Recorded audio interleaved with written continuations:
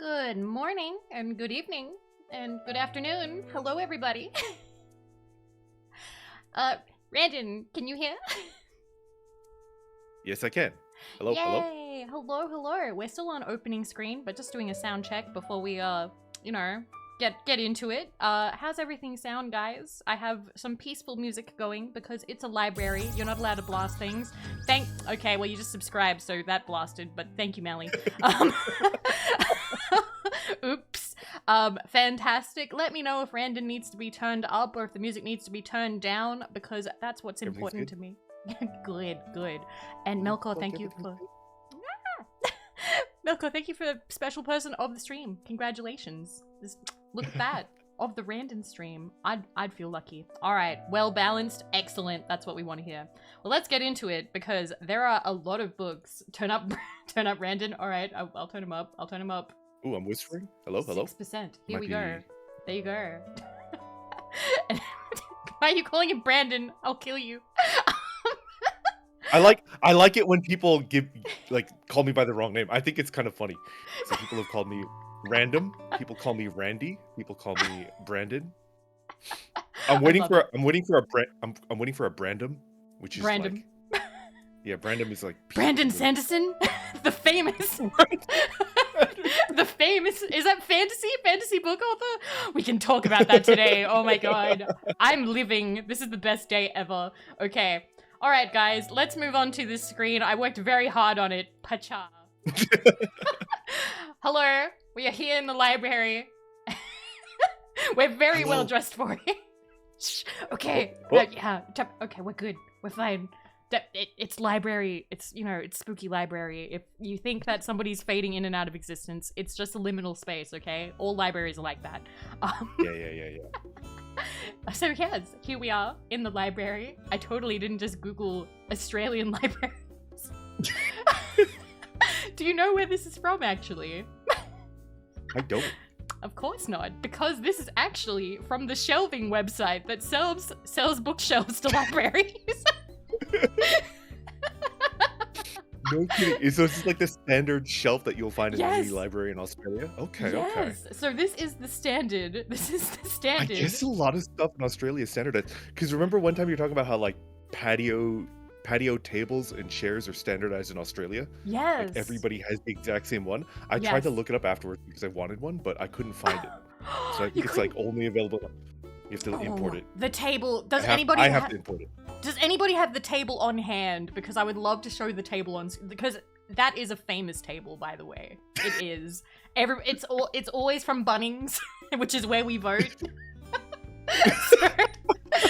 So we congregate there.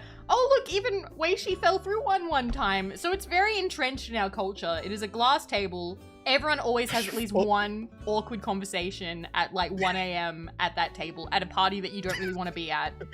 Drinking lukewarm beer that you didn't bring. Someone else's beer. Let's go. Yes. Well, come on. What? You don't do that? Come on. If you go to a party, you have to stock up a little bit. Come on. And you bring a sixer and then you drink someone else's beer. That's true. Yeah. Exactly. Yeah, the nicer beer. Yeah.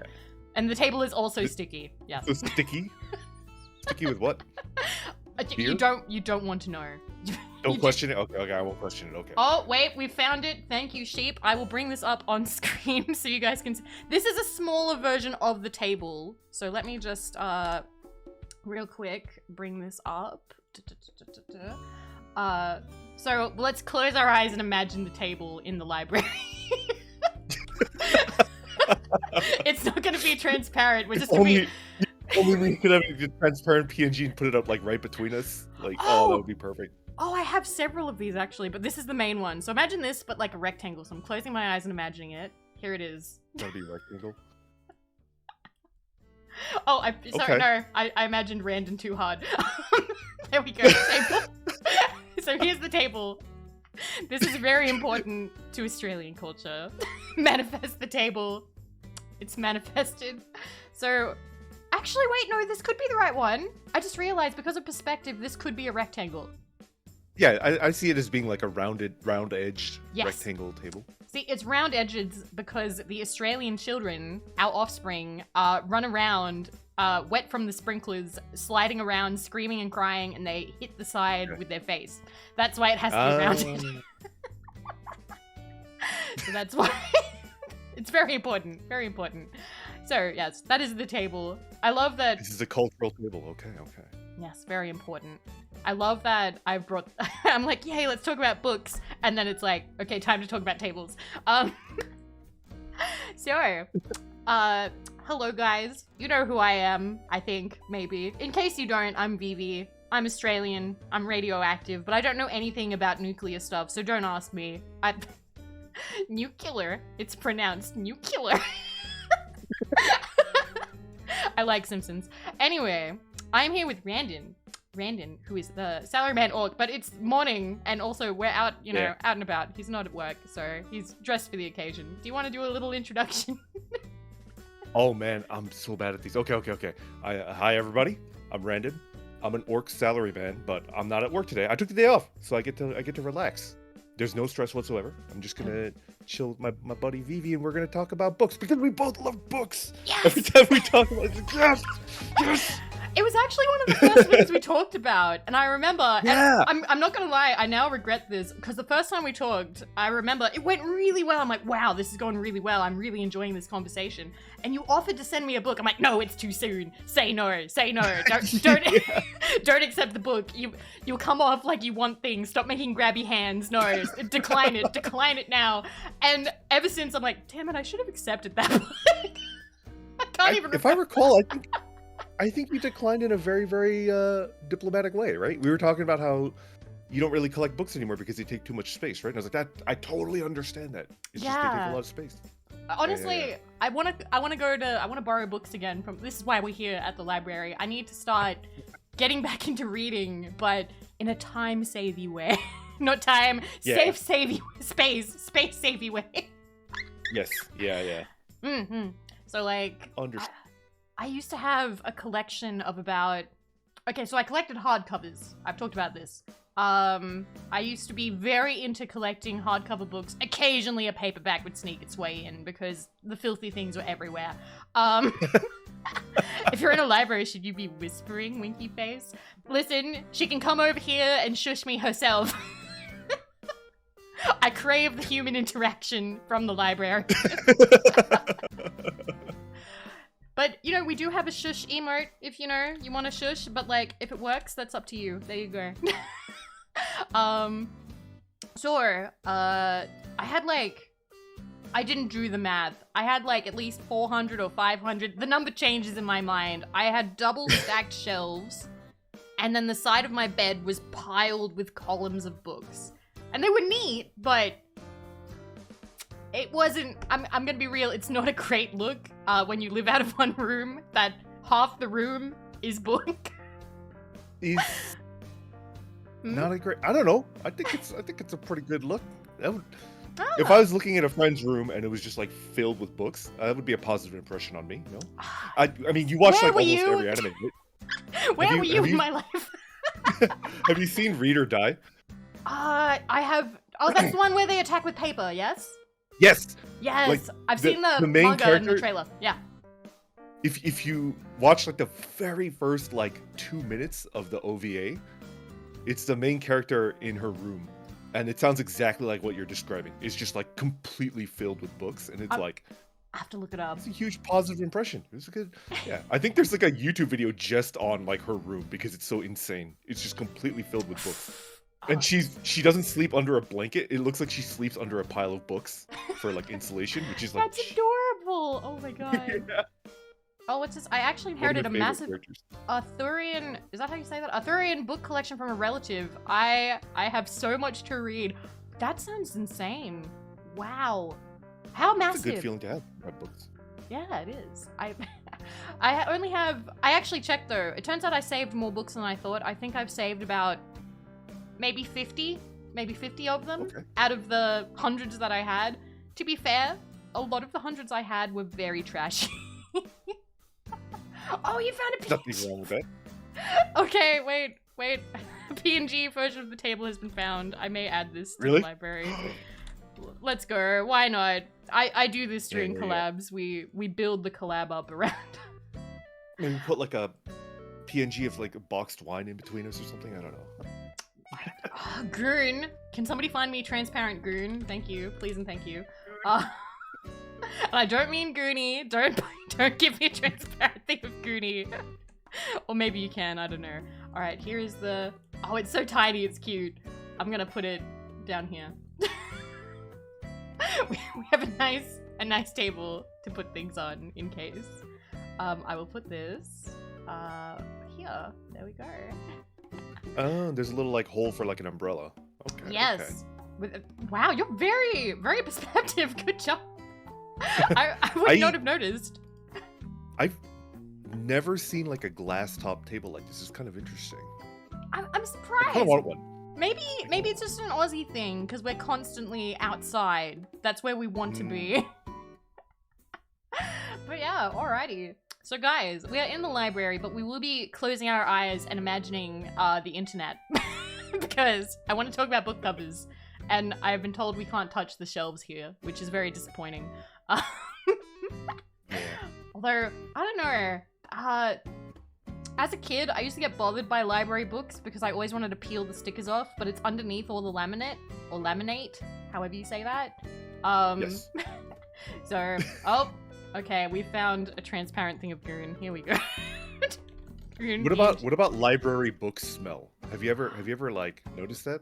Yes, it has like a glue-like smell. It has this very specific smell that like you don't smell when you go to like Borders or like a Barnes and Nobles or like a bookstore. Oh, remember it's Borders? Only at library books.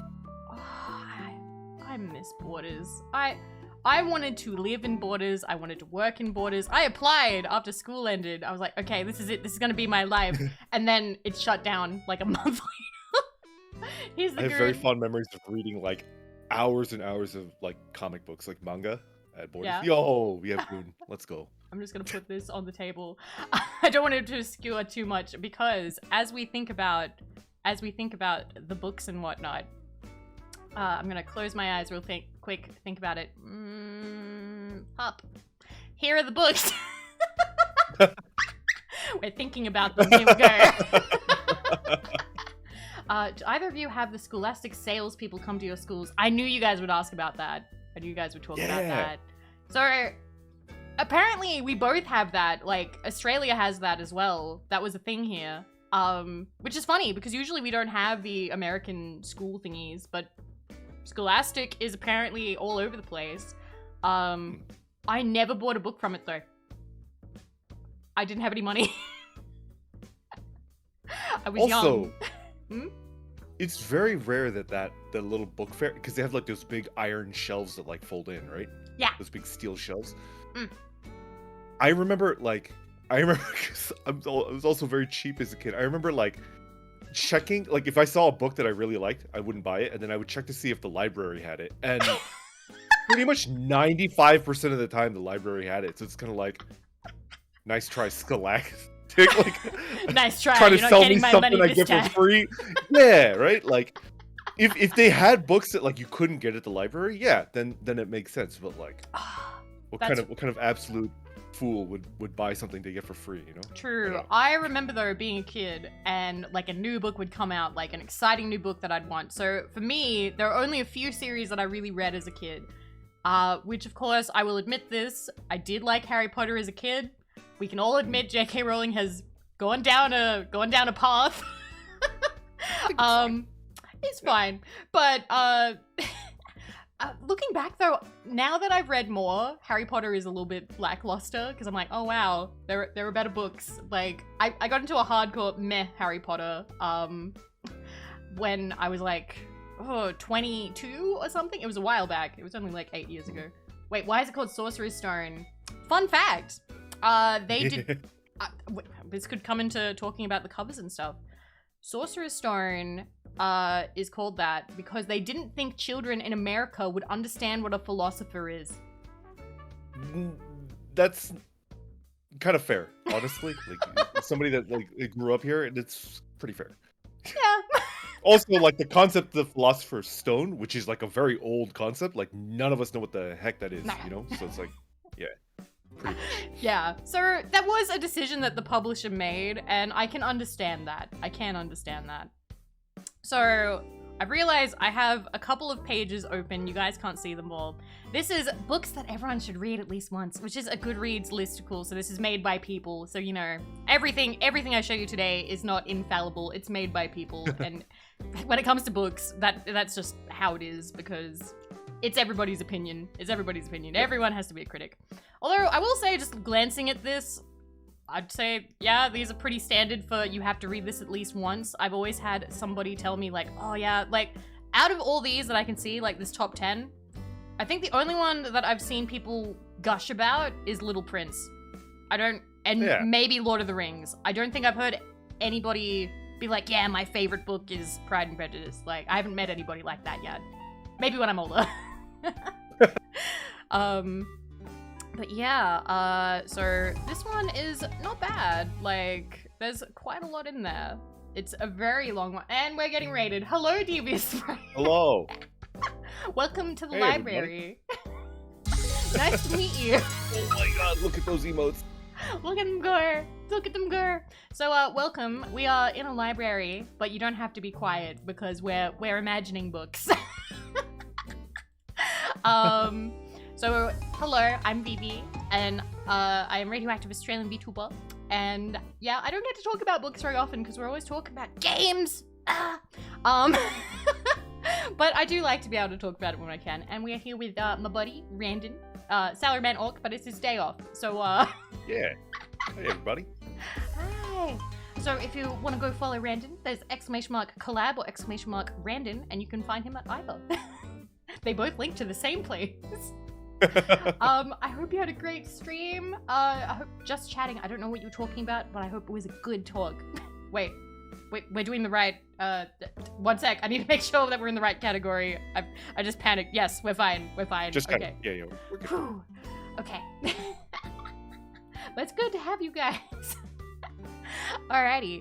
Part of me kind of wants to immediately dive into one of the other listicles though, because these ones, to look at different covers, I'll show you how Goodreads works, and then afterwards maybe we can get into like random books on Goodreads.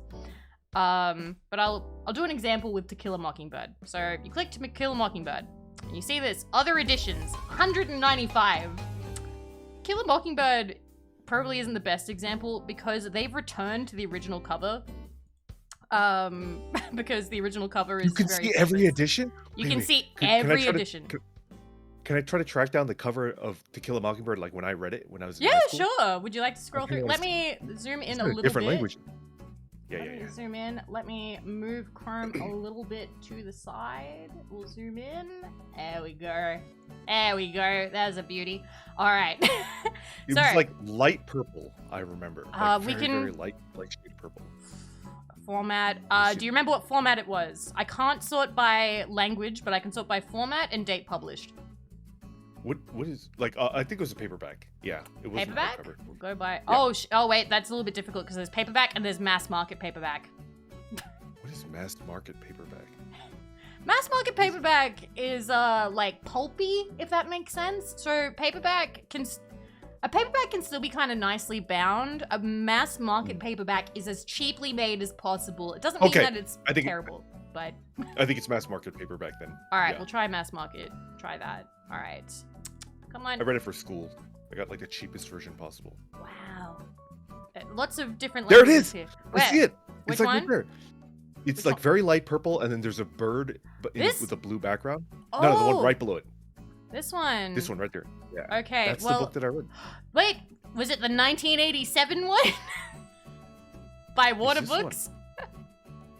We have 1987, 1982, yeah. 1982. So we've got Warner Books. So this one's a very popular cover. Yeah. It's one of these. Like, I distinctly remember like that. We can take a look at this cover. We'll just click on the 1987 one. So enlarge cover. I've got to move this back over to the side again. There we go. So yeah, not a bad cover, to be honest. It's actually very dainty looking. I like that. The timeless classic of growing up and the human dignity that unites us all. Also, Scott, this is also like, not only is it a paperback, it's like the mass market type, right? And you don't really like paperback books. Kind of the same, actually.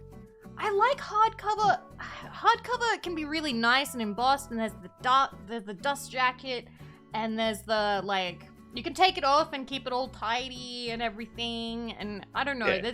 there's an appeal to it that I just kind of latched onto. I used to never had hardcovers as a kid because they were so expensive. Particularly, like, the original books we bought were, like, Harry Potter, right? And they were, like, $50 or $40, and we didn't have that kind of money. Yeah. So that's why libraries were important, but libraries would sometimes have the hardcover, but they'd get rid of the dust jacket. Or they'd get the library edition. Library editions of hardcovers don't have dust jackets. They have the cover printed on the hardbound case, and then they laminate it. I think I know what you're talking about. That's like a library edition. Could you buy that? Or does yes, you can. You can buy those. I hate them because sometimes Amazon will send them to you when you've bought the hardcover, and I'm like, this isn't what I ordered. That is interesting. I didn't even know that there was like a completely different branch of hardcover where it's like specifically for libraries. That makes a lot of sense. Yeah, they really thought about it. They really thought about it. Being a literature major in college with future ambitions of wanting to be a literature professor, yeah, that drilled the practice of annotations into my brain. Nice. I love when we do these because people come out of the woodwork like, I love books. I'm like, we never talk about it. I love you guys. Yeah. Okay, let me see. And I have not read To Kill a Mockingbird, no. I also bought the DVD for $2.99 because I think it was public domain, and then I never watched it, so... Is it public domain? No way. Yes. It may have been licensed again. I hope not, though. But the movie, I believe, is public domain. The book is not, because she only died recently. Yes. And that was really sad. That was really sad what happened there, because I think it was either her lawyer or a publisher or somebody kind of finagled another book that she didn't want published out of her and published it. And let me see which one it is, actually. It's been a while. We're gonna get into the drama, why not? Yeah, I think it was Ghost Set of Watchmen. This was never meant to be published. She never wanted this to be published. It was in a vault. And you can see here, 3.31. Yeah, people are not happy about it. Yep, there you go. 1 out of 5. People are not happy. They did not like that because she never wanted it to be published, so. But, I don't know. This was not even like, was it a family member or was it like just straight up like a lawyer? Like somebody that was not even related It was her, not, like, not related, no, not related. Yeah, right? So, that is fucked up. They waited until, it was all very, chance or whatever. Who was in charge of her estate, I think was her sister, who died first, despite being younger.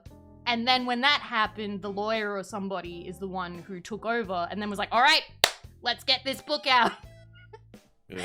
I know you've got one, and it's like, she never wanted it to be, like, I understand wanting to preserve things. I would have accepted putting it in, like, I don't know, like a book museum or something. Like, the physical copy. Maybe they could have had something. Waited a long time, because she said she didn't want it published. But, nah, they didn't respect that, which really sucks. So, yeah. Yeah. It's interesting, though. All books have a story, and that is one of the To Kill a Mockingbird ones, even though it's already so famous. Okay. I'm kind of itching to go through, like, the covers and stuff already, so... I have... Let's see. I will pass you a link just in case you want to scroll through on... There you go. I was thinking 25 most iconic book covers in history, because one of the things that we have talked about in the past is how, like, book covers are really important in, like, the publishing thing and can indicate how much, I don't want to say, like, faith, but it kind of is, like, how much faith, like, the publishing company has in that book, because they're like, yep, need to sell this one. My knowledge is not as good the further back in history we go. It's understandable because it's like it's very much like it's almost like a fashion, like book fashion, right? Yes! It's like trends and stuff like that. Yeah. After you mentioned it on stream, I think I told you this off stream, but I went over to my sister's house, and my sister has, I think you said you had 400 or 500 books, right? Yeah.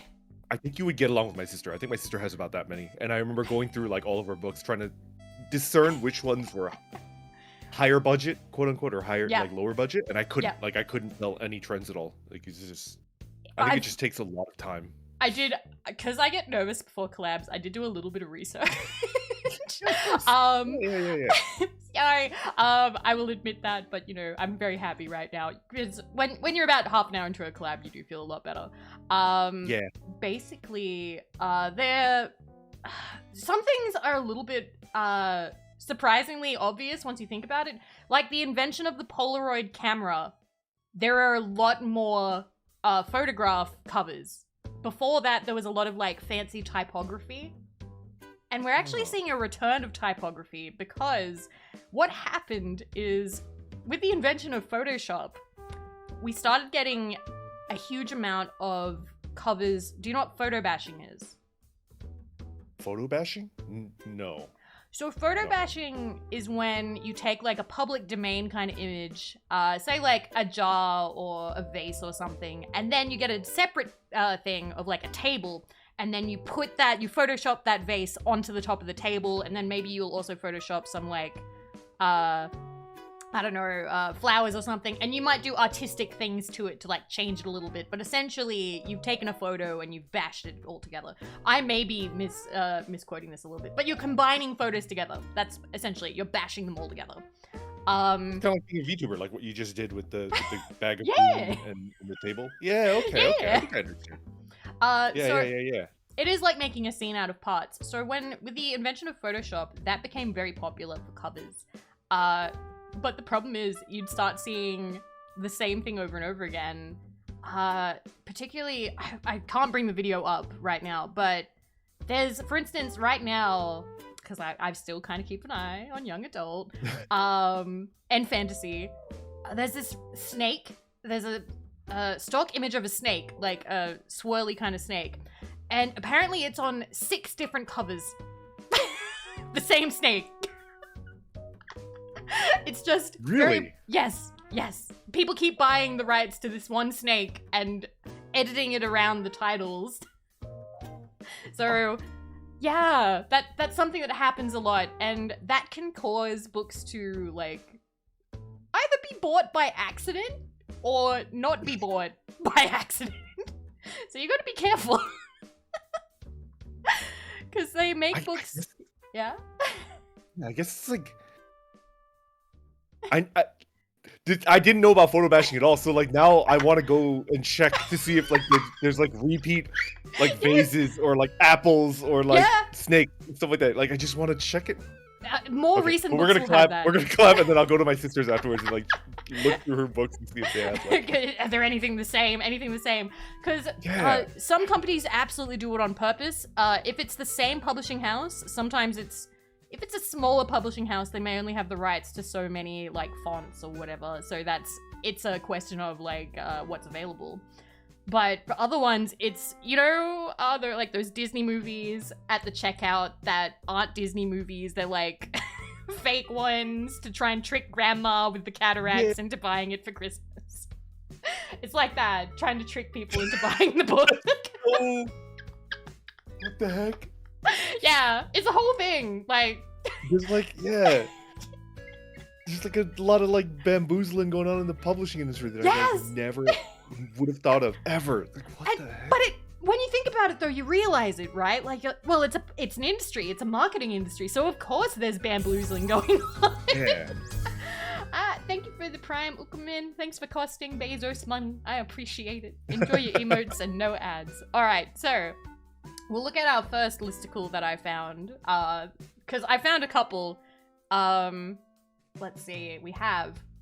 Let me just move this to the side here. 25 most iconic book covers in history. And it says you probably already have one on a t-shirt, but I doubt that. I don't have a lot I have a fair amount of t-shirts. Let's see. You reckon? Yeah.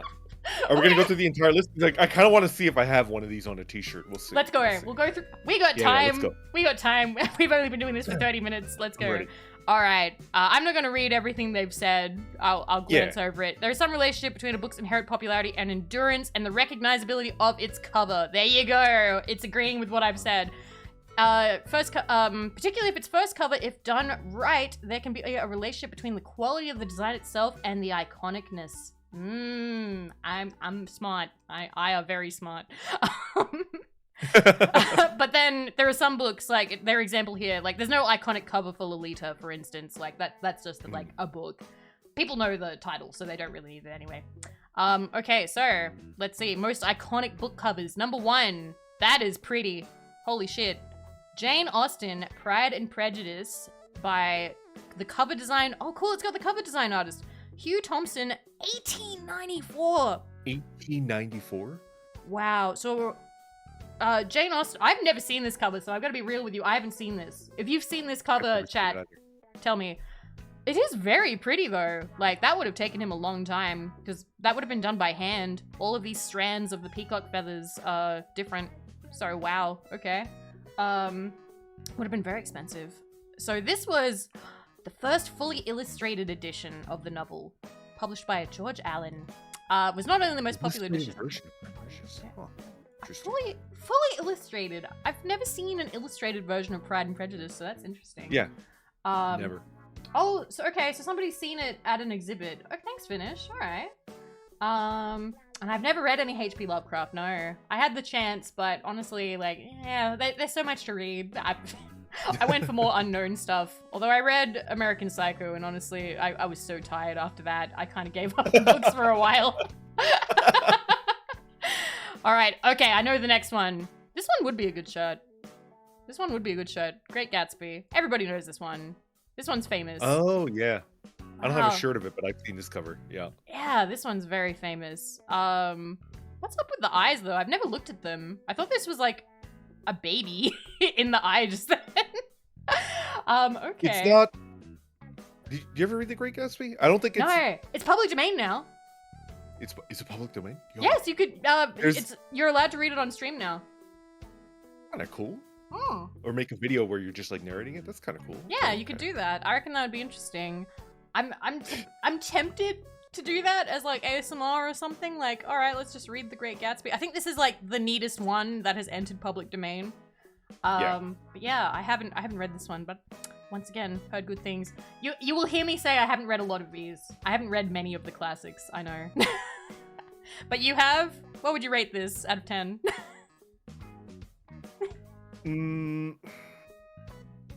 Great, an American novel. Scott Fitzgerald is like kind of weird champ for me, but yeah, Great Gatsby was pretty good. I put it like an 8. All right, like 8 out of 10. Like that. That's not bad. This cover is interesting to me because there's an actual like, it's somewhat important. It's not that important. It's a little bit important though. There's like a motif where there's like a billboard where it's like a giant pair of eyes that are looking at you. Yeah, that's what this reminds me of. But in the book, they're supposed to be like glasses. They're behind a pair of eyeglasses, you know. Because it's like an advertisement for like an optometrist or some shit like that. But that's what this cover reminds me of. But it's not exactly accurate. It's interesting when the book cover person gets things wrong. You actually sent me... Actually, can I bring that up on... Because I don't think that this is going to be on here. Can I bring up the Hobbit cover you sent me? Yes! Alright, let me bring that up. It's so cursed, guys. You're going to love this. All right. So, because we were talking about doing this stream, I can just open this straight up in Chrome, so it'll open behind us. Here we go. Let's go. Bacha. So, oh my god. This book cover gave me nightmares. I didn't. This is the only book in my sister's collection that I didn't read for the longest time because it just fucking scared the shit out of me. I've seen it. Oh, it's so bad. Look how terrifying it is. What? Like, we talked about it, and you know what? Like, Bilbo's not bad. Bilbo's not bad. I'll give him that. They did an okay job on Bilbo, pretty but accurate. Yeah. What the fuck is going on? What is going on there? His eyes are insane, and the nose. Golem and the wants teeth. something more than just a ring. It's like, I distinctly remember being like an orc lad of like 6 or 7 years old, and this book, I just couldn't look at it. It was just like, oh my god. I couldn't either. actually, when I was a kid, the closest I came to this was, you know, Series of Unfortunate Events, which is a children's book series. My grandmother bought me a lovely, like, box set of the first 3 books, and the cover with Count Olaf on it scared me so much that I hid it in, like, a suitcase and then piled it with, like, clothing. And my sister was like, hey, Vivi, if you don't want it, can I have it? And I'm like, it's evil. Can you bring it up? I kind of want to see it. Sure, let me find it. Yeah. I'll just do a little bit of a search through the library. Now we're talking about like book covers that like traumatized us as children. Yes. All right, Series of Unfortunate Events. Was it book 1? I think it was book 1. The thing is, like, oh no, oh, I found it. Okay. Found it? Okay. You're probably gonna be like, oh, it's not even that bad, but like as a child, his face frightened me so, like, I just couldn't handle it. It was oh, wait, no, Wheatfield, I accidentally went to a school library thing. No, I don't care, I'm not going to your book thing. Open image in new tab. There we go. I know how to use the internet. So here it is. This terrified me. I wanted nothing to do with it. Just. Oh, my God. It looks like Mr. Burns. It does, but like I was used to Mr. Burns. Mr. Burns was like, you know, just he was a funny haha cartoon. This scared me very much. Pretty scary, I'm not gonna lie. Yeah, he's shiny. I don't know what it was. Shiny. I think it was how big his head was and the tiny hand. Something about disproportions frightened me. Chibis would have terrified me as a kid. I would have been like, oh no. that hand's too small. Yeah, Megamind would have scared me too, 100%. I bet you now. I would have been so scared of Megamind. But yeah, I hated this, and I hated Goosebump covers. Wait, I'm gonna see if I can find the one that I had nightmares. It was at a book festival, and yep, I've immediately found it. It was at a book festival, and I couldn't sleep for days afterwards. Even looking at it now, I feel my stomach turns a little bit. Really? Oh no, yep. Alright, it's called Elevator to Nowhere. I was terrified. I didn't get on elevators until I was like 16. Oh, that is terrifying. Yeah. I couldn't do it. And like I picked it up and I kept like picking it up and putting it back down like at the festival and then like walking away and then coming back to get scared again. So yeah. It kind of looks like Olaf in the cover that you. He's got the sideburns. He's bald. Am I just scared of gray-haired old men? Like the sideburns and the bald head. Like, doesn't this look kind of like Olaf? Am I crazy, guys? Maybe. I guess the hands are really big, whereas the hands are really small in the other one. But like, I don't know. But I was so frightened of the elevator closing and just cutting off my limbs because I was like, yeah, that definitely happens. That absolutely is how elevators work. Like, it's made of knives. So I don't know. This book stopped me. This book stopped me from going on elevators for a very long time. So would you just like take the stairs like every time? And then, everywhere. Like, all of the adults would be like, wow, little Vivi is so athletic and health conscious and she's just taking the stairs. It's like, no? No.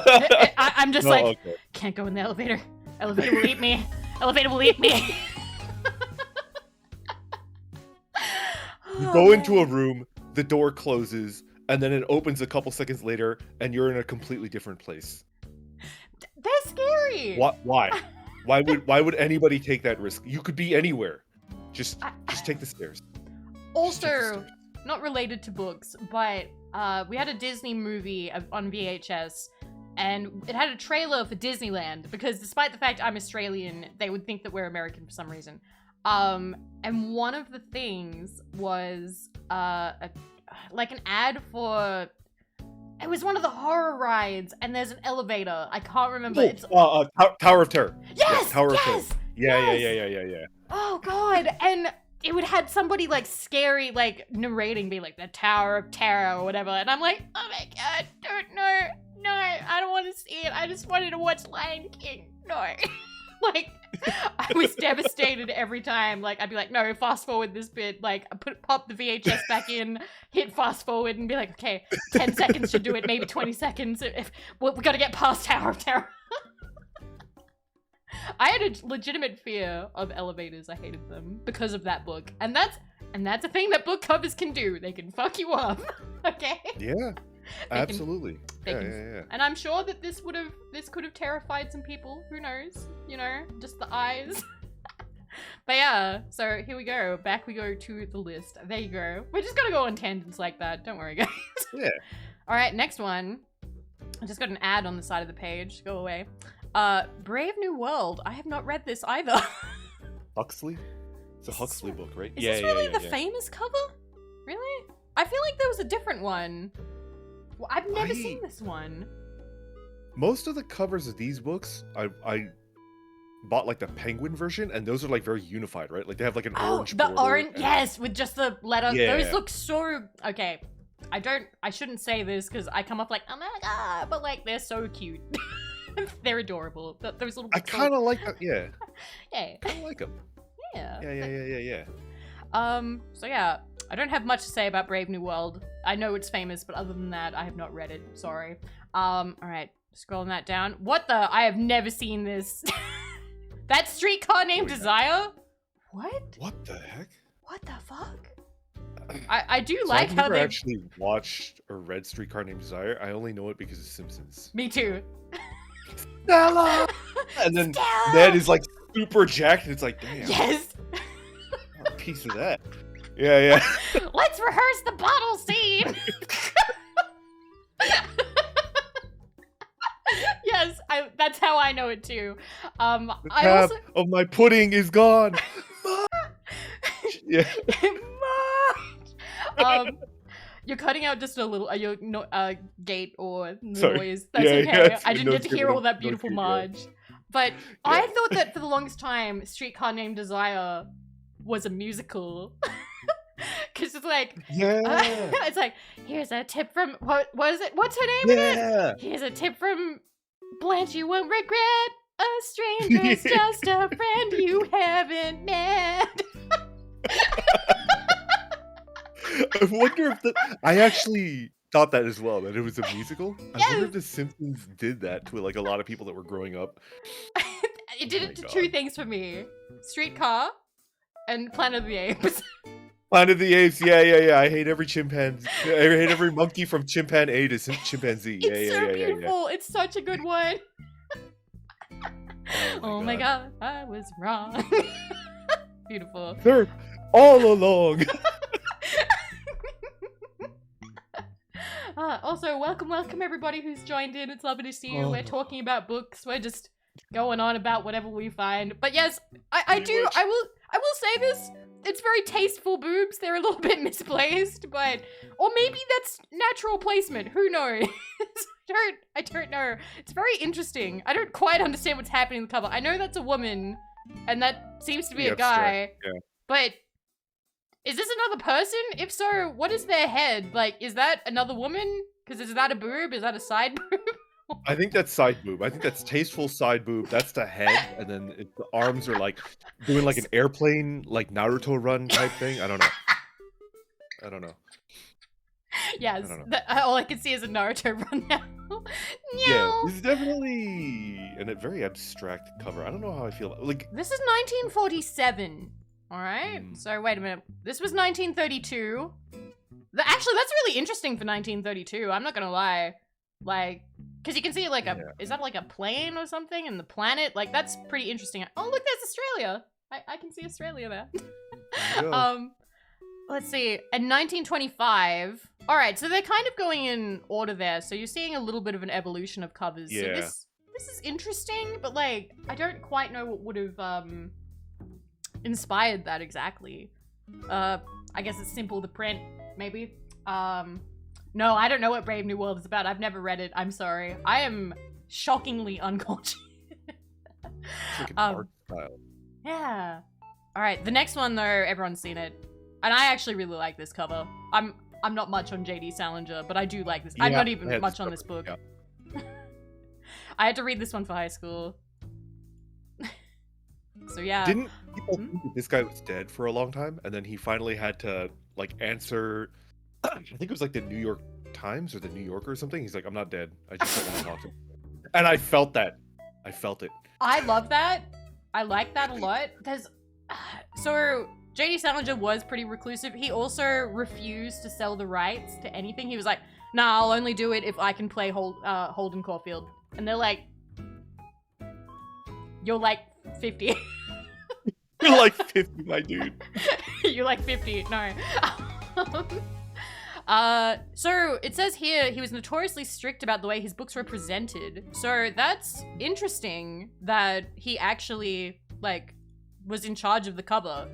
So that's more common now from what I've heard. People are having a little bit more input because people are arguing for the ability to choose the covers because, you know, it's representing their work and whatnot. I think I agree. Yeah. Some people still don't do it because, like, it depends what kind of deal they're getting. Some publishers, I think, are a bit more strict about it because they're like, nah, we don't trust you. Yeah. Ow, I just pulled something in my arm real quick. Anyway, so I thought there was a spider on me, but I'm fine. It's okay. Never mind. Spiders can get scary over there from what I hear. Like They can. They very much pretty can. deadly, right? Yeah. My house was filled with the second most poisonous spider, or venomous? Is that the word I want? When you were moving, right? I was seeing the pictures and the stress and like it is open to the elements. It's like, oh my god, the saga. That was a whole thing. That was like a year ago. Wild. I think that was exactly a year ago, actually. Yeah.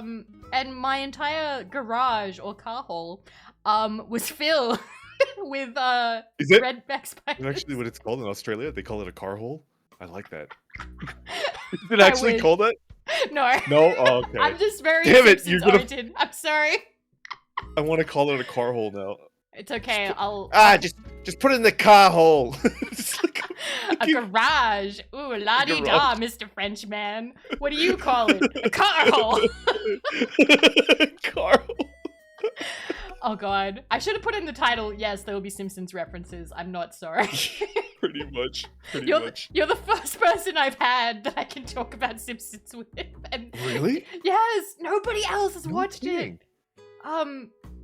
Some people in chat will get it. Some of my chat regulars know Simpsons references, and I love them for it. But majority of my friends, sadly, do not, because they're under the age of 25, or their American parents were like, no, Simpsons is evil. You can't watch it. Yeah. But I remember. My parents were like that too, but I still watched it because good on ya. It's a classic. And it's so good. Good on ya. But yeah, so and Figurelli is right. Redback spiders don't usually kill. When the exterminator guy came, he said nobody has actually died from one since I think the 70s or the 80s, and they had massive heart trouble and stuff, and they didn't go to a hospital. So like, it it doesn't usually happen. But yeah, so Catcher in the Rye. I do like this cover, even though I hated this book. Holden Caulfield, whiny little bit. I hate the book too. Yeah. But when I read it, I thought it was a good book because the way that I interpreted it was you're supposed to hate the book, right? I think it's like I mean, it's a little controversial, but I think I could bring it up because it is a pretty important book. Like, it's kind of like Lolita, right? Yeah, exactly. Like, Feel free. both are books where the main character, both are books where the main character is a villain. So it's like you're not supposed to like the main character, dude. Like you're supposed to hate this person. You're so meant when to I think read they're Catcher in the Rye, so I was like, it's a good book, but definitely like I hated the main character. Yeah, it's a bit of a slog when you hate the main character too much, I think, though, because I had that again with American Psycho. It was just so exhausting. He's constantly going on about his skincare routine and hates this guy and. By the time you get, I've talked about this so many times, but by the time you get to like the gruesome hooker murders or whatever, which is the reason most people pick it up, all right? Like, most people pick it up because they're like, oh wow, this book is full of like really crazy like murder stuff, and yeah, it is. But by the time you get there, you were so tired and done, and you hate it. So exhausted. I couldn't care. Like I'm like, yeah, just get it over with. Put the rat over there. I don't care. I'm whatever. I'm like, never mind. I'm done with this book. Yes, the 80s were terrible.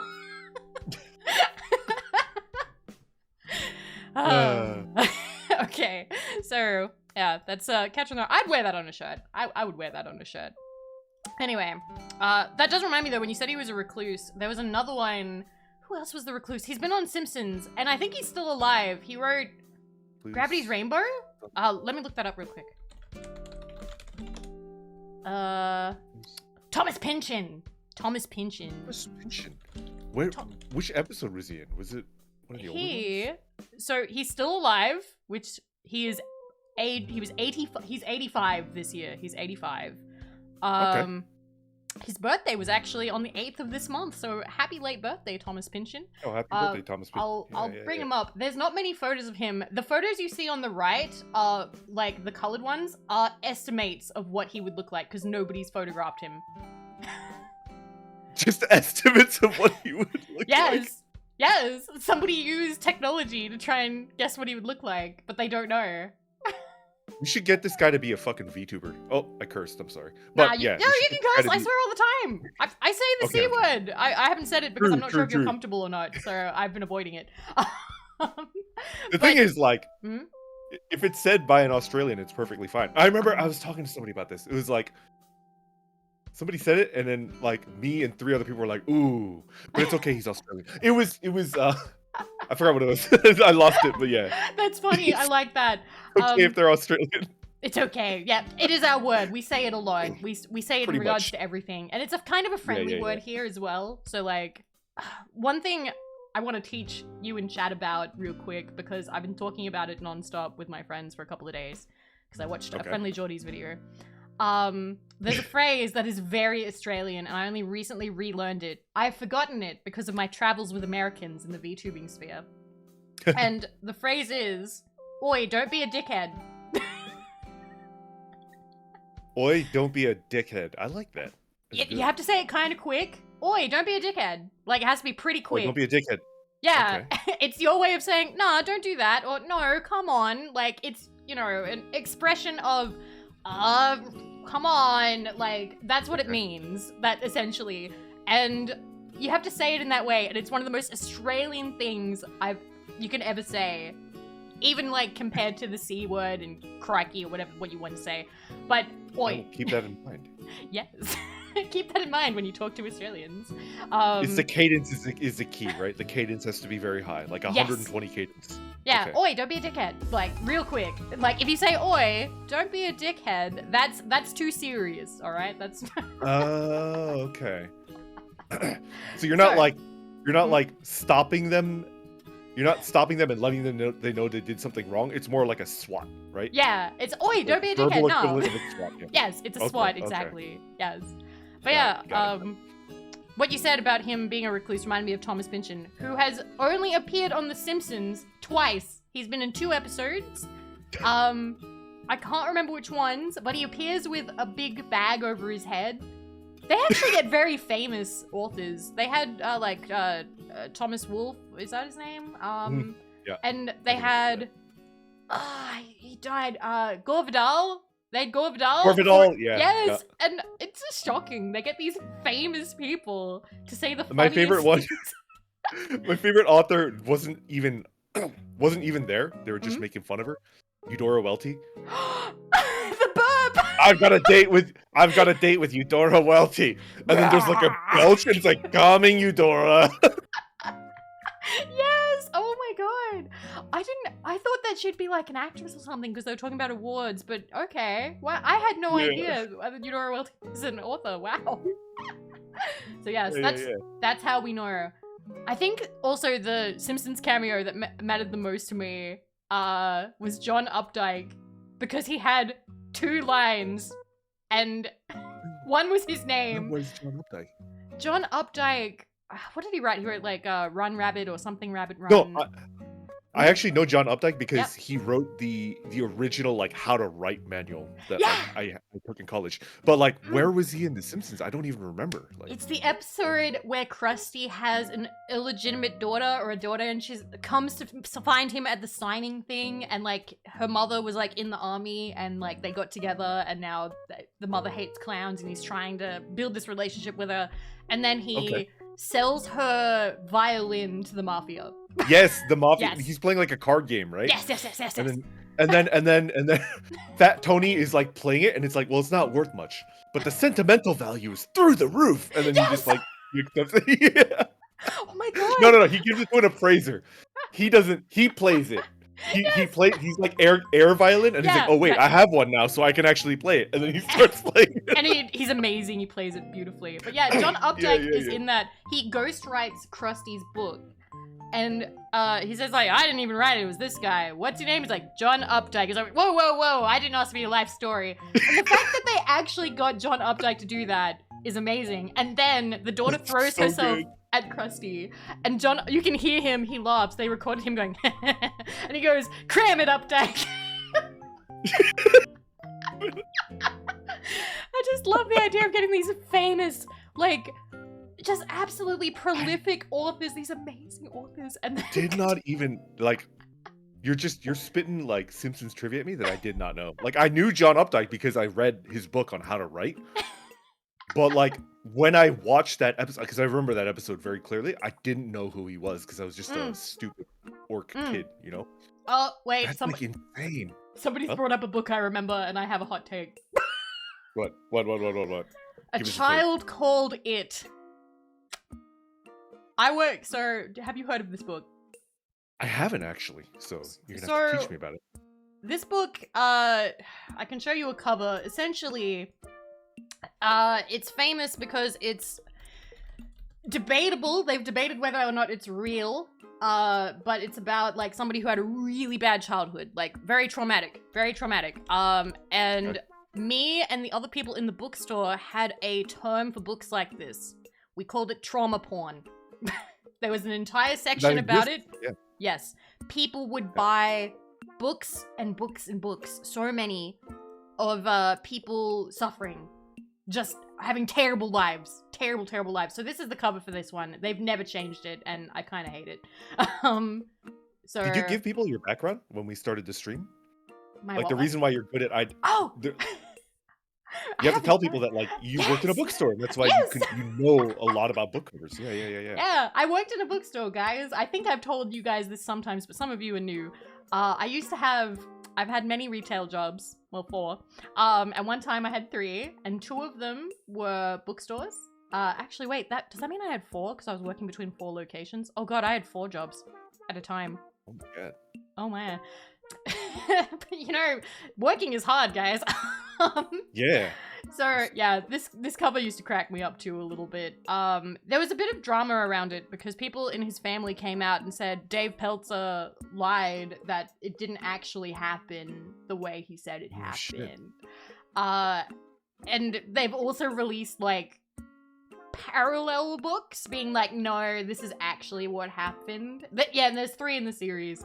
But it's a very popular chain of books, and there used to be an entire section in the bookstore.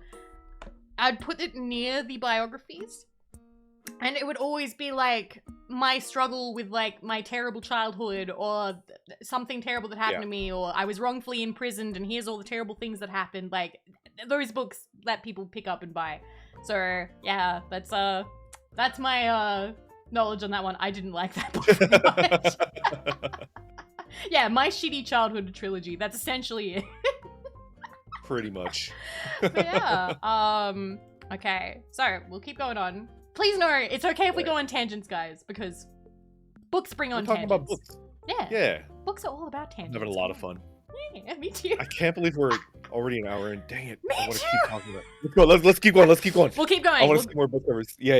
Let me know when you're tired. Let me know. We said 2 hours. I mean, I just woke up, so and I have the day off. I'm not going to work today, so. If you got the energy, we'll just keep going till we're tired. I'll let you know if I get tired. You let me know if you get tired. No guilt whenever that happens. Perfect. All right. So, next one. Oh, I know Ralph Ellison, but I don't know this one. What? Invisible Man. What? Very different. Random. Oh, but Random House is still a publishing house. Random House is still a publishing house. They're one of the big ones, right? Yeah. Invisible Man. I don't know how I feel about this cover. I don't super love it. I mean, it's minimalisty, and I would believe that it's from the 50s. I can see that. You've heard of the movie, never seen the book. Honestly, this is my opinion, all right? As a book person, you might think I'd be like, oh, how dare you? That's fine. I only know some books because of The Simpsons. Yeah. No guilt. No guilt. It's like Pretty much. when you don't know how to pronounce a word because you've only read it. There's no shame in that. There's no, like, you find out eventually how to say it. You'll figure it out. That's my favorite part of Megamind. Yeah? The reason why the main character Megamind mispronounces like almost every word is because he's only read most of the words, you know, because he's like isolated, he grew up in prison, stuff like that. Yeah. So like the lore reason why he mispronounces every word, it isn't because he's trolling people, it's because he literally doesn't know how it's pronounced because he learned it in a book. That's actually really good storytelling there. That's really cute. Yeah, it's cute. They thought about it. I don't have much to say on this one. I don't super love it, so I wouldn't have this on the shirt. This one kind of creeps me out. All right, next. Yeah. Oh, this is sick. Oh, that's beautiful. What we got? Ray Bradbury, Fahrenheit 4. Look how metal that is. Wow. Reminds me of. What? What does it remind you of? You know the meme image that people are making fun of, but like it was made completely like unironically by someone that completely believed in it. It's like a soldier that's like shielding a sleeping child and he's on fire. That's what this reminds me of. And there's like knives and shit being shot at him, and he's just like, I just fucking think that meme is so funny. Yes, it does kind of have that energy. Except I like this one more, but I like this one more because it's more like, you know. Also, hi Nasi. By the way, if you see anything in chat that you want to answer, go for it. I'm happy to have the discussion with everybody. I'm living for this. I'm living for this. Oh my god, I like this cover. Books. I've never heard of Ballantine Books. Have you heard of them, Vivi? Like this? Ballantine? Yes, I have. That's still around. I've never heard of Ballantine. Like I've never heard of them. I'm pretty sure they're still around. I'm just gonna do a quick double check, but I've definitely seen that around. They're not one of the big four, right? Like. Oh, they were bought by Penguin. That's why they're bought by Penguin. Oh, the Penguin. Okay, yeah. Okay. The So, Penguin ate them. And now it's bigger. Penguin, I'm not gonna lie, I had opinions on like which publishers were good, like because I wanted to get published once, but I never finished my book, so like that never happened. Maybe someday, maybe someday. I'd love to read the manuscript, please. Someday. Actually, I also wanted to write, but I quickly realized that like I probably didn't have the talent to write, but a lot of people said that I have pretty good talent as an editor. Like I'm pretty good as an editor. Yeah. All right. I mean, I don't know. You're very good at storytelling. Like, when I join in like your streams, just the way you talk is really engaging, how you tell stories. So, like, I would believe that you could write personally. Not trying to, like, rub your ego or nothing, but... yeah. Just, you know. Yeah. I agree with people that said that I would probably be a better editor, you know? I'm pretty organized and I'm good at, like setting up stories and stuff like that because I have a pretty logical mind, but I do think that like when I write it tends to be a little bit too technical. That's the main issue. Yeah. Anyways, we can go back. That's fine. I used to get my main thing is I was too edgy. I just wanted to write edgy stuff. There's nothing wrong with it. Edge is good. No? Yeah, it's fun. It's fun. All right, let me see. So yeah, this one is like, it looks a little dated now. What are you talking about? Whoever wrote this, shut up. I love this. Yeah. No, this could be a meme though. Best cover we've seen yet. This could be a meme though. Like he's on fire. You'd have to label the fire something, and then you'd be like me. Yeah. Me, and then like I don't know. Fire. I don't know what the fire would be. Oh wait, and then you'd label the books at the bottom something as well.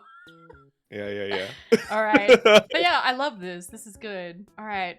Oh, okay. Psycho. Wait, what the? Oh. Wait, that was a book first? Oh man. Wow. I didn't realize. What?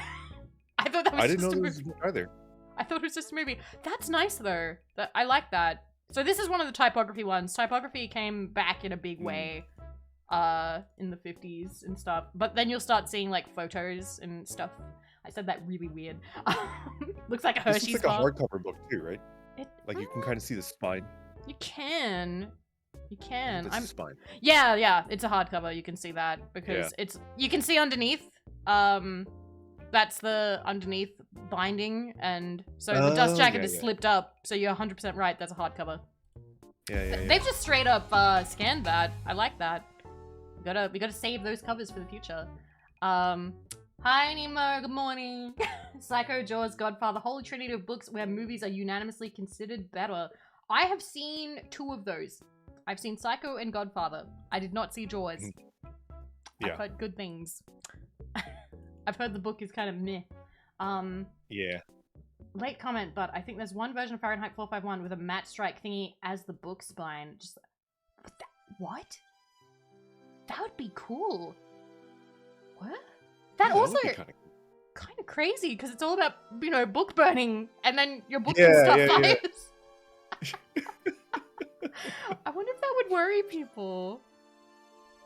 That's for sure why libraries would not have that version. No way. Yeah. No way. Yeah. They'd be too. Oh wait, we got To Kill a Mockingbird, and it's the original cover. So yeah, we talked about this one, but yeah, a tree. That's a cool cover. There's no bird on this one though. What the hell? It's almost like the book's not about mockingbirds. Oh, you never read it, huh? I know exactly what this tree is referencing. I remember. I only know from like references. Yeah. I do know Homer was like, To Kill a Mockingbird told me nothing about how to kill mockingbirds. It did tell me not to judge a man by the color of his skin, but oh no. So yeah, there's that one. Oh, I had this. This one I do recognize. I had one of these. I have this exact cover as well. Yeah. This one is actually my favorite comedy book. Really? Ever. I can't think of a comedy book that I like better than Catch-22. It might be my favorite. Huh. Are there any comedy books that you like better? Comedy. It's kind of hard because I wouldn't label anything I've read as comedy at this point. Like, it's usually something, like, there's something in the way, like, fantasy or something. But, like, I had this one. My dad really liked this one, and he had a copy. He also had, one of Fahrenheit 451. But I never got around to reading either of them because I was too busy reading magazines. But I would like to at some point. I've heard people say that, like, it's really good. And I don't know if this means anything. I liked MASH. Do you reckon I'd like this if I liked MASH? If you like MASH, they're pretty different. Pretty different? Yeah, they're pretty different. I like MASH too. I think it's like one of the best TV shows ever made. There's very few that I think are better made, but who was your favorite? It's pretty different from this. Probably Hawkeye, the main character. I liked what was his name? The fancy one. Winston? Was that? Wait. Winston, yeah. Was that his name? I loved him. I think so. I cried in MASH way too many times, man. Like, I know it's a comedy, but I just kept crying all the time. I watched so much MASH when I was stuck in Texas for 2 weeks. A good way of spending time in Texas. Yeah. Pretty much. Winston. Was it Winston? No, let me check. I'm gonna get mad if I've gotten his name. MASH. I'm gonna be honest, like, when was the last time I watched MASH? I watched MASH when I was still watching Nick at Night. Winchester. Winchester, okay, yeah. Yes. Charles Emerson Winchester, who was played by David Ogden Stiers, who was in Disney movies, and when he died, I had to sit down. when I found MASH in like 2002, 2003. Just a long time ago. God, it doesn't feel it, but then it is, because in 2002 I would have been 10, but I'm like, nah, that was like 8 years ago. I'm like, Vivi. No. Vivi, no. No. Yeah. No. Okay. So yeah, Catch-22. Wow, they wrote a lot about this one, but we're not gonna read it. We're gonna keep going. Oh, Truman Capote. Okay. Okay, not bad. I like that. Yo. Do you know about like the Truman Capote trivia about him and Harper Lee? No, what happened? Actually, you haven't read To Kill a Mockingbird, right?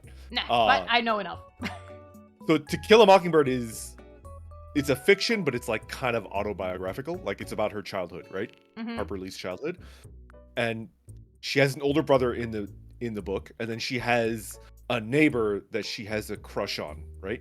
But it's like unrequited love. It's unrequited love, right? Okay. And that crush is Truman Capote. Like, they grew up together. Oh, and that's adorable. If you read the subtext of that book, she has a crush on her neighbor, and her neighbor has a crush on her older brother because Truman Capote he's gay, right? So it's like, Ah. and they never explain like any of this shit. Like you actually like miss all of it because it's never like explicitly stated. But because it's autobiographical, like you can tell. Like if you go back and I went back and I reread To Kill a Mockingbird after I learned about this, and I was like, you could totally tell that Dill Harris has a crush on Jem, like the older brother. Like you could totally fucking tell. Wow. Yeah, it's really interesting. But they were childhood friends, and Mhm. when Truman Capote was doing research for this book, Harper Lee, as like they were adults, she Mhm. went with him to do research for this story. So they Aw. were like, even in their adulthood, they were like best buds. It was kinda Yeah, cool. I found out, like, I've talked to people about this. I don't have it on me right this second. It's on the floor somewhere. I have a book called How to Be Cultured, and it's a list of, like, famous people. You recommended that book to me. I have it on Yes. my Amazon list. I'm gonna buy it Oh, and I'm gonna read it. yes! Actually, Yeah, wait, can I buy it for you? Can I write in it? Can I buy you a book then?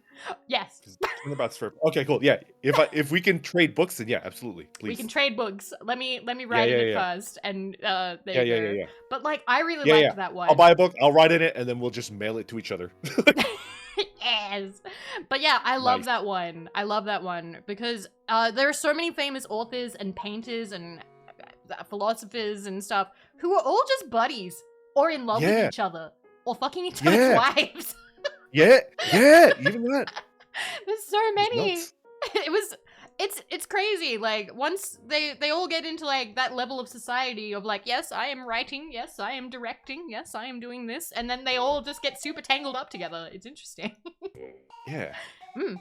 So It's almost like the VTubers. Like I have to like bring it back to VTubers like all the time. almost, yeah, you know, Yeah. different levels of VTubing, I guess. Yeah. Wow.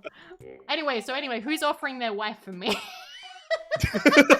I promise it'll look really good in a book later. You can be next to my section of the book. Then Vivi got cancelled for doing things with his wife. Wow. Okay. Oh, and then we got Godfather. Oh, good times. My dad loves this book, and he loves the movie. He loves both. He loves them Oh, the both very movie's much. really good. Yeah. He actually lent me this book, and it is the most beat up piece of shit ever. And you can tell how loved it is because it's just like it's actively like, I don't want to say the word like decaying, but it is like that's the smell that you get from old books, right? You know how you can tell that it's loved is when it's really, really beat up, but the spine is still intact. Yes. Because the spine goes so quickly when you just don't give a shit about the book, right? But like if Yeah. it's beat up, but the spine is still there, it's like, oh, this somebody really liked this book, you know? If the spine Gotta be is careful with open, it. it means people like would like put it face down and leave it there for ages and Yes. stuff. And personally, I don't dog ear what's it called? Pages. I forgot the word pages. Yeah, I don't use- dog ear either. I have a bookmark, right? I would use anything thin as a bookmark. So trading cards. I usually used bus passes back when they used to do those. They don't do bus passes now. You just have like a card that you swipe. But I had a million bus passes and I would use those. So but yeah, I didn't actually get around to reading this one either because he gave me too many books and then I got overwhelmed and read a magazine, like I said. So yeah, I do like the cover though. You can see like it's a lot of, these are very similar actually. I would go as 1966, 1969. I would go to say that this was in the same, like you could see somebody picking these up at the same time, like, oh yeah, like if you like this, you'll like this, like you can kind of see it. But yeah, so they haven't changed this cover though. They love this cover. Although sometimes they change the color of the eye. I've seen that be red so it matches everything else. All right. Ooh, this one is famous, but a lot of Australians don't read this one. Yeah, I mean, it's Different about cultures. Like, it's a book about America. Like it's Yeah. very like American centric, right? Yeah. Yeah, a lot of great American novels kind of, they'll get a little bit passed over. We got, you know, Catcher in the Rye, but that's more because it's a growing up one. So we have other books, but I remember whenever we got this book in, to the bookstore, it would sell within a day. People would buy it immediately. So you just, yeah. There are some books that sell just like that. People lay eyes on it and go, oh, I need to read that. Some will Do you think they were hunting for the book, or it had like a good cover, or like? Well, it was never this cover. It was never this cover. A lot of the ones I saw had usually like a woman on the cover. But I think it was more of a, they would see it, recognize the title, go, oh, I don't have that at home, or I don't have that in my collection. Okay. I'm gonna buy that now. Which, with like famous books, you could just put it on the front counter and it would go within the day. Yeah. Some books, if you put it on the front counter, they would never move, depending on like what it was. Like certain fantasy books would never go. You have to put them in the fantasy section. So yeah, this one would go very quickly, actually, even though it's not as big in Australia. Yeah, yeah. Okay, I've never read any Kurt Vonnegut. Do you have any opinions on Kurt Vonnegut? Yeah. Yeah? You like it? Slaughterhouse 5? Yeah. I like Kurt Vonnegut, but it's very difficult to read his stuff because he's very abstract and like they don't really follow like a logic. You know? Okay, so they just go on tangents. Like, all right, like this book right here, Slaughterhouse 5, right? Yeah. I'm not gonna spoil like the entire like. There's no way to spoil like Kurt Vonnegut. Okay, so it's like there's a story, there's a story, and then at the end there's aliens. Like, that's how a Kurt Vonnegut book works. You know? Okay. There's like a story, there's a narrative, there's some weird shit happening, and then there's aliens at the end. So it's just like you can't really like. Yeah, and then my favorite Kurt Vonnegut book is actually not. This is the most famous one that he did, I think, right? It's Slaughterhouse 5. But my favorite Kurt Vonnegut book that he did, I think it was Breakfast of Champions. Let me check to see. I'm gonna have egg on my face if it's not even. Nah, you're fine. Also, late grandfather would use unused tissues, which is convenient because I cry a little when I find. Oh, that's sweet. That's sweet. Yeah, Breakfast of Champions is a Kurt Vonnegut story, and I'm butchering his name. It's German, right? So it's like I don't know how to pronounce his name, but Breakfast of Champions is the Kurt Vonnegut story novel that has like it makes the most sense from beginning to end. There's nothing weird going on like near the end, so it's like okay, cool. Yeah. Okay, you can just sit down and read this. You don't go like. Eh. There's no time travel. There's no aliens. There's no like weird shit that he pulls out at the very end. Like, it's a logical narrative, and it's like okay. Thank God. I do appreciate those. I do. It's weird to say that because sometimes with a book, you just sit down and you don't know what you're getting. Like, you kind of have an idea, but sometimes you really do just kind of get, like, smacked around and you're like, what the? I did not sign up for this. Yeah. Wow. All right. Wait a minute. Did you ever notice that the second S is upside down? What? Slaughter? Is it? How is it upside down? It's the same... The right way. What? Wait. Another Paul Bacon. Wait. Oh wait, no. Wait. No, this is it. Wait, but is it talking about Paul Bacon? No. Why is it talking about like? Oh, but because he designed it. Okay. Been recovered countless times. This one has been mostly replaced in schools with the Dell paperback edition from the 90s, but it holds its own in the t-shirt market. Did you ever notice that the second S is upside down? Okay, I'm gonna click this. Because how the hell is it upside down? I don't understand. Yeah. What? Oh my God, it is? So like people, your regulars are like, yeah, it is. I don't see it. How is it upside? I don't see it. What part of it is up? The S is the same way all the way through, isn't it? Wait, I can see the shirt. Here's the shirt.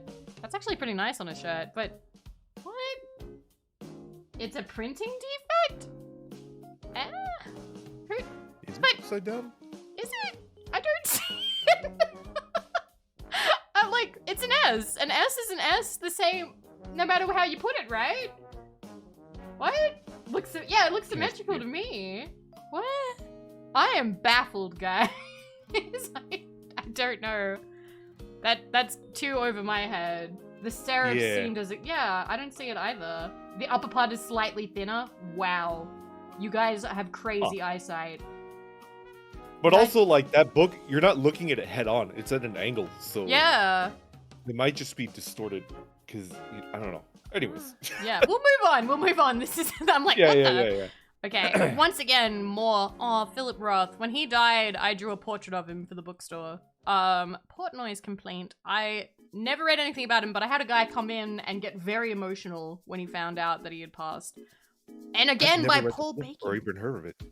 Paul Bacon again. So Paul Bacon is doing a lot of work here. Yeah. Wow. All right. So yeah, more typography. More typography. So you can see here, like, you know, people, they just wanted letters, no pictures. We don't need pictures. What the? I wonder what the logic behind that is. Do you think it's like a like a sign of confidence in the book? It's like we don't need like a picture to catch your attention. For some of them, like definitely. The title itself, you know. Yeah, modern books that do that. It, you know? Modern books that do that usually will have like a really. It's one of two ways. It'll either be like one word, which typically if it's one word, it'll be like a thriller or a murder thing. It'll be something like, you know, like knife or I don't know, tense. You're laughing and I can't hear it.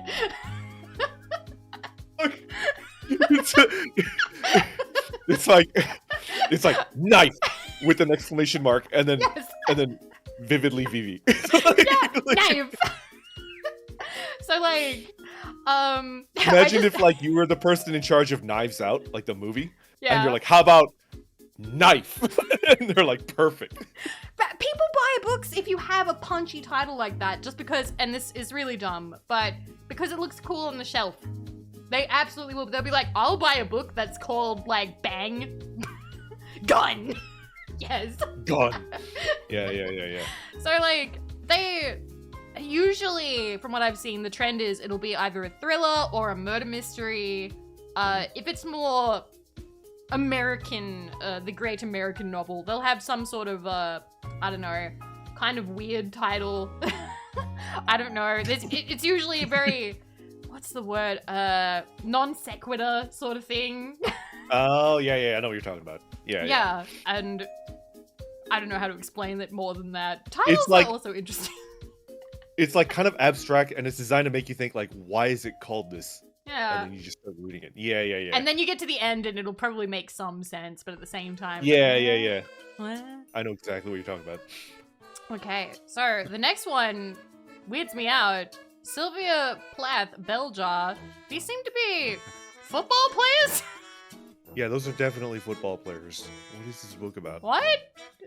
Did the Belljaw have football players in it? Or is this like a wrong... Is this a wrong... image? Is this real? What is this? I like how they don't even... There's no description about it either. No! Is this actually the Belljaw? I need to take a look. One second. Google it. The Belljaw. Football? Does it... I don't think the Belljaw has football players in it, does it? I don't... Football? Cover? Have you read The Belljar? Like, I've never even heard of the novel. Like, so. I think that might be a wrong image, because the Belljaw image that I know, and I'm gonna open it now, it's really tiny, I just need to zoom in. It's gonna be terrible quality, sorry about that, guys. Is this, like, I know this kind of stuff, but what the... what was that football thing? The football players are a metaphor, Vivi, God. Belljar. What's the book about? Belljaw, I believe so it's Sylvia Plath. I didn't like Sylvia Plath, my sister did, however. So sis, if you're watching this, I apologize. I think maybe it's a good book, I don't know. But I was in that phase where I was like, my sister thinks she's smarter than me, so I hate everything she likes. I don't think this is the right image. I think this is a mistake, maybe. But yeah, along with it's talking about a rose motif, so this just seems like the wrong image. Somebody has actually put in like the wrong image for this one. Wow. So do you think this is like have you ever heard that because you have a lot of experience with YouTube, right? Mm-hmm. Yeah. Somebody gave me advice. Somebody that's like a lot more experienced with YouTube gave me this advice where it's like, hey, this sounds like counterintuitive, but like you should be wrong with at least one thing. If you make a video, be consciously wrong about one thing, right? Why? And because you're gonna get so many comments. Yeah. Yeah, like people love correcting people, right? That's smart. And getting YouTube comments is one of the major things that helps your video get out more. So it's like, just put one thing that you know is wrong in every video. That's and then like you'll amazing. get a shit ton of comments, and it's just gonna drive a lot more like views and stuff like that, right? That- So maybe this is like, this article author is like, we're just gonna completely fuck up like one of them, and we're gonna get a bunch of smart asses in the comment. Like, That's so I wonder if there's like smart. if there's a comment section at the bottom of this I'm gonna list. check. And I'm people gonna are like, check real quick. I'm scrolling hey down. Einstein, you got the bell jar wrong, and it's like Einstein. I don't know, Wait. you know? Oh god. I'm glad I muted the thing because there does seem to be some discourse down in here. But as far as I can tell, they're not talking about the bell Okay. jar. Although they are getting mad. They're like, not one cover by Frank Frazetta. Really? Lol. Fail. 7 months ago. I love the book community because you would think everyone would be all like fancy and like well-to-do and like, oh yes, like this is my opinion on this or that. But instead, there's so much aggression. There is so much. No, absolutely, like it could be so freaking vicious.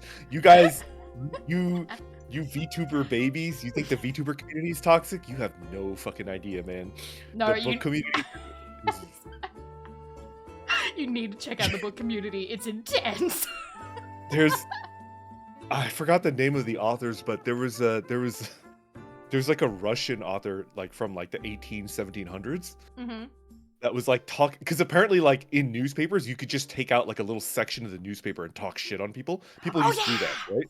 Yeah. So like this Russian author did that, and he talked shit on like his rival author, and then the rival saw him like on the street, came up behind him and hit him in the head repeatedly over the head with a cane, and the guy had to go to the hospital. Oh my god! Can you imagine? Like, there's no Twitter, so you just go into the newspaper talking mad shit. I just have no idea how vicious authors can get. It's so good. Oh, Also, man. Gore Vidal and Truman Capote hated each other because they both wanted to be like the token gay man in like, Yeah. American literature, and they fucking hated each other. Yes! Oh my god! Wow. They're like, how I dare think you? that's, like, This is my niche. that might be referenced in The Simpsons, actually. I might have learned that because I know for sure Simpsons taught me that Truman Capote and Gore Vidal like hated each other. Yeah, I'm, like, yeah. almost certain. Yeah. I know that Gore Vidal gets kicked out of, I can't remember what it was. There's a joke he makes about like book titles. He was like, my title is like 1984, which is not 1984, sorry. It was 16 something or 13. So I can't remember the title of his book, sorry. I say 1984 automatically. Yeah, sorry, George Orwell. Anyway, so he says that he's like, it was the price of, I can't remember what it was. I have no idea. It was like either breakfast or like a cantaloupe or whatever. Yeah. They're like, that's like, what, these are just terrible jokes. We need to ask you to leave. He was like, I don't need your sycophantic laughter. I have some on tape. And he plays it. He plays it like a little handheld recorder of people going, ah, ah. And he was like, oh, you'll always love me, class of 1990 something.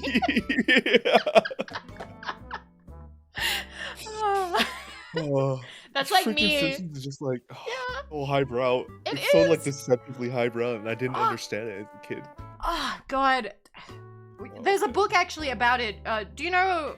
We're just going to completely stop talking about books for 1 second, so I'll remove this for a second. Yeah. Simpsons has a book... There's a book, not by The Simpsons, but about it, about the sheer amount of math nerdery happening in The Simpsons. Do you know about Really? this? Like, yeah, Simpsons... Wait, Math? math. Let me find it. It is... Yes, Simpsons and their mathematical secrets. Okay, well, I can't open this one because that's going to show my address because I always open Amazon.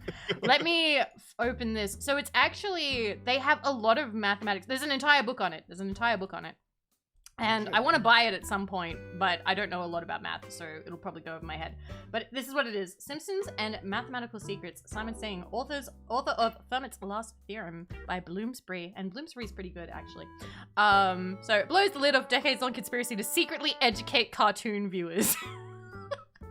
By David X. Cohen, writer for The Simpsons and co-creator of Futurama. They have so many math nerds on board.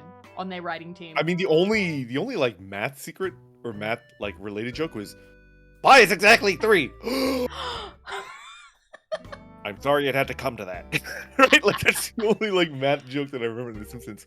There's But it sounds more, like there's but like there's secret shit. Yes. I don't know. Yeah. I Yes, don't know. there's a lot in It's there interesting. apparently. So Simpsons is really, it's a lot more highbrow. I can't give you an example because I haven't actually gotten into it. I just know that exists. There's an entire book and it's fairly well reviewed. So like Yeah. it's actually a thing. I believe Was it though. Like the golden era of The Simpsons, like Yeah. mid to late 90s, Mm. like the entire writing staff was like full of Harvard guys. Yeah. And like there was like one person from Princeton and they all like fucking hated him, right?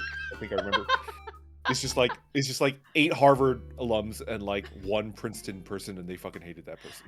As an Australian, hearing about the American, like, Ivy League colleges, they sound so, like, unreal and magical because, like, everyone's always talking about, there's this bit in Simpsons where it's like, naturally, so Lisa gets, like, a B or something, right? And they go, and in her daydream, someone goes, naturally, Harvard's doors are now closed to you, but I'm sure you can still attend, Brown. And she's like, not Brown. What about the one where she's dreaming about the 7 sisters?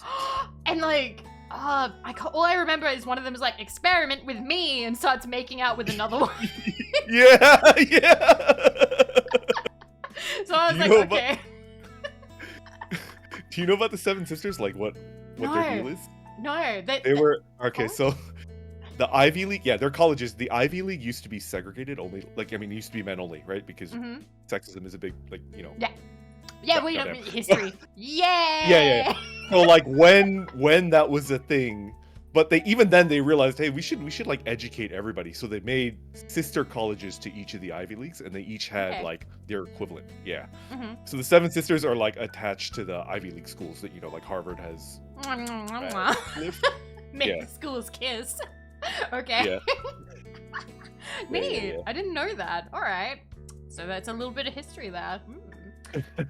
But all I know about them is the Simpsons thing where one of them goes, they start like making out. I think that's no, is it Barnard? It's Barnard and like Bryn Mawr or something.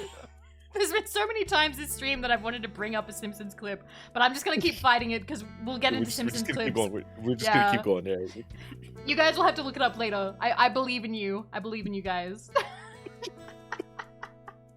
One was like a drunk, and then yes. two were gay. Or non-reform with me. Yeah. And I think she had like crazy underarm hair. Yeah. It's wild. One of the authors asked a mathematician friend for the episode where Homer is smart to just write him a random math equation and have it be believable. Turns out that random operation turned out to be the answer to a problem mathematicians were looking for years. I've heard of that. Bullshit. That's crazy. I've heard of that. That's amazing. That's insane. God. But yeah, alright, so Sylvia Plath, I think you're right. I think this is them getting it wrong in mass engagement. Nice try, Lit Hub. Let's go. Clockwork Orange. Everybody just knows the face. And again, I only know this from Simpsons. Because Bart, right? Bart was dressed up as, what the fuck was his name? The main character. Yeah, for Halloween, right? Yeah, he was. His name was. So like, God, they were so smart. This is how I learned things. But I know that this book would get banned all the time. I don't know if it still does. But for a long time, they didn't want this anywhere near schools. Yeah. So, yay. That's not a bad cover though. Like, I like the colors, very bright. And look at the penguin. You know, it's penguin. Come on. Oh yeah, there it is. I love the penguin. It's constantly getting bigger and bigger because it's eating up all the smaller publishers. Yeah, because it's a penguin book. Now it'll be like in the middle and people are like, oh, it's a penguin book, I'll buy it. You have no idea what's happening? Don't worry, we're just looking at covers and talking about like whatever comes to mind, really. Like we're talking about trends and why they would choose things and stuff like that. Hi Tane, how you doing? So like, Alex Delage? Delage or Delage? Alex, yeah. How would you say that? I'm bad. I call him Delage. Okay, Delage. All right, Alex let's go. Delage. Cool. So yeah, that's that one. The next one, everybody knows they got the cover perfect. Okay, because the movie poster is just this in color. Like, I'd say this is a slam dunk. They sunk that basketball. They knew what they were doing. Another example of a design idea so brilliant it followed the book everywhere.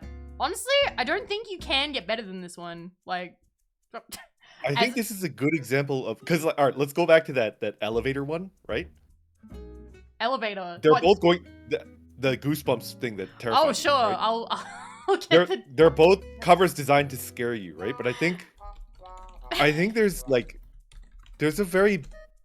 a way to do it successfully and there's a way to do it not successfully. And I honestly think the elevator one, the goosebumps cover, like it failed, you know? Yeah, I'm gonna open this. So if you weren't here, this book terrified me. The cover terrified me as a child.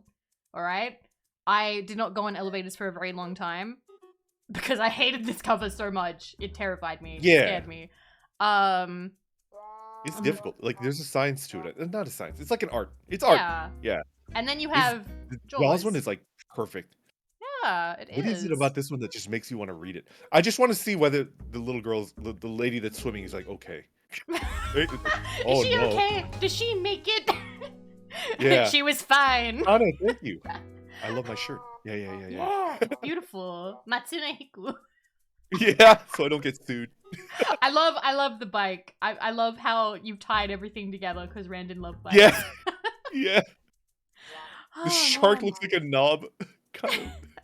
Did I ever tell? I have to admit this to you because I don't know if I did. For the longest time, and I feel bad about this, but you have actually helped. You've helped me grow as a person in many ways because I'm also excited to continue VTubing as an adult. But the other thing is, I used to hate bicycles. Really? It's for a dumb reason.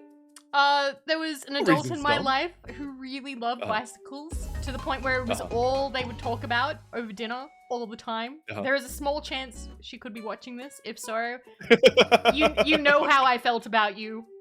I'm getting over it. I'm becoming an adult. I promise. But I did kind of hate you and bikes. Is that the equivalent of like somebody that just started going to the gym and they just talk about like lifting weights? Like that's their personality. That's like the only thing they can talk about. But, like a CrossFitter. Yeah. Listen, I grew up in a house filled with bicycles. Just bicycles, and then my dad got into them. My dad is now like into bicycles too, and now like I'm friends with Nemo, and Nemo likes bicycles. And like the thing is, not even Nemo could convince me to like bicycles. I was like, nah, fuck you. I still hate them. And then you came along with your earnest love of bicycles, and now I'm like, oh, but if Randon likes them, they must be okay. So thank you. I have grown as a person. Oh, thank you. Yeah. Makes me happy. I know that sounds like a total joke, but I'm being 100% serious here. Nemo's like, I just own a bike. God. No, you kept talking about how they're good, and I got mad at you for it. I'm like, shut up about bikes. Shut up. I was so angry about bicycles. So yeah, I appreciate that. I appreciate that you came along and helped me grow as a person. That makes me happy, yeah. We all got that one relative. Mine is the resident, oh, woe is me type, like for Christ's sake. Yeah, listen, everybody has different likes and whatnot, and sometimes, you know, if you're 18 and the adult in your house has a hyperfixation, sometimes, to rebel, you end up hating that hyperfixation. Yeah. That's understandable, honestly. Like, my dad also loved the movie 10 Commandments and would watch it over and over again, so I hate that movie. Oh, no. I've gotten over it too. But, man, that movie goes for 3 hours. Or 4 hours. The only reason I like the 10 Commandments is, like, when The Simpsons parodies it, right? Yeah, it's funny. Listen, I can sit through it now and I can actually appreciate why my dad likes it so much. But when I was, like, 18 or 19, I'm like, why are we watching it again? Aw, you got a hello from Rose Daniels. Yo, okay. Rose, hello. Welcome back. Alright, so we've got... Wait a minute. I just saw the word penis. I have to read this now. Where? Okay, design so brilliant, blah, blah, blah, blah, blah, blah, blah. They printed 30,000 copies, but when Bantam's publisher Oscar Distel saw it, he balked. The rest, as Ted Morgan explained it in the New York Times Magazine, went like this. Without an image, Distel said, no one would know what Jaws meant. It could have been a book about dentistry. He asked Congdon to put a shark on the jacket. Congdon went to see Gottfried and said, Distel wants an illustration. He's advanced a lot of money. I think we should honor his request. Oh, he paid. He paid money. Okay. Gottfried stifled his exasperation and called artist Paul Bacon, who made a... Oh, it's Paul Bacon again! It's that guy who did all the... Paul Bacon. Paul Bacon, our man! The guy who did all of the other ones. These ones. Paul Bacon. Paul Bacon! TV. Yeah, they were like all done by Paul Bacon. Damn. Everybody wanted Paul Bacon. He was like the VTuber model mama everybody wanted. But like... Yeah, right? I do think that like even... Especially, I mean, I guess especially in the publishing industry, there's like a handful of people that do like all of the covers. And it's yeah, like, yeah, there's gotta be. Because otherwise you might end up with somebody who just photo bashes like the photo stock snake into everything. Yeah. You want to get somebody who does a good job. Okay, they called artist Paul Bacon, who made a rough layout and the enormous head of a fish. Why can't we have a swimmer as well to have a sense of disaster and a sense of scale, Gottfried asked. Bacon came in the next morning with the completed jacket, an open-jawed shark's head rising toward a swimming woman. Distel was pleased and wrote Congdon on December 20th, the jacket design for Jaws is much improved. If you sell 100,000 copies, we'll follow you to the letter. We realized that the new version looked like a penis with teeth. But was that bad? I placated Alex by buying him a $17 necktie at Paul Stewart. What? What? Oh my god! What? So it was like, wow. What? Wow. Penis shark. Penis shark. Wow. But the necktie bit is like weird. That came out of like nowhere. I love that. That ties the story together for me. That's there's something so humanizing about that. Like here's the final. Here's how that story ended. I bought him a necktie to placate him. I love that. Oh my god. Wow. Okay, so yeah, they had to placate the art director. That's interesting. Cute. Alright, turns out it wasn't bad at all. So lots of people liked it. Lots of people bought it. Maybe they bought it because they thought it was a tick with teeth. Why not? I've heard of vagina dentata. I've never heard of penis dentata. Penis dentata. I guess that's what that would be. Alright, let's keep going. Oh, Let's so not good. dwell on that. Alright. I have heard of Toni Morrison. Why do I know about Toni Morrison? I've heard that name. I've heard the name too. Like, what? I've never heard of this though. Never. Okay. I've never heard of this. Yeah. Okay, so alright, we got wings, S's. This is a book that I see most often on t-shirts. I've never seen a t-shirt of this before. What? I've never even heard of this book. I've heard of Toni Morrison. I have not heard of this book. So okay. Nothing to say here. What the? I thought that was a Beatles album. What? What? Paperback edition of Slouching Towards... What? Bethlehem. What the hell? Like... They're talking about books that they're not talking about. Wasn't this an anime as well? White Album? What? It was! That was an NTR one, too! Yeah, there's like cucking in it, right? Yes. There's White Album. White Album. The first one, and then there's White Album, the sequel, which is not... You don't have to watch the first one to watch the second one, and the second one is famous for the NTR. I haven't actually watched it yet. The subtitle for the White Album, The Cuckening. Yeah. Oh god. Oh my god. I need to watch it at some point, or otherwise my Together, I've heard stuff about it, you know? Yeah, listen, like when I was like, oh yeah, I like School Days, yeah, and then people were like, oh, you should watch White Album. Why do I know that? I like NTR. I enjoy media with NTR in it. I need to say this to the people who are not here often. So fucking crazy. I'm sorry. I need to say this to the people who aren't here often. I don't condone cheating in real life. I think it's good in media. I enjoy it in media. I'm sorry. I've had to explain this so many times. People are like, what? I would like the original King Arthur's tale. Oh yeah, who is it? Is it Lancelot? Who's the one who takes the queen? Who? Yeah, it's Lancelot. Yeah. Yeah, Lancelot. Yeah. Hell yeah. Did you hear that? Like Lancelot was added like way after the fact. Like when the Really? King Arthur myth got popular in France for some reason. Apparently, like in Burgundy, the King Arthur myth became like really popular among like writers, and they just fucking added Lancelot in because they're like it'd be funnier with NTR. Aw, okay. Yeah. Let's see. I Yo, like this that is a though. good Color purple. Yeah. I have not read this one. This one is this an It's also American one? Yeah. It's American centric, yeah. But yeah, I think one of the other classes when I went to high school read this one, but we didn't. We were reading, I think we were reading Catcher in the Rye. I think that's what we were doing. I can barely remember the books I read in high school. It's Catcher in the Rye, Frankenstein. We read Dracula. We read Dracula, not Frankenstein. I wanted to read Frankenstein. Yep. And then it was a bunch of Shakespeare books, and I'm kind of on Shakespeare. Like, it is what it is. He did good things, technically, I suppose, but like also, did he really do them? Because he may have stolen them. Who knows? But yeah, more typography. Have I told you about my issues with like reading? I think I might have like a very mild form of dyslexia where if it's not spelled perfectly, like my brain can't like jumble it. Because you know people write the sentences where like the first letter and the last letter are good and then everything else is jumbled, but you can still read the sentence. I can't do that at all. Wow. Like for some reason my brain doesn't do that at all, right? Yeah. So I can't read Shakespeare. Like I don't know what the fuck he's saying. Like I have no idea what Shakespeare's saying. God. See, now that I'm older, I can kind of get it. In high school, I had a harder time, but you'd have the explanation to the right, and honestly, I would just read the explanation. Yeah. I wouldn't even fuck around with the other thing. I would only read the actual words if I was in drama class and I had to, like, perform them. What can I even remember? I can only remember I was one of the witches in Macbeth. No. Yeah. So I remember the thrice to thine and thrice to mine and thrice again to make up 9. I remember that. That's the only part of Macbeth I remember. And then my part was done. Yeah.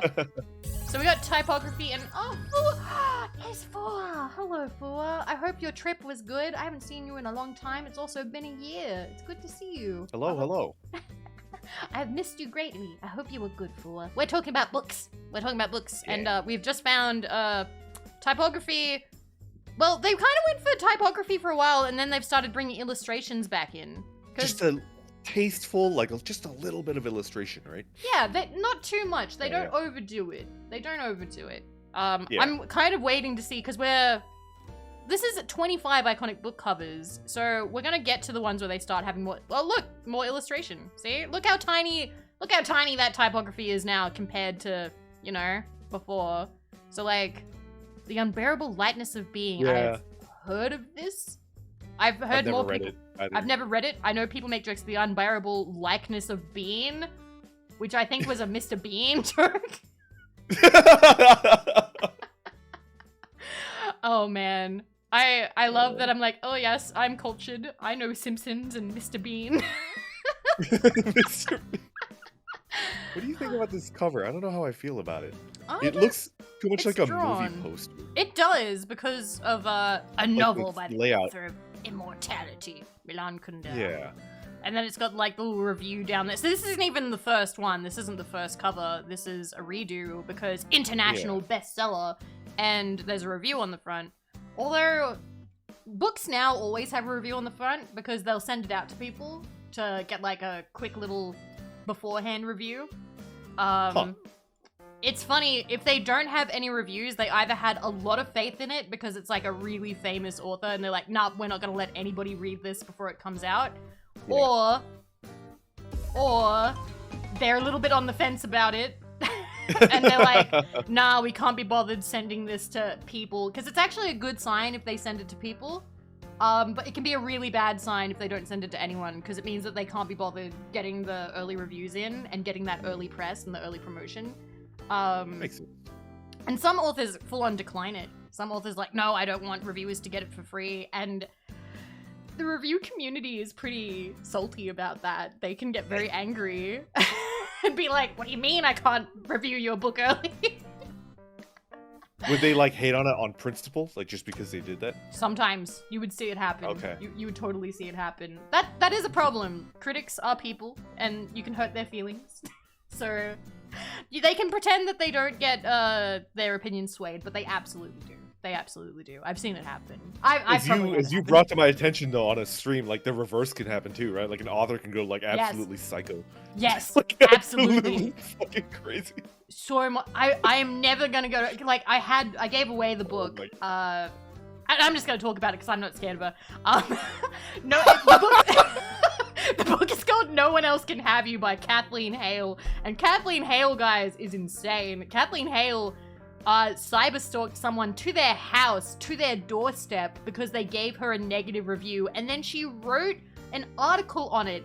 A big self-aggrandizing, sucking herself off article on, what was it? I've told you about it before. I forget the website. Yeah, I think it was on The Guardian, right? Or something like that. The Guardian.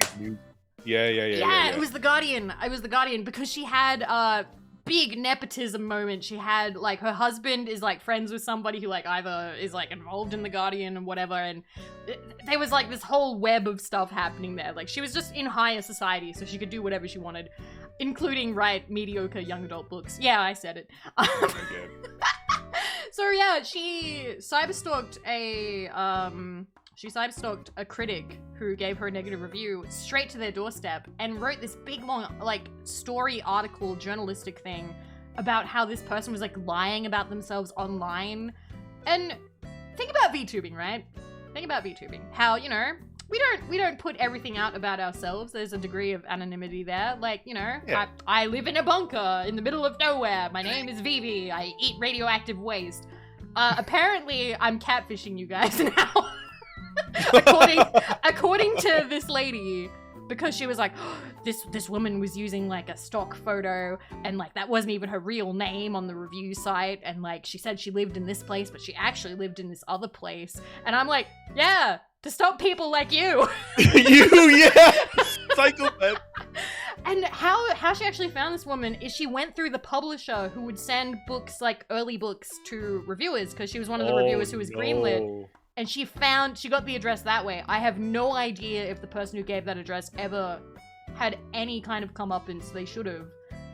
That publisher should be like Harper. Blacklisted by all critics. It was Harper. Oh, you can't blacklist Harper. Harper's too big. Harper's too big. Harper's too big. She was published with Harper or HarperCollins. One of those. You know, it's all Harper.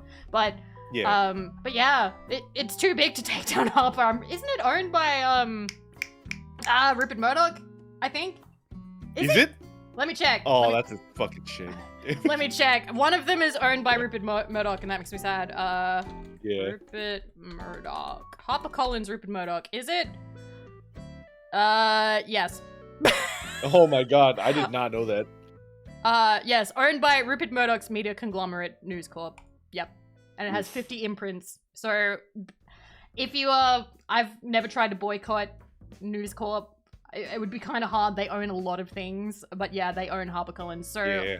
The problem is Harper, if you get published with Harper, they would give huge signing things. I remember there was one author, and the book did terribly, by the way, terribly. Got $1 million. $1 million for that book. $1 million. Holy shit. I think it was called Star-Crossed. It was called Star-Crossed. It was a young adult book. They thought it was going to be the next Twilight. Nothing was going to be the next Twilight. Yeah. And they gave her $1 million. Harper, and nope. Star-Crossed, not crust. I understand my accent is the terrible. His name isn't even Pussy Slayer, shocker.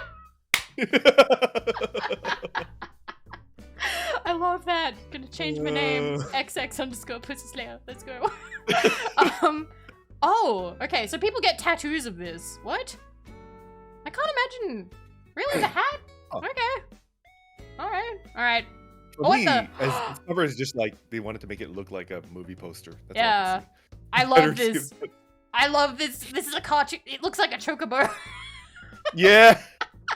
Confederacy of Dunces. The hat that launched 1,000 Halloween costumes. I've seen this, but I don't know what it's about. No idea. But it won a Pulitzer. Won a Pulitzer. Okay. I like that though. You can see the illustrations coming back, and this is 1987. We've Getting towards the 90s. Yes, this is beautiful. We're getting to your area, right? Yes, we are. We are. Yeah. Slowly. Okay. I'm trying to write the great American novel where scientists bring dinosaurs back to life through advanced cloning techniques. Yeah. I call it Billy and the Clonosaurus. Clonosaurus. And then Apu is like, how have you not heard of Jurassic Park? How is that possible? It was on the bestseller list for 18 months. One of the highest selling movies of all time. What? Sir, what were you thinking? He's just like, he's sad and then he walks away. Yes. I remember what Skinner was wearing in that scene. He had like a short sleeve shirt because he's retired. Yeah. Yeah. I love that scene so much. Oh my god. So good. Oh, you read Jurassic Park in high school. Okay, so I wish we could have, because that would have seemed really cool to me. I don't know. But like, oh, a cool name for the cover design. Chip Kid. That's a cool name. Alright. Yo, Chip Kid? Chip Kid. I want like a VTuber name. That does, doesn't it? Yeah. Wow. A Chip Kid VTuber. Wait, would they have a skateboard? I feel like they'd have like a skateboard and big Yeah. shoes. Like a skateboard and like a backwards hat, and they're like really Yes. playing up like the 90s aesthetic, right? And they stream Tony Hawk Pro Skater 2. It's like, yeah. It's like the natural, because Junk is like 80s, like vaporwave, right? Yes, and then so it's like, This like would be 5 90s. to 8 years after Junk. Yeah, Chip Kid. Chip Kid, the 90s. Where are the 90s VTubers? We need some. I'm waiting. Come on, guys. Yeah, that would be cool. Steal Chip's name. You can do it. All right. Another book whose iconic status was cemented when its imagery was used for a very popular movie, and it might not be a coincidence that Kid's first instruction from Sonny met her was to think of Jaws. I'm like, okay, you want to make something that's going to be iconic for this book, as the movie poster ended up being for Jaws. Kid told Spark and Fire, and I remember at the time thinking, right, like that's ever going to happen. There's no way in a million years I'm ever going to be able to do that. I like Chip. Me I like too. this guy. Like they have a good head on their shoulders. They're not too like, you know. Can They're not you too full up imagine on themselves. being given the impossible task and fucking nailing it? Yeah. Oh my god, it's been 2 hours and we've This is only very done one listicle. Are we okay? I'm good to continue, but you know, Me too. whatever you I'm good. I'm Yeah, good. yeah, I may need to get some more Let's go, water at let's some go. point. Oh no, I hate this book. Yeah. Fuck this book. Oh, American Psycho, you were just talking about it. So in Australia, we have to sell this shrink wrapped. You can't. Could I make it? Really? Yeah, it's Why does it have to be illegal. shrink wrap? It's illegal to sell this book, open and on the shelves, because of the contents. I was Serious. gonna make. What? Why? Because of the contents. I don't know what it is. Like They've murder? just Like, yeah. like So it's the killing of the graphic murder of the hookers and stuff. So like, yeah. when I worked at the bookstore, they didn't arrive shrink wrapped.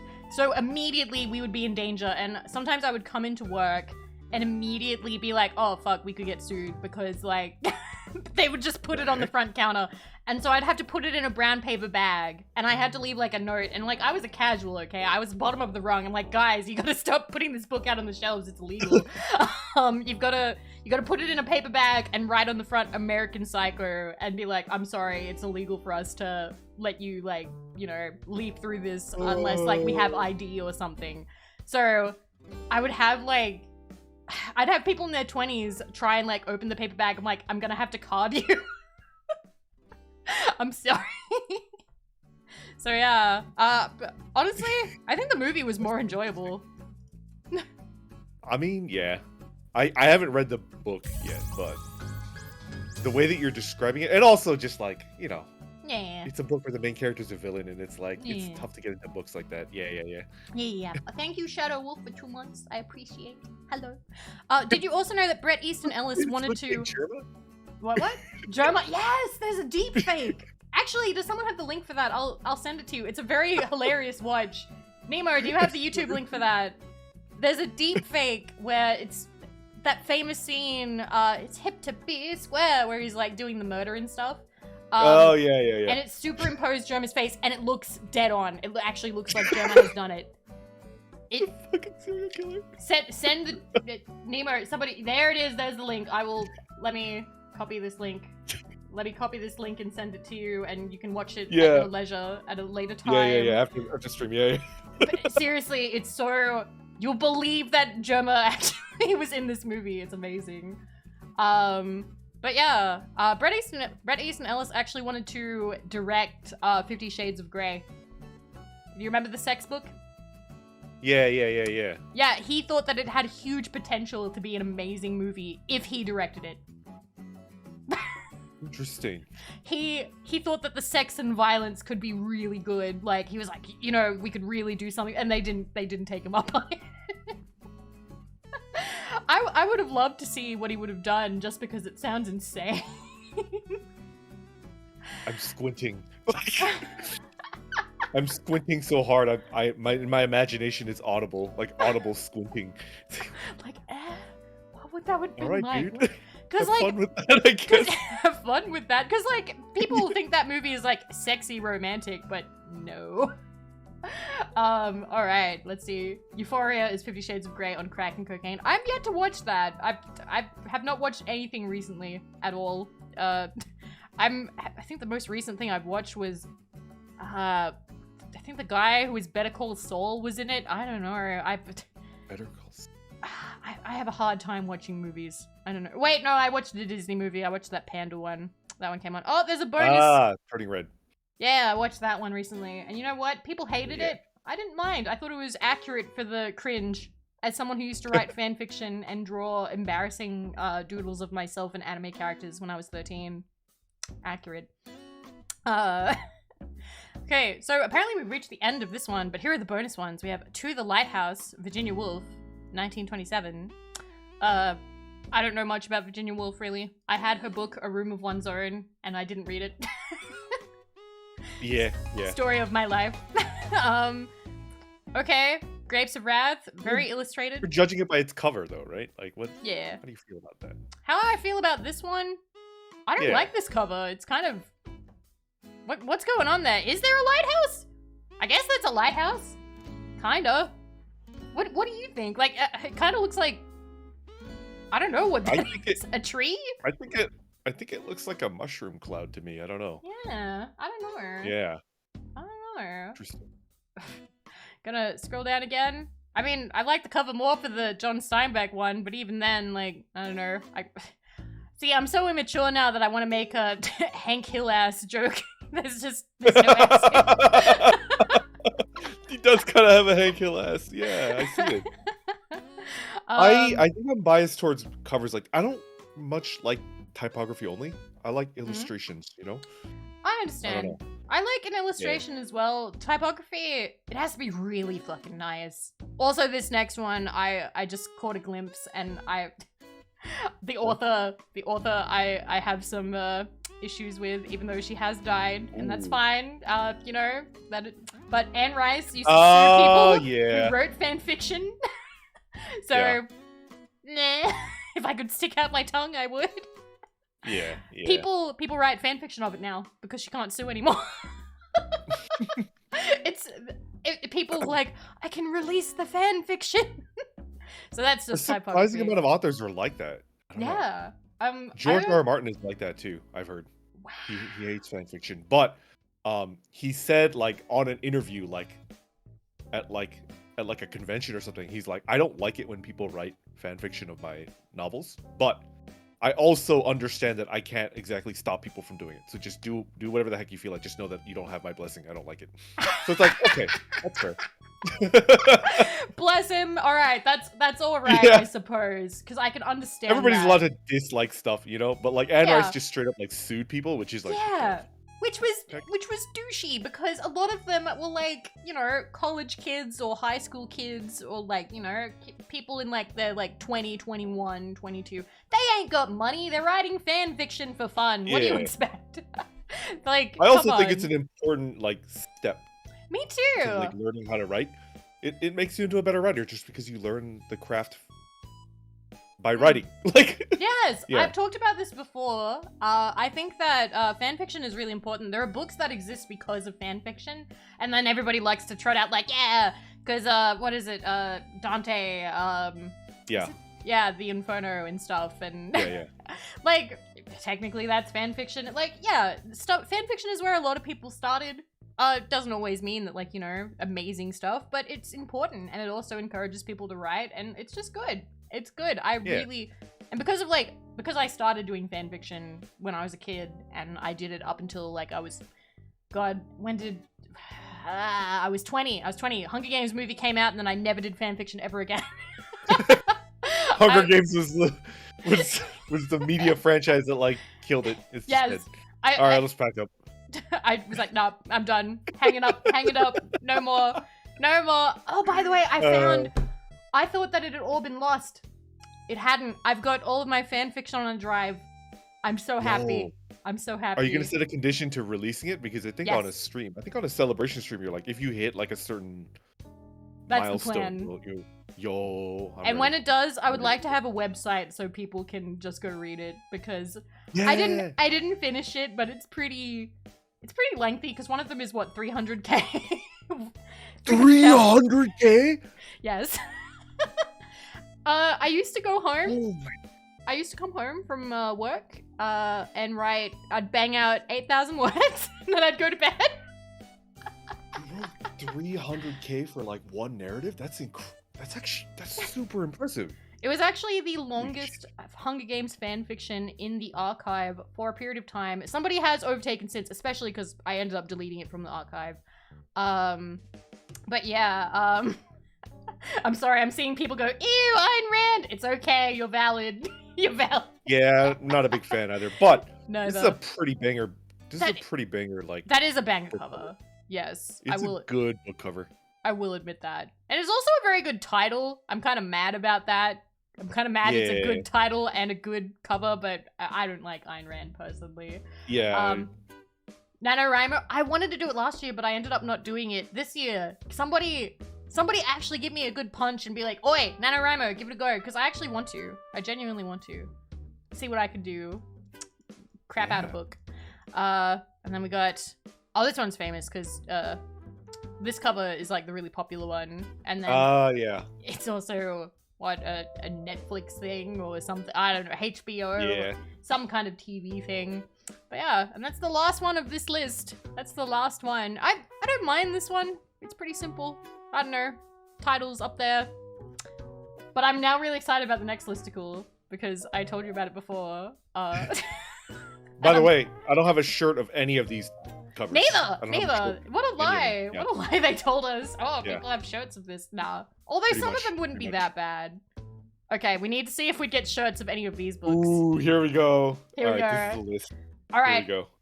Actually, real quick, do you mind if I go run and get a drink real quick? Do you want to go get one? Because we've been talking. Yeah, I'm gonna get some. Yeah, I'm gonna get some honey lemon water. I'll be right. All right, we'll be right back, guys. I'll be right back. I'm just gonna deafen and run off. All right, let's go. Yep.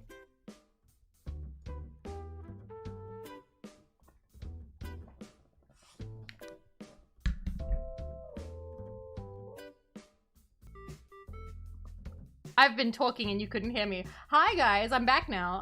I don't know if Randon is back. I don't think he is yet, but I just went to go get a drink and I think Randon did too. Hello, welcome. We will be starting our next list of books.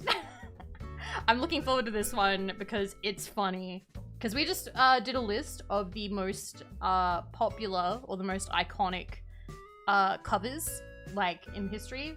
Or, you know, literary history. Although it only went back to like 1890 something, so you know.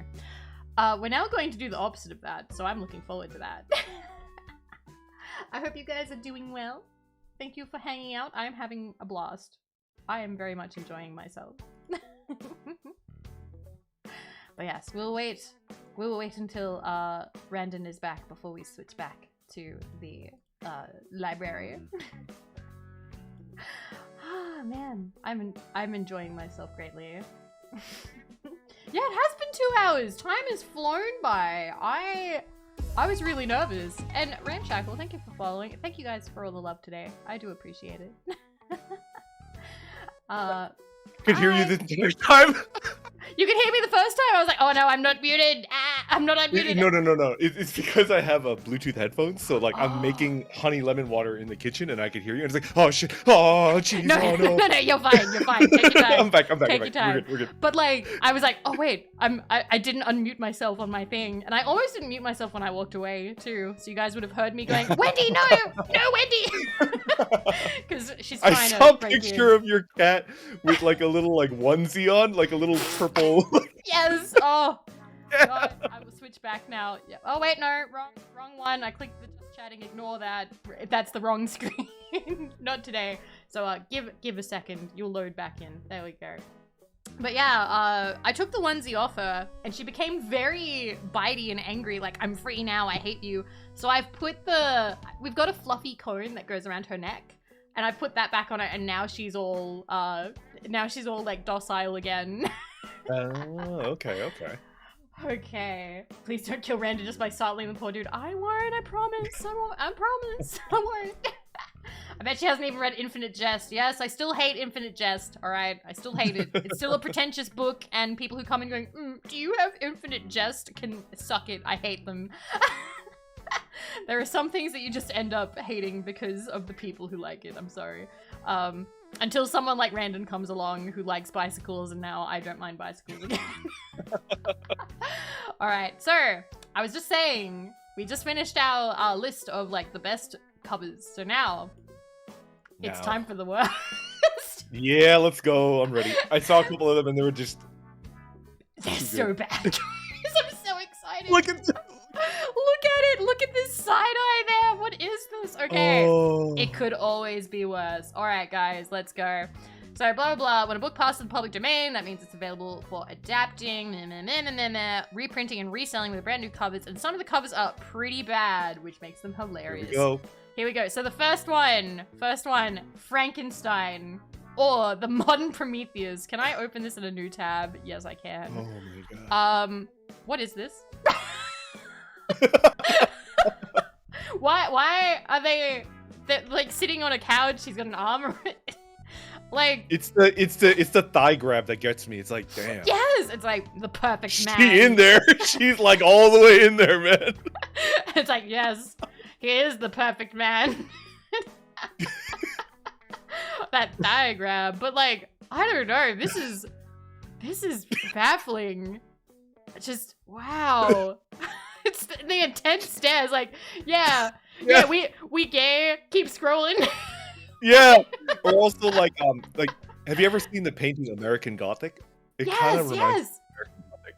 It does. Although this would be pretty funny if one of them was holding a pitchfork because of the material. Let's be real. Oh my god. Okay. That's okay.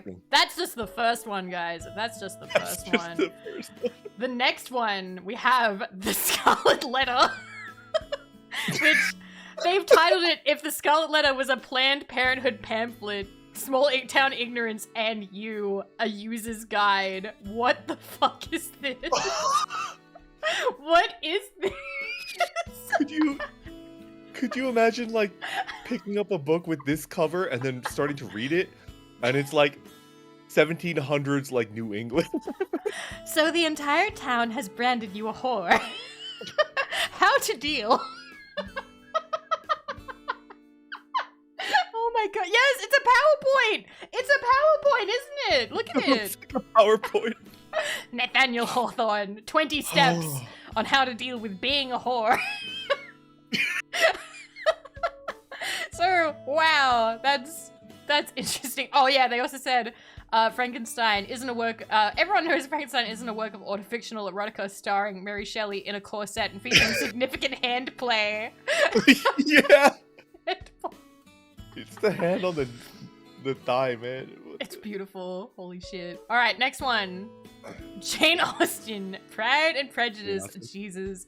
It is a truth universally acknowledged that the Uncanny Valley is the worst of all the valleys. Pretty much. Look at it. What is... He does look like a wax figure there. What the fuck? Wow. Just... This is terrible. This is pretty bad there. Just... Wow. Okay. Not much to say there other than it's just unsettling. What's this next one? It's kind of like fascinating in its weirdness, though. What the heck? Can you imagine having this as a hardcover? the bright colors. Why the 3D, man? I don't know. I want to know when these were printed. I wish they told us when they were printed. That would be amazing. Wilkie Collins, the woman in white. Ah, yes, the woman in white. She could only be a bride, right? No. Oh, no.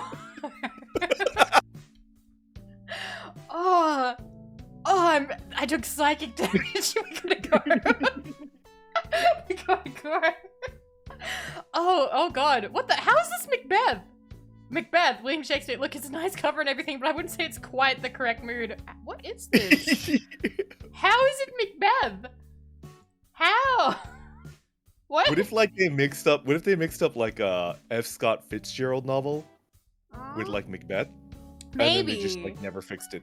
This could be like East of Eden. This could be like, you know, like. It has Beth in it. This is Beth. Atomize, you're amazing. It has Beth in it. Come on. Wow. Okay. All right. I'm not worried about cover things, by the way, because this is when the stream is not about nudity. It is about talking about book covers, so it's fine. Hamlet. What the fuck? Same goes for this one. It's supposed to be a skull, not a shell. Some kind of shell. Yeah. Some kind of typo in the brief, maybe. That's interesting. I wonder what country this was, because this was. What is Sheba Blake? Sheba Blake. It's in the other one too. Let me close this and see what Sheba Blake is. Publishing. It might be like a publisher in like. Ooh, it was publishing. Is it still the eccentric world of Sheba Blake Publishing?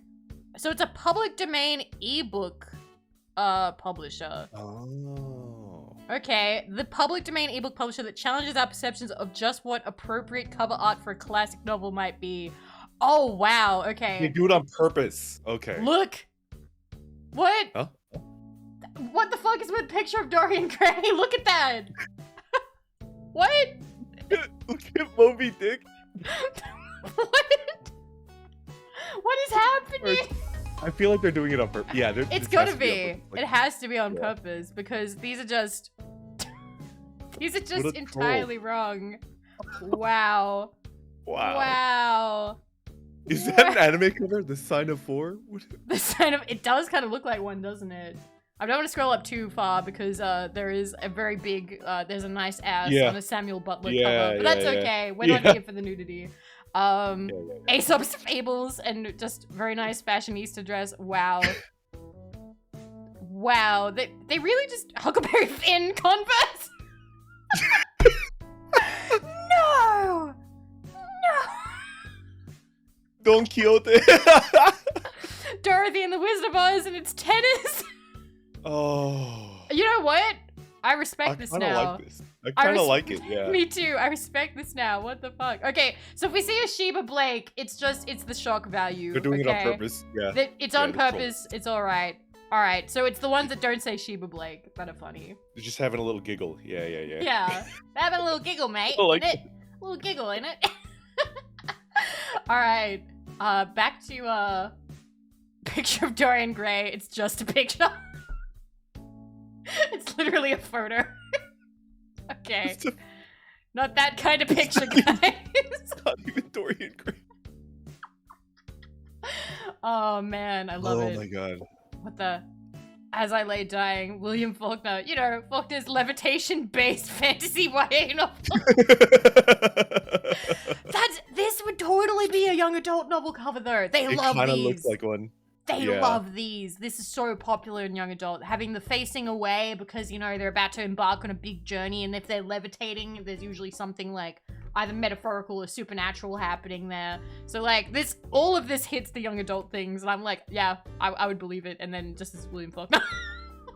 It's got the bisexual lighting as well. So yeah, it does. Yeah. Look at it. It's got all the colors. Yeah. It's perfect. It's perfect. Yeah. All right, Jade. What the fuck?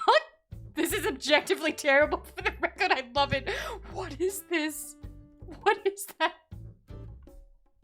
I love it too. I like the lettering on the bottom. I don't know. It just doesn't make any sense. And the way that the author's like name is like spaced at the top, it doesn't make any fucking sense. This is the the bright yellow, the bright like warning sign yellow, Pride and Prejudice in block letters, and then who is this woman? Why did what? This is like an abstract meme, and I love everything about it. I don't know. I kind of want that. Is it Cleopatra? Is this someone dressed as Cleopatra? Now this is something that I would wear on a shirt with this color. Like my shirt would be this color. Yes. That's got to be doable. That has to be doable to get it like printed. I would wear this on a shirt and people would be like, what the what the fuck? Pride and Prejudice, Cleopatra. Oh my god. I love this list already. I love this. Okay. Okay. Picture of Dorian Gray. Again. He's got a devil tail, and his hands are kind of fucked. They're like down here. What the hell? Okay, you've got the devil looking at himself in a mirror with a framed picture of his lawyer sitting there beside him. Fair enough, but somebody needs to learn how to draw hands. Okay. I'm surprised they keep getting this wrong. Alright, let's go. Wait. Free audiobook inside. Nice. Ooh, free audio. That's good. That's good quality. That's good quality. Yeah. The yellow wallpaper. It's a workplace dramedy. Wow. Okay. I love because it does. It looks like this is something that you would like read. Like, oh yeah, it looks like a romp. Nemo's in pain. Are you muted? I didn't hear you at all just then. Your mouth moved. Yeah, was I muted? I don't think so. Oops, sorry. Am I muted now? Hello? You're fine now. I can hear you now. I'm sorry. Sometimes I do like the soundless laugh. Do you ever do that too? Yes, I can do. I do that a lot. I've been squeaking a lot more lately. I don't know what's happened. I have no idea. I now go like, and it just kind of creaks out of me. I'm not gonna fight it though. You leveled up the laugh. Yeah, exactly. I'm still on the soundless laughter where it's just like. I've been laughing really hard that when I went to go see my family last month, they say that I laugh harder now, and I'm like, do I? And they're like, yeah, like everything. You're laughing, like you're clearly enjoying yourself more. I'm like, aw, VTubing has made me happy. Yeah. Aww. That's what I was thinking in my head. It's like maybe VTubing is good for you, and I was like, good. Me. I'm happy about it. All right. The Metamorphosis, Franz Kafka. Okay, fine, but it's a little on the nose. I'm not against this. This isn't that bad. I mean, cockroach. Come on, bug. Yeah, it's not that bad. This isn't the worst cover I've seen. Is this also open to me? And it's just like somebody just cranking it. It's werewolf fanfiction. That's what I was gonna say. Look at the moon. What is Dorian Gray a freaking werewolf? Like, who did this typography? The picture of Dorian Gray, and like it's all crammed to the left. Oscar Wilde is in blue in italics. There's like a weird light blue emboss on the tops, and then what is this weird? I'm sorry, the face in the moon. The fonts are so bad. Everything here is so bad.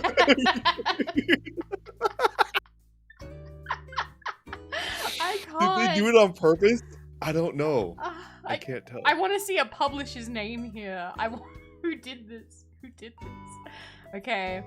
Middlemarch, George Eliot. Oh man. What the? No. The cover bends the rules of space and time. What is happening? They've like been I need to zoom in on this. 1 second. They look like they were not sitting there. You can tell. They've been photoshopped onto this. Is this the what is it? Photo bashing. Something bashing. Yeah. Is this the photo bashing that you? Yeah, it's gotta be. They don't even look like they're even in the same like angle. Like he looks like he's had a photo taken Look at of the him. lighting differences. Yeah. He's shitting at a wedding, and she's like, I don't know what kind of dress this is. I have like, oh my god, wow. And then there's just a fence there for some reason. Yeah. What the fuck? Like, it does. I would not believe they're sitting on that at all. Who sits like that? He's got like. No, they're definitely not. No. They're two different people, like, that were photographed at different times because you could tell by like the way the lighting is hitting their body. So it's like, This is like an actual example of photo bashing, right? Yeah, and a terrible example too. Wordsworth classics. That sounds cheap. That sounds cheap. So okay, sorry, George Eliot. Sorry, gal pal. Yeah. Okay. An American flag. It's an American flag on Pride and Prejudice. You just snorted honey lemon water up my nose. Patriotism. American flag. This could be what is it called? What's that publishing company that like purposely like fucks up? Sheba something. Yeah, like this could. Oh my god. I want this to be them, but like Jane Austen, a patriotic American novelist writing novels about patriotic Americans, pride and gun ownership. Like original copy in like quotation marks. It's like what? What? Original copy. What is that? That sounds so suspicious. I feel like this is a book that, like, you know when they say, like, you wouldn't download a car? This is, like, the book that you would get in, like, the back alley. It's like, oi, you got Pride and Prejudice? It's like, yeah, I got the good stuff. Got it right here, mate. Here you go. And they, like, whip it out of, like, their trench coat. Oh, my God. And this is what you get. Oh, my God. I'm scared of what this next book is because I can see like little hairs. What's happening? All right, goodbye, American Pride and Prejudice. I love you. Wait, somebody's like, this legit hurts. My left eye is twitching. Oh god, it's another bug one. It's A Bug's Life, but make Kafka. Okay. I mean, you know, big bug dude. It's a bug. It's a weird shape. This book is a little bit more square, so okay. Yeah, that is weird. Alright, weird shape. It looks like the box of like a video game, right? Like a video game box. Oh, I'd play the Metamorphosis. Let's go. Oh, now I want games like that. I want public domain novels made into games of entirely the wrong genre. Could you imagine?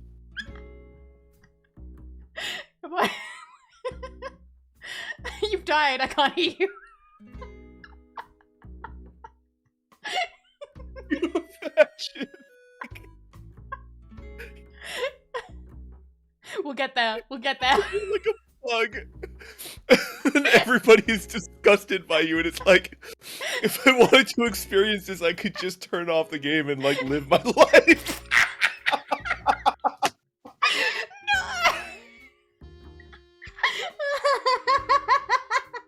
Oh, my cheeks hurt.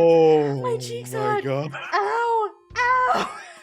Okay. I need to fix my noise gate. That's okay. It's fine. That's okay. We'll deal. But it looks like the font of Team Fortress 2. The Metamorphosis. The Metamorphosis. It looks like the font. Wait, no, the Fortnite expansion. The Fortnite expansion. Season 14 of Fortnite. The Metamorphosis. My friend Kafka. And you can like be the bug and do the Fortnite dance. You can just buy it for 20 V-Bucks and just be the bug. No, I can't breathe. Stop. Oh god. Shit. Okay. We're good. Need some more water. Sorry guys, need some more water. It does look like the Fortnite font. Oh my god. It does. Somebody needs to take this and put in like the Fortnite logo like underneath it, and it's like, oh, yes, where like Franz Kafka would be. It's just Fortnite. Bestseller, The Metamorphosis. Fuck, I'm dying. I'm making noises I didn't know I could make. Okay, let's go. Whew. All right, we're good. Let's go. Okay, all right. We're moving on. Mrs. Dalloway, Virginia Woolf. I see they tried there with the flowers. Maybe they stopped reading after the first line. Very, very dramatic. Very dramatic looking book. I'm sorry, nothing's getting past Fortnite, Kafka. Yeah, pretty much. In the defense of like a lot of these, I feel like if they're open domain and it's a company, like a really small publishing company that's pushing out as many of these as they can, they hired like one graphic designer that didn't read any of these books. They probably looked up like a Wikipedia article and they're like, okay, let's go. I gotta crank out like 20 of these like today. You know? Oh, good night, Ramshackle. Thanks for coming along for the book covers. Yep. Good night. Okay, and then we've got another Virginia Woolf, Mrs. Dalloway. They've misspelled it. It's Dalloway. At least spell it correctly. Oh no! Oh no! Okay, I found the source of the Pride and Prejudice cover, the one that looks like from a game. It's actually a Deja Thor's figurine. The figurine is close to break TOS, so if you search it, do not show it on stream. Okay, thank you for looking that up. Yeah. Wow. Wow. Oh. Oh, this is amazing. I love this. What? I might make that into a shirt. James What? Joyce? What is this James Joyce son? Dublin is a portrait of the artist as a young man. Get it? That's him. The artist as a young man. No. What the fuck? What the fuck? You can't do that. Why He's got the torn jeans. He's got jeans. There's a zipper. I can see it. Is that a zipper? There's a zipper over his knee. Like down. See? Look. There's a zipper over his knee. Why is this happening? Oh man, whenever I hear about James Joyce, my mind just immediately goes like, ah yes, the fart fetishist. Yeah. I feel bad because I know that he's done amazing work and whatnot, but like I immediately think about, you know, the very private loving letters he sent to his wife. Yes. Yeah. So that's where my mind goes. Okay, there we go. What? I feel like James Joyce, like, if he could like look at that photo, like that cover, I think he would actually think it's funny. Hello? He probably would. Yeah, I think he would actually like it. I think he would think it's funny. I wonder if he would wear pants with zippers over the knees. I've got to admit, I don't know what The Awakening is by Kate is it Chopin or Chopin? I don't know, but I already hate this cover just because it's like, alright, just put the clip art there. And then the title. Yeah. So that, yeah. The Awakening. Story of ballerina who can only dance by Latin. Oh wait, what the fuck? Is that? Huh? Is this Brad Pitt? Oh, that's definitely Brad Pitt. I have to take my eyes are burning because I laughed too much while and I cried. That? What the? Is this Brad Pitt from Fight Club? I don't know. Is that Brad Pitt from Fight Club? I don't think so. I wonder. The clothing. It is Brad Pitt though. That's definitely Brad Pitt. But what the fuck? Like, do you reckon they were like, oh, just distort it enough, make it look painterly, run it through enough filters, and it's fine. We can use this picture. It's okay. I wonder what the legality of that is, because I don't think you can just print a picture of Brad Pitt. Picture of Brad Pitt.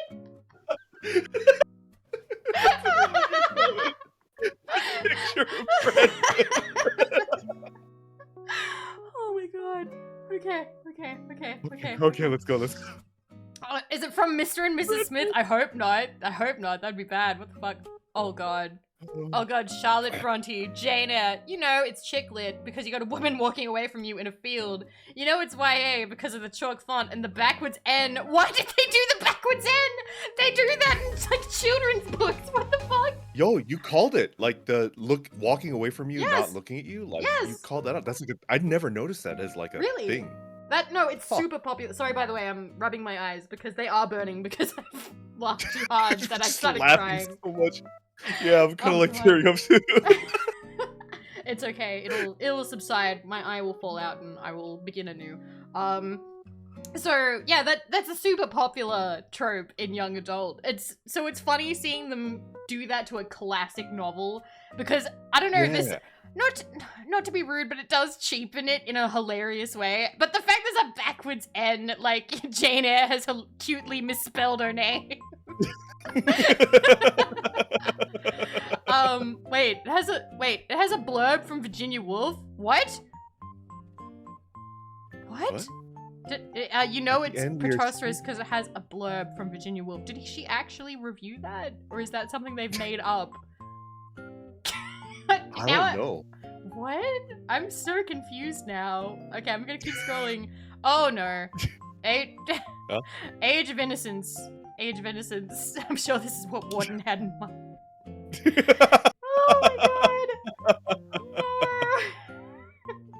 There's something about like the font and something about it is like weird. Something about this. I don't know. I would assume that this is like one of those indie art house films or something, not The Age of Innocence. How do I don't know. Okay, to me it looks like an educational VHS tape. I don't know. Oh yeah. Something about like the way that there's like just a gray bar at the bottom with like a name and like the picture is weird. I don't know. I don't know. It just looks. It does. It does. God, 80s porn novel. It does. No, you're right. It does. It does. It looks like an 80s porn novel. It actually does. No. Oh God. Okay. Oh Love it. my God. Annotated. Okay. Why is picture of Dorian? What the fuck? This is so. What the? Oh, I need to open this and look at it closer. What is? What the? Oh, thank God, it's big. What the hell is happening to his face? What is happening there? I'm zooming out a little bit. There we go. Wow. So, okay. I like that he has that millennial haircut. So, you know, it's brought into the modern day. God. Is that like... Nah, I thought there was tattoos for a second, but it's just all charred. And then the font is terrible. Yeah, the font is terrible yet again. This is gonna be like completely unrelated, but like this dude is dressed like he works at an Olive Garden. Do you know what I'm talking about? I don't know. We don't have Olive Garden here, but I've seen enough American stuff to know what Olive Garden. Yeah, like a dark dress shirt. Yeah, and then like there's like white apron or whatever, like a half apron. The picture of Dorian Gray at Olive Garden. What is this?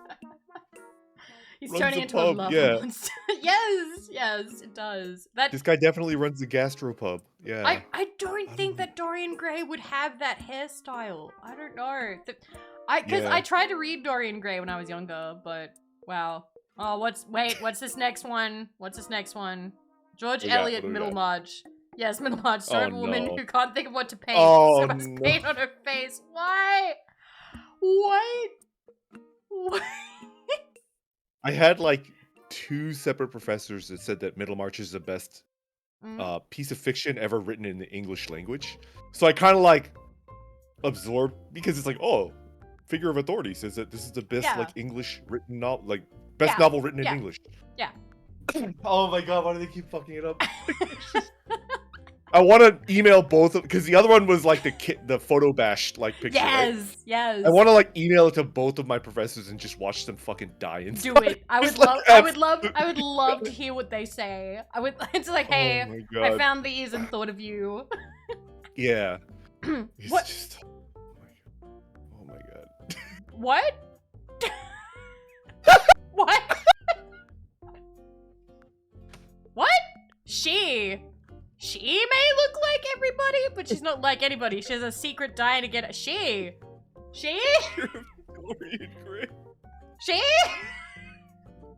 Barnes & Noble wants its diverse editions rejected draft back. What? What the fuck happened here? This is definitely like a Shiba, Shiba publisher. Right? It can't be real. It can't be. Every time I think my eyes are okay, I start like screaming again, and my eyes like start watering. Like, no, reject what you're seeing. Purge it from your eyes. Oh my God. Oh God, I already hate this font. Oh no. Oh, these are so good. Oh, that's not good. See, like, I could see that on a young adult cover, but even then, I'm like, what the fuck? What? This looks like, what the fuck? And like, it's slightly off skew, like the years is slightly too far to the left. Jesus. Oh, we have another metamorphosis. Why are these the ones that get fucked up so much?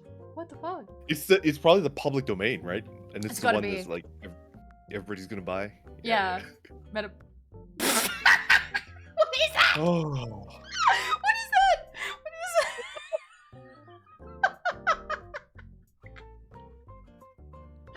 I'm sorry. What the fuck is that? But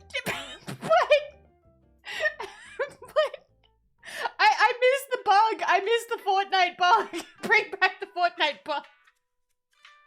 Like a couple things come to mind. So like Majin Buu from Dragon Ball. Yes! Oh no! Yes! Forge just said, hey look, it's Majin Buu! The other thing is, did you watch One Punch Man? Yes, There's like I a did. dude that's based on a sperm, like golden sperm. It's just like Oh my god! Published by Davies Goodman. Davies Goodman. Okay, I'm sorry. I've gotta do a quick little search of that in our library. Davies Goodman. Publisher? Publisher? There's nothing. There's nothing. Where did that photo come from? Where is he? Where is he from? Wait, what the fuck? This is another shirt. This is another like cover that I would put on a shirt. And You would wear this as a shirt? No one would talk to you. like a flesh-colored shirt. This is the people repellent. If you wore this on a shirt, I would avoid you. If you came up to buy something, I would just let you leave with it. I don't want to talk to you if you're wearing this shirt. This shirt is just, it would be too powerful, okay? It's Majin Buu. I can't see anything. Jesus Christ. Oh man, I don't know how much more we have left. I feel like we've been burning through these and I'm so happy. This is so funny. Portrait of the artist as a young man again, and his canvas is himself. Oh, we have another Shiba after this, but oh my god, this... I hate these ones where it's just like a picture and then, yeah. I'm sort of like, come on. Come on. Yeah. Okay. Another Sheba Blake. Another Middlemarch for the Middlemarch one. Is that, you know, because of all the aquatic scenes. Oh no. So I think I'm starting to understand like the draw of Sheba Blake. Yeah. These are actually like pretty like well designed. They just have nothing to do with the book, right? Yeah. Whereas like a lot of these other ones are like clearly like the graphic designer is an amateur. Like they're not like experienced with it at all. So I kind of dig in Sheba Blake. Like I'm kind of Sheba Blake has kind of come up and become endearing because they're like, it just has nothing to do with the book. Enjoy. It's actually pretty well designed. Yeah, like I think it's a very like I don't know. It's an attractive cover. Like I like it. Yeah, I can see people having the collection of these because you know the contents is still the contents. It's just the cover would be nothing to do with it. I love it. This next one, Jesus Christ. What do we got? Another. Why is there so many? This looks like a stock photo too, and why? I love that the evilness is represented by stubble. So, not shaving, evil. So, there we go. You know what this reminds me of? What? Did you ever watch Reboot? Like the cartoon? No, I might not have, but talk about it anyway, yeah? There's a villain in Reboot. I think it's called Hexadecimal. And she has masks, and then like to show her mood, she has to like switch out the masks, you know? Yeah, so that's what it reminds me of. Yeah, reminds me of that. Yes. Look at this everyone whole, in chat like, yeah. Yeah, that's what it reminds me of. But yeah, like the whole like black bar on top, black bar on the bottom, and it's just like text, and then there's a picture in the middle. You could tell they're just churning out like 20 of these a day. Yeah, I do wonder if this is even a physical book. It's probably just ebook, probably. Yeah. Okay, this next one, I swear I recognize this eye. Like, I've seen, this is a young adult thing. They do this all the time where it's just the curve of the face, the eye, and maybe a little bit of the corner of the mouth. And how the fuck is this the metamorphosis again? And it even has, like, this is vampire font. I've seen this font before. This is a vampire font. It's vampire font. This is very popular vampire font. It's even bleeding. Look at it. Look at it. Like. And the T is a steak. Yeah. Come on. It's a vampire font. The best-selling classic by Franz Kafka. I don't know. Nothing about this says bug to me. I would be very surprised. I swear I've used that font myself. It's probably free. Or maybe it's free. I don't know. I don't know if you guys have ever Can you bought imagine the font. level of bait and switch? Like somebody picks this up thinking it's gonna be like a young adult vampire novel. It's like absurdist like literature. Can you It's imagine like giving it to like actual high literature. Yes! Like, what the fuck? Yes! Can you imagine giving it to like the teenager to like, I love Twilight. Oh, I got your new book, honey. It's called The Metamorphosis. The Metamorphosis. Oh my god. Disrespect. Should see absolute trolliness. Oh I'm shit. actually crying. I'm sorry. Oh, I love this. This is I kind of want to buy this if it's a paperback and give it to my niece because she's almost at the Wait. level where she's like, gonna start reading. Let me look like, it up. Let me look it up. I want to see if it's available. 1 second. Wait, we can look it up on Goodreads. The Metamorphosis. Wait, who is the Oh my publisher? God, Did it I'm say the actually publisher on crying. it? No, it just says copyrighted material on it. Yeah, it's How probably many- an ebook, unfortunately, but like. Oh, damn it, there's 4,000 editions. There are 4,000 editions of The Metamorphosis. Damn, I wish, is there a way to do reverse? Original date published, date published. Is date published in reverse? Come on, let's go. God, there's so many. And they're all bugs. They're all bugs. I love this. I'm taking just like a quick scroll to see if I can find the face. Find it? Yeah. I would love to see it. Oh, damn it. It would be really hard to find probably, but it's got to be out there, and even if it's an ebook. I feel like it's definitely an ebook, but I think my sister would think that's freaking hilarious. It would be. It would be so fun. We give my niece Metamorphosis and it looks like a young adult werewolf novel or like a vampire novel.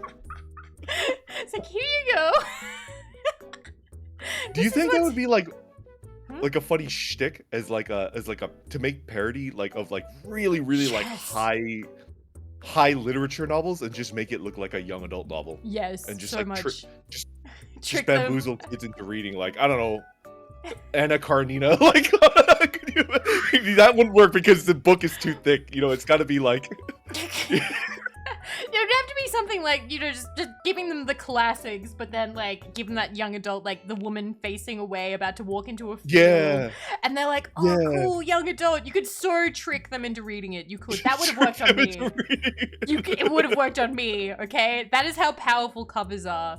Okay, I am not finding it, Oh, but it's too good, man, it's too good. there's 148 pages. It's doable. It would be doable to go through this, but I'm not gonna do it all on stream right now. We're good. We're good. We can move forward. We can move forward for now. I'm gonna go back. Yeah, So the very bad book covers. Here we go.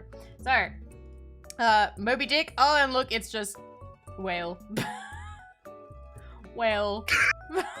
Old time world classics. Who's the Whale. publisher? I don't know. Old time world classics.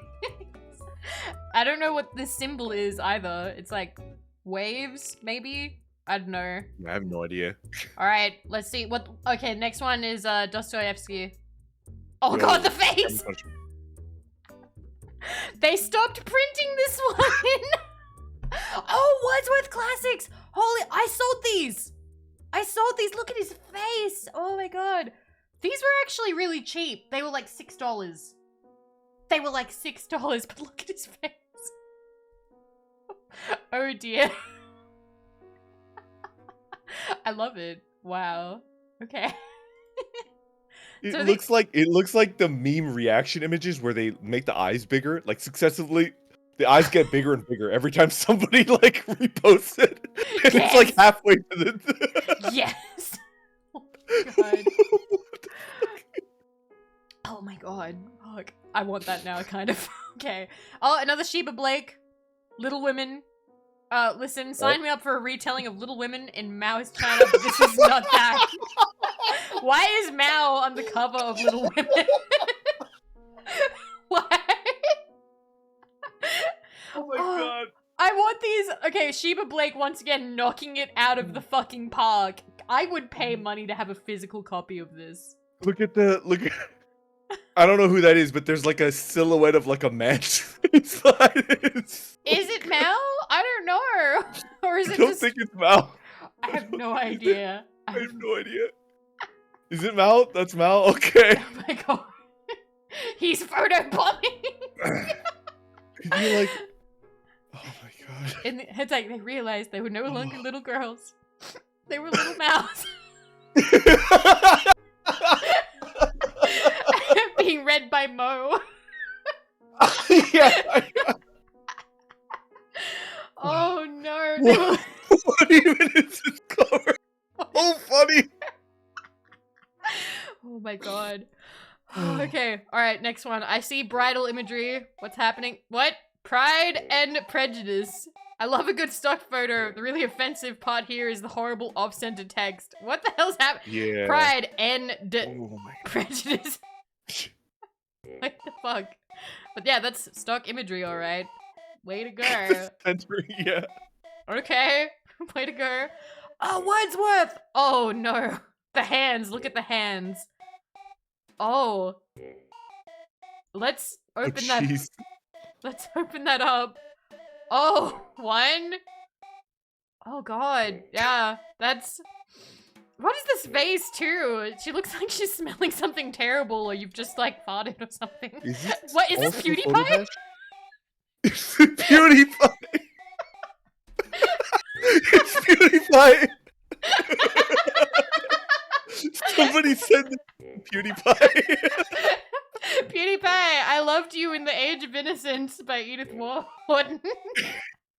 So funny.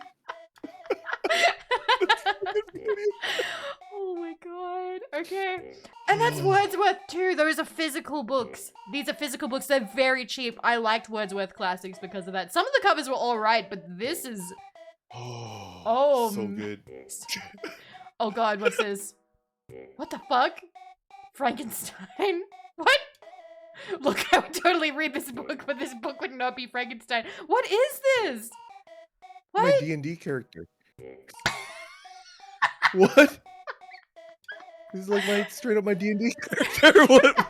Your D&D character is yellow and has a sword? Yeah.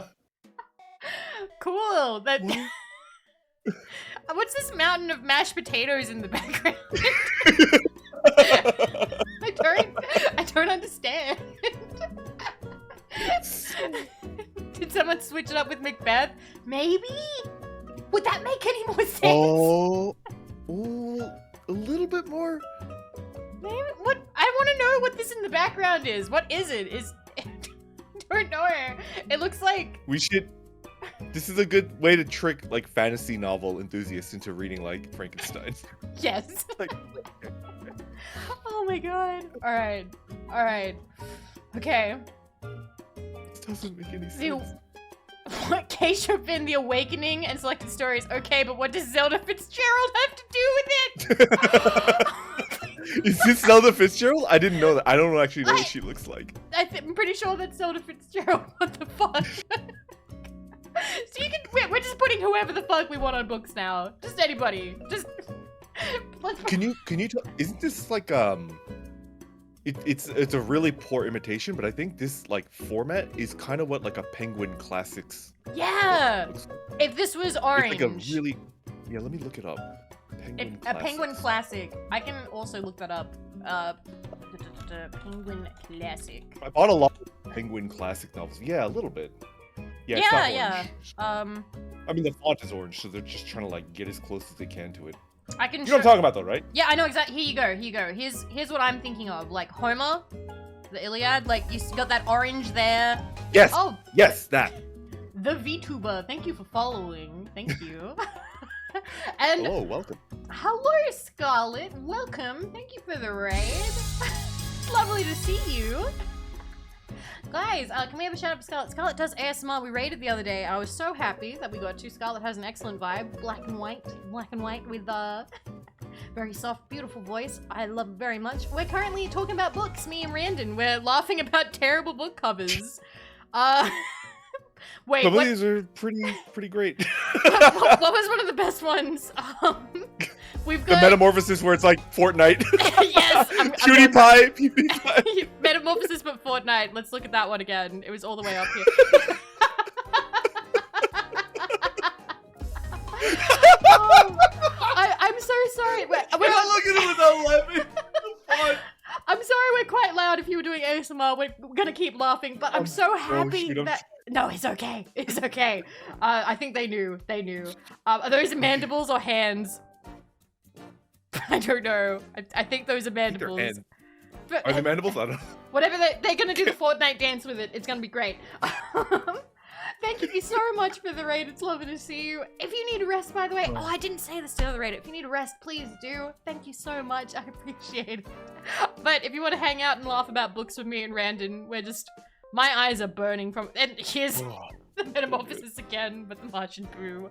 It's the Martian Boo! Oh, no. Okay, back down, back down, back down. Okay. Okay. Next one. It's another PowerPoint. It's another PowerPoint. The Awakening. If The Awakening was a grief pamphlet. It kind of does. Grief. It does. I would also see this as like, you know, like, life insurance. A life insurance pamphlet for like. Yeah. Oh my god. Okay. Oh no, the font! The font! Oh, Edith Wharton, The Age of Innocence. With this, we begin our series of, if you put an attractive contemporary woman on this musty classic, maybe people will buy it. Oh god. What is with this big block of color at the top with nothing in it, and then they just cram all of the text in here?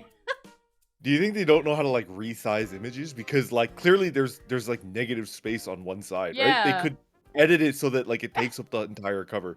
Yeah. She looks like Desperate Housewives. She does. Yeah. Got the vibe. All right. So yeah, this looks again like they're tricking people into buying it, but like not very well. Oh god, it's Kate Chopin again. The Awakening and so it's selected short stories. Cleavage not optional. Oh god. When they make the covers sexy, that's funny to me. It's like, yeah, buy this classic. Look how sexy it is.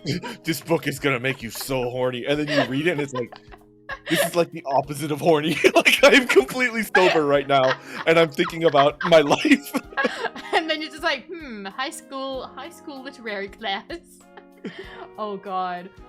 All right. I feel like my mind is being expanded. This is not what I signed up for.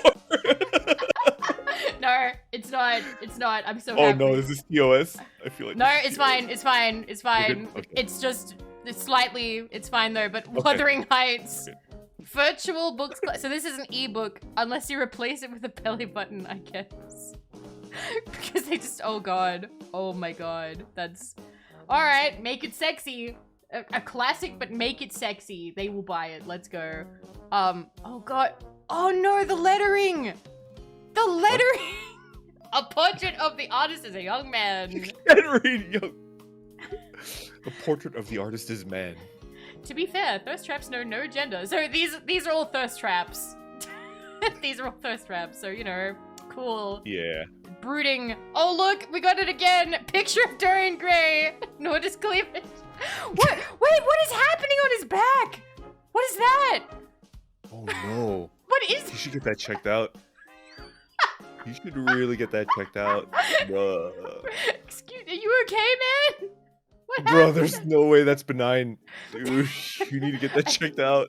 Listen, I think Dr. Pimple Popper might be able to help you with that. Maybe. Why does it say uncensored? It literally says uncensored. What? Oh my god. That's so big brain. That's amazing. That is so incredibly smart because books would get censored and annotated because like they were too like, you know, raunchy for like the early 20th century. So if you release it now and it's in its full form, you call it uncensored and people think it's sexy, but it just has all the text. It just... Oh this is like a wild and interesting world that I did not know existed. Like people that that republished public domain novels, and they just add a title to it, and it's just like an ebook. Yeah, I want to know if it worked. Oh my god. Oh, you're right. Also, if it was a publisher just called Uncensored, like Uncensored Publishing, that would be so smart. That would be so smart.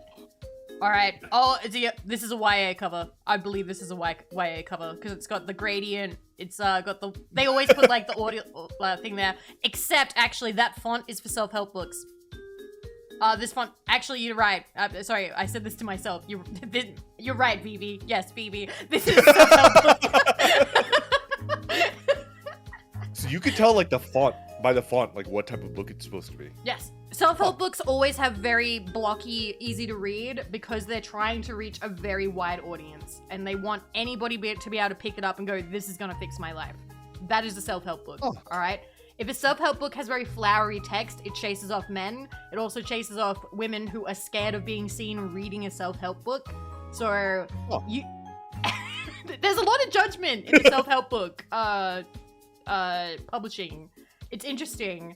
I'm very wary of self-help books because a lot of them are a little bit, what's the word? Manipulative. Yeah, like, almost like, not quite, but like, almost predatory? Like, yes! almost like, yes! You know? Yes! I would have said that. I would have said that if I had thought of the word. But it's always like, this book is gonna fix everything. You know, your failing marriage and how you hate your job and you look in the mirror and you cry every morning. This book will fix that. Like, that's so many of those books are like that. They're like, you just haven't tapped into the inner power. And I hate that. I hate that. But like, I'm very familiar with that. Yeah, some self-help books are very cult-like. You gotta be careful of that. Some of them are very culty. Yeah. And I'm more aware of this now because I don't know if you know this. I've started doing tarot streams for fun. Oh, also, happy birthday, sheep! Go rest! Go rest! Thanks Happy for moderating. Happy birthday, sheepy.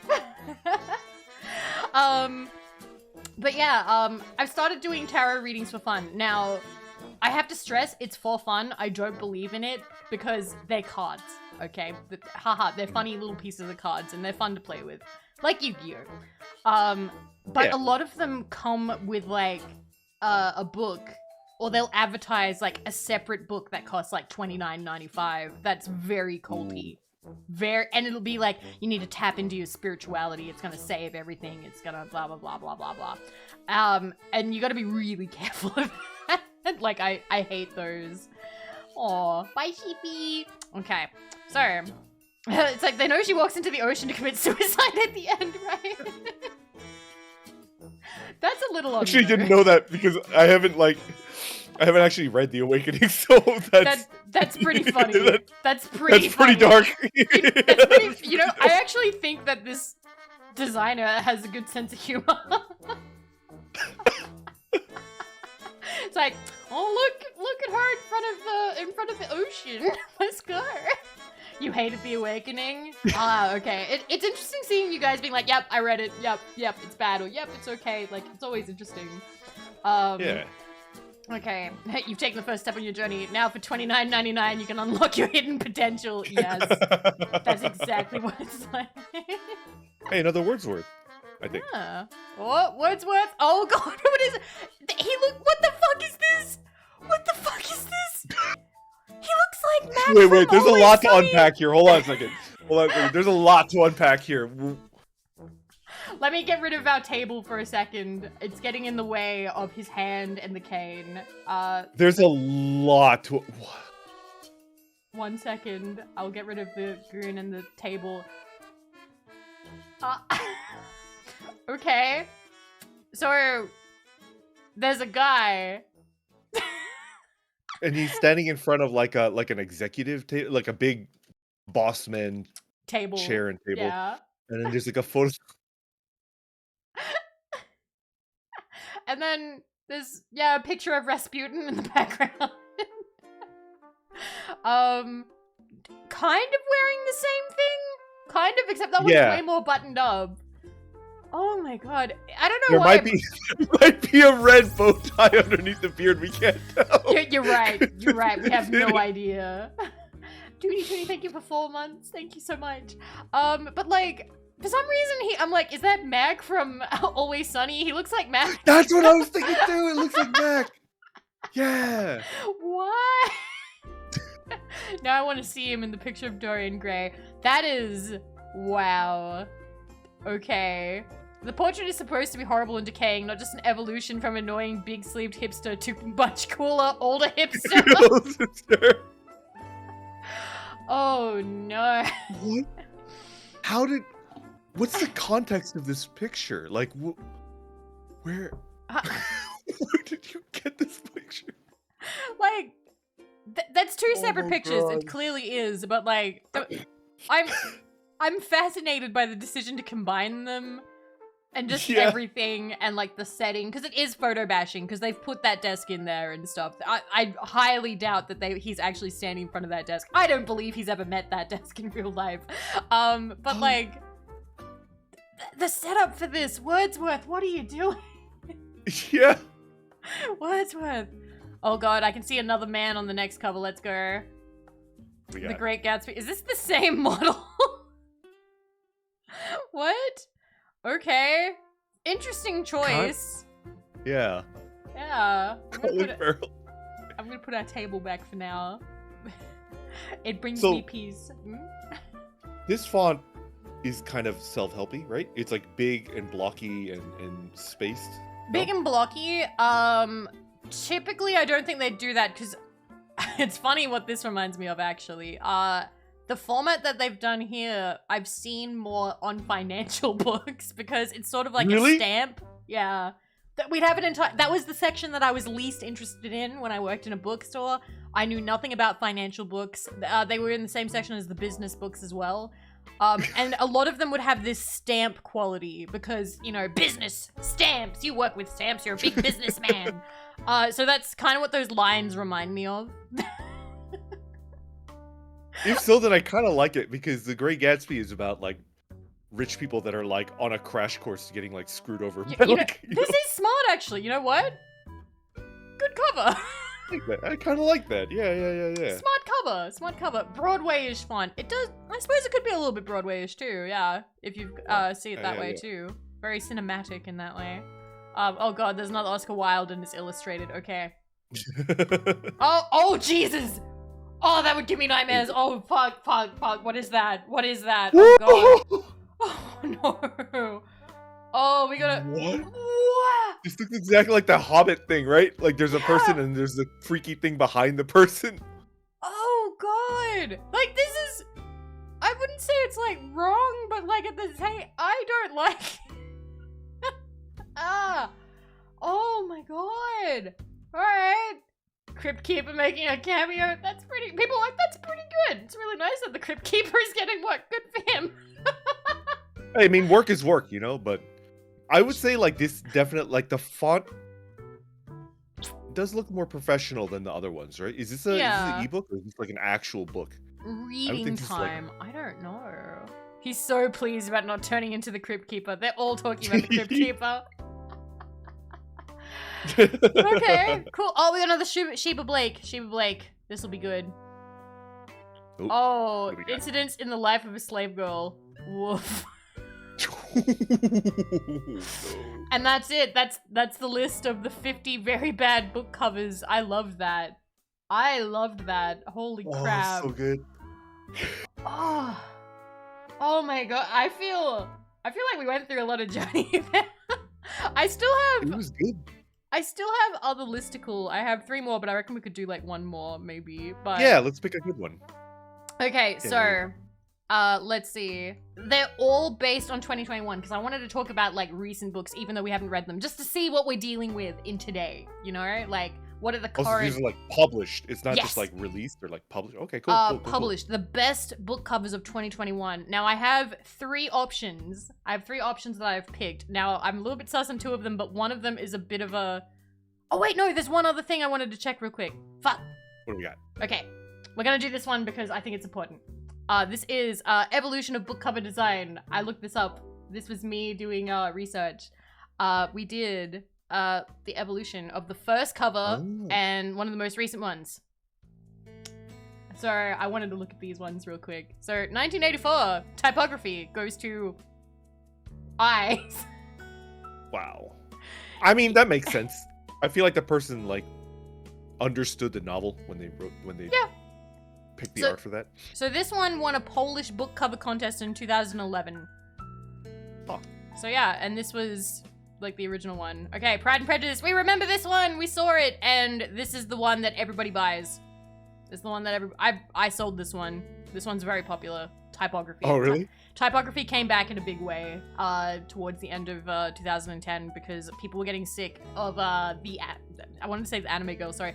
The pretty girl in the dress, like, looking away from the camera. So to set them apart, they would stop putting people on the cover at all. So, this is not bad. This is alright. Alice in Wonderland. Hasn't really changed. They like keeping the illustrations the same. Because the original illustrations, the style is so famous that they never want to change it. Oh, and it's Puffin. It's Puffin Classics. Good for them. Oh, Puffin. I remember Puffin. Yeah. All right, then we got... I like it when the title is in the middle. I kind of like that. Yeah. Rather than Alice's Adventures in Wonderland. Yeah. Okay, then we got Lolita, which the first one, book. This is the most authentically book you can get, okay?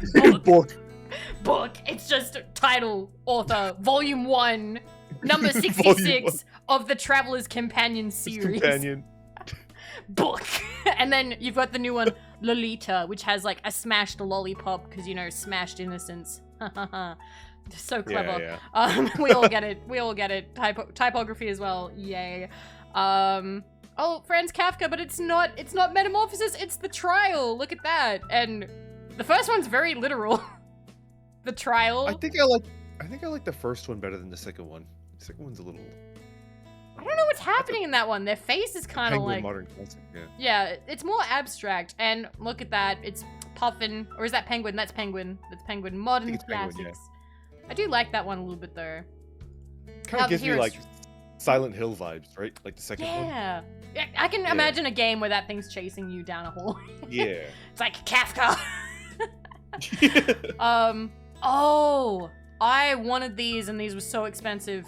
So this is a new one that came out and it's a hardcover and it came in a set and it was like $200. Maybe it was 250. They were beautiful. It was all of his works beautifully done in like, and like it's shiny, it's holographic, but like, how do I say, it's not flaky. So there are some book covers where they do holographic stuff and it'll flake off if you handle it too much. It wasn't like that. Yeah. Yeah. I know my shit. Like it's painted on? Kinda? And not like printed? It's like cheap print. Cheap print. But I don't know if they publish this one anymore. I don't know, it's a deliberate design choice, but the break in the arches really bothers me.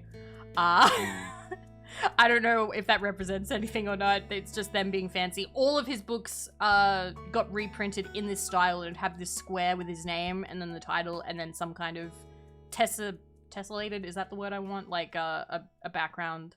So yeah. Yeah. So yeah. Ooh, Homer, the Odyssey. I don't really like the new cover. I kind of don't like that. Why don't I like that? Why is that bothering me? Yeah, like, it's kind of like movie poster-esque. I don't know. Yeah. But not really. They're going for a vintage movie poster look, but I don't like that for some reason. I don't like the S's either. I know why they're doing it. I know why, but like, I don't know. Book. I like book. Book is okay. Yeah, book. But book. I would go with the first one. I would go with the first one. You like Melkor? That's alright. That's alright. You're allowed to be wrong. There's something that I wanted to bring up because I'm like super interested in it. That you could touch. Oh, hello. Yeah. Yeah. There's a book. You said that you could touch a book and tell what the quality of it was, and you could tell when it's like, cheap. Yes. Based on the paper. That's really interesting. For me, like, paper is just paper, but it's like there are different kinds. And they go for what that reminds me of is like yeah. What that reminds me of is like I used to hang out with like cosplayers. And they can like tell the difference between good fabric and like cheap fabric. like Mhm. really easily just by looking at it. They can tell like the quality of the fabric. So Yeah. like it's similar to what you're talking about, where it's like you could tell the quality of like what this book was made out of by like Yeah. looking at it. It's like that's really interesting. You can tell, like, I never thought about it. yeah. So they go for different kinds of paper. Don't judge a book by its cover, judge a book by its papers. That is what we're talking about. You actually can judge a book by its cover in certain degrees. You can learn a lot about how much faith the publisher had in it. And stuff like that. It's very interesting seeing what the covers mean. Of course, you know, I feel like that's a very popular quote as well, because people apply it to people. I think that's why it became so popular, because it's like, don't judge a person by the outside, and that's true, you shouldn't. But with books, you kind of can.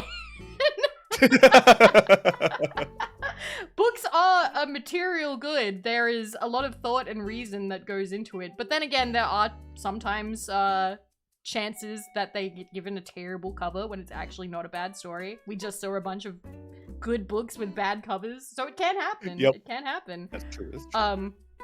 But I don't want to discount it entirely. So don't judge a book by its cover. Sometimes. I think it has more to do with like new books in a bookstore, right? Yeah. Stuff that like somebody gambled like hundreds of thousands of dollars on. Like, yeah, you know, that makes sense. Like a publisher, any book that has come out, so many people are behind that decision. Like, so many people had to approve of this. It had to get printed. There were people who would have been like, yeah, you need this and that. Like, you know, one person probably designed it, but then other people had to pass on it and all that other stuff. Like, yeah, this is going to be the reprint of the Odyssey. Like, you know, the Odyssey sells and we need it to do well. We want people to buy it again. That's the other thing with classics. They are very aware that people already own a classic, because it's a classic. Everybody has it. So what they want to do is what they did with F. Scott Fitzgerald, where they go, we're going to release a version that is so fucking nice that even if you own it, you're going to buy it again because you need this version. You want this one now. And it fucking works. It really does. At least on people like me. Never occurred to me. Yeah. Some people... I've fallen for that too. Yeah? You've seen like a really nice I bought book? like 4 copies of Lord of the Rings just because it's like, ooh, shiny. Like the Ooh, cover shiny. is nice. The cover! Yeah. Yes, I've I've done that. Yeah. I fucking fell for them. Yeah, they want people to buy it again, and they know that the market is people who... There's the people who haven't read it, and there's also the people who have read it. There are 2 people that they're going for, and they want to get both, okay? They don't want to go, okay, well, you've already bought it. That's fine. Of course they want you to buy it again. That's why when they do re-releases, it's like now includes like author forward or like extra content at the end or like a snippet of a future. Like they love doing that because they want you to buy it again. They want you to buy it again. Kind of blew my freaking mind. Oh my god. I'm so glad. I'm like, I blew his mind once. I have to do it at least one more time. Yeah. Because like I fall for that. Like, not fall for it, but like it works on me. Like it's effective on me, and I didn't even realize that they're doing that. What the heck? Yeah, exactly. Huh. Yeah, so that's it. It's definitely something that works. So like, well, yeah, store. Oh, I hate store exclusive versions. I hate You those. have that in the publishing world, in literature. Yes, Really? they do. And some of it's terrible because you can only get them in America. I was so angry because there were versions that I couldn't order. And they would have like extra like snippet stuff. You're impressed by how knowledgeable I don't talk about it much, which is why I'm so glad to be able to sit down and talk about it with Randon, because This was such a cool stream. I'm just like, me too. this was so I'm so cool. happy. Anyways, go on. But like remember I had a stream and I can't remember what we were doing, but it turned into a book club stream and it went for 6 hours. Yes, I remember that. I was there. You were looking at like have I read it, right? Like with your audience, and it's like we were all keeping track of like I haven't read it, have I read it? And then at the end of it, it was like 14 out of 40 or whatever, right? Yeah. I was there. It was a 6-hour stream. It was fun. The Metamorphosis Fortnite Edition DLC now with 5 free stickers. We have to get these kids to read. It would work. It would work. Come on. They would be so confused. They would be so incredibly confused. If it even worked on one kid, they buy it. Just like, oh yeah, I bought this book because it came with an exclusive Fortnite skin. It was actually pretty good. It was kind of weird though. Turns into a bug. reach these kids. Fortnite. Oh god. So yeah. That's so much. But yeah, the paper. I'm thinking about that again. I'm trying to think of what the cheap paper is. Like, if it goes straight to paperback, they don't have a lot of faith in it a lot of time. But sometimes as well, if they just do a hardcover, you can't tell because you may have ordered it or you've got it at a library or you've picked it up somewhere. Some hardcovers have a very limited run. Like, they're like, okay, we're only going to print 10,000 of these. If there is never a paperback, it means it did terribly. It means that it just did the hardcover and then nothing else. They're like, nah, because I worked in a bookstore that sold leftover books. It was a discount bookstore. So we sold everything for $10. And we would get stuff sent from the publishers of books they couldn't move. Like crates and crates and crates of books that they thought would sell well and then didn't. Oh.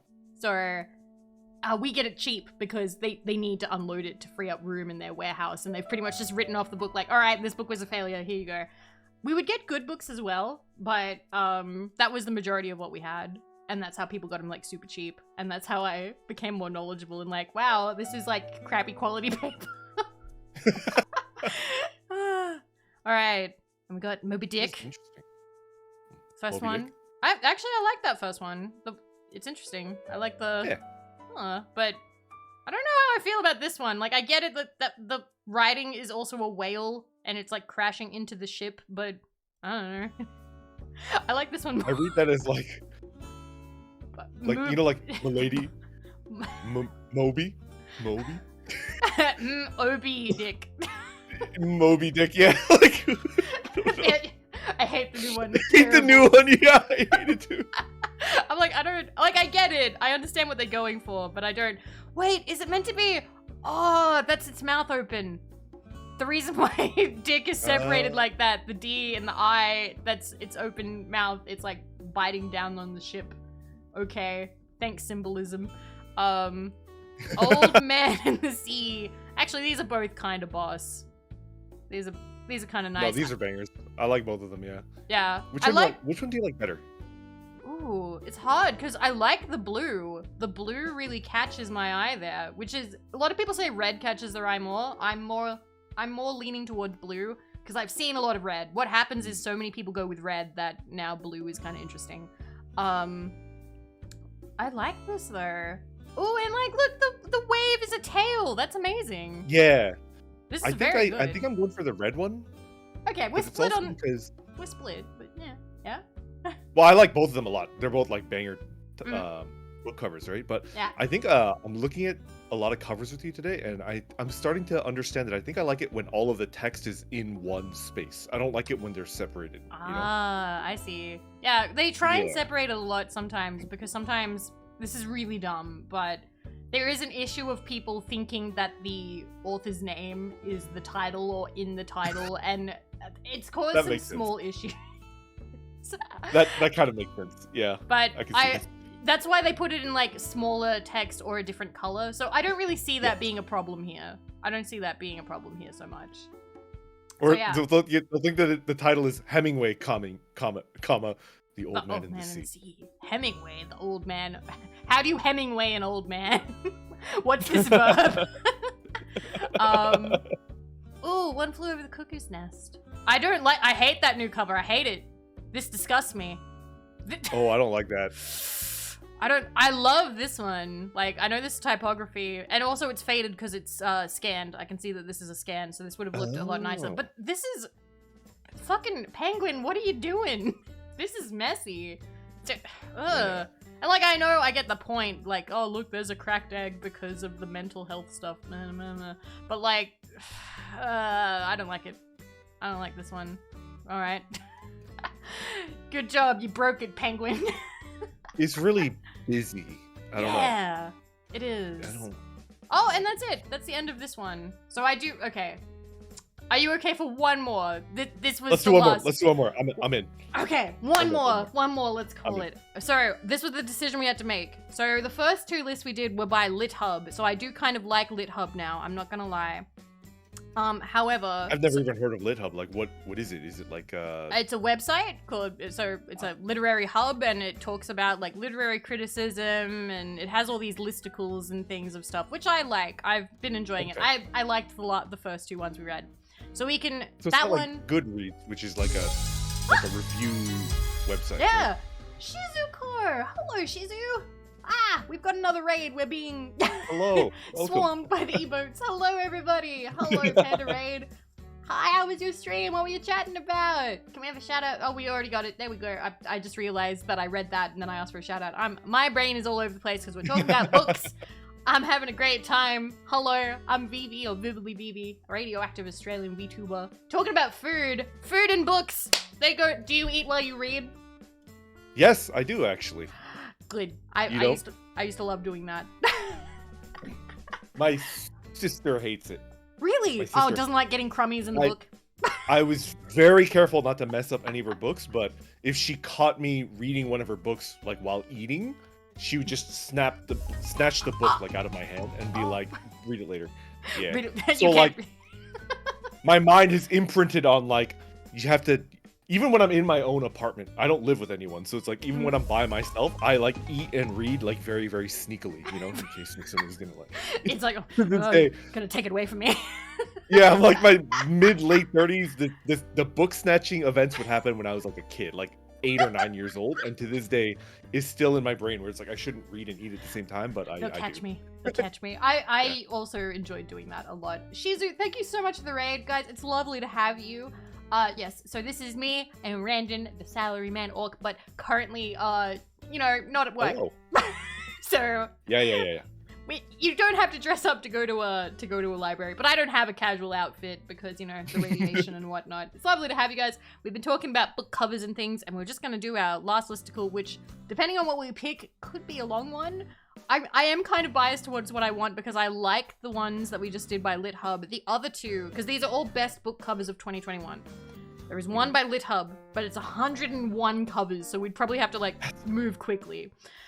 So I don't want to take too much of your time. I'm worried if you're tired. And then there's the New York Times best book covers of 2021, and then there's Washington Post book covers of 2021. So I don't know who to trust. We could do the LitHub one and then just like call it when we feel it, right? Yeah. If we make it to the end, we make it to the end. Otherwise, I don't really trust like me like New York Times. I don't fucking trust that shit. Like, I don't. Like people just like stuff. They just buy like 50,000 copies and then they hit the New York Times bestseller, and it's like your book isn't actually that interesting. I was talking about that actually the other day. That's something that's happened. People have fudged the numbers by buying their own books in bulk under somebody else's business name. Like they'll have a friend to do it. And do not trust that. I don't like that. Neither. So New York Times, if a book says New York Times bestseller, that doesn't actually mean anything. Yep, you're right. It doesn't mean anything. Also, Shizu, thank you again so much for the raid. If you need to rest after talking about food, or if you need to eat, you go for it. We're gonna do this listicle and talk about books. So, let's go. Let's go. These are books that came out this year, so I have not read, not this year, last year. So I have not read any of them. So, but I want to see what the current cover designs are, where we've ended up. This is last year. Yeah. So, let's see if we like any of these covers. Okay, so I'm gonna put this back in the middle. There we go. So, this is what they consider the best book covers. Outlawed. That looks a little bit Gatsby because of the lips, but other than that, I don't really like it. Yeah. What do we do? Why don't we do like a smash? Obviously, we're not gonna like read or not read. Yeah, read or not read. Read or not read. Yes. Okay, I need to not read. Let me get a text source up here because I want to keep track of that. I'm gonna keep track of that. Read or not read. Let's go. Add source. And I just need to go Vivi. Randon. Alright. I'm gonna have to leave this open so I can edit it. So let me just see. Read. We're gonna have to do separate ones. Not read. Yeah. Okay, I'll get rid of the... forget what those are called. Semicolon? Read, not read. Oh, I need to change the font. Oh wait, no, I can just put a outline around it. That's my cheat way of doing this. I'll just put an outline around it. Purple outline fixes everything. Let's go, and then make the outline bigger. There we go, and I'm just gonna make the font nice. a little bigger. There we go. I might put a space between mine and yours. Yeah. There we go. Alright. So, neither of us would read this. That's not a number. I just... Okay, there we go. Alright, so we would not read this. Nah. No thank you.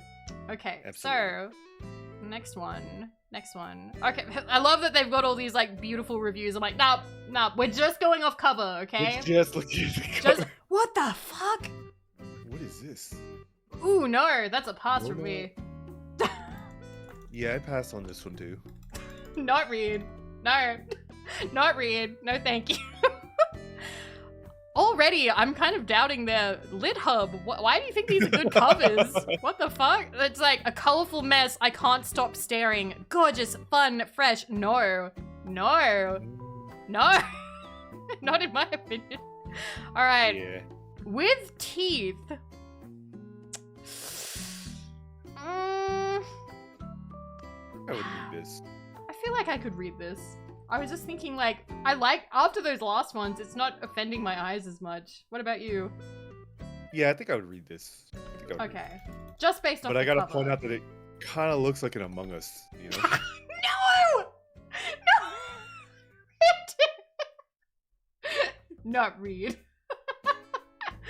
Oh, wow. Okay. I love these reviews. It's so simple and clever. I love how the letters in the title make up the teeth. Oh my god. I hope Laywin is at least 80. Yeah. I would forgive this if it was from like a sweet 80-year-old. Like, this is so simple and clever. I love how they, like, I've never seen this.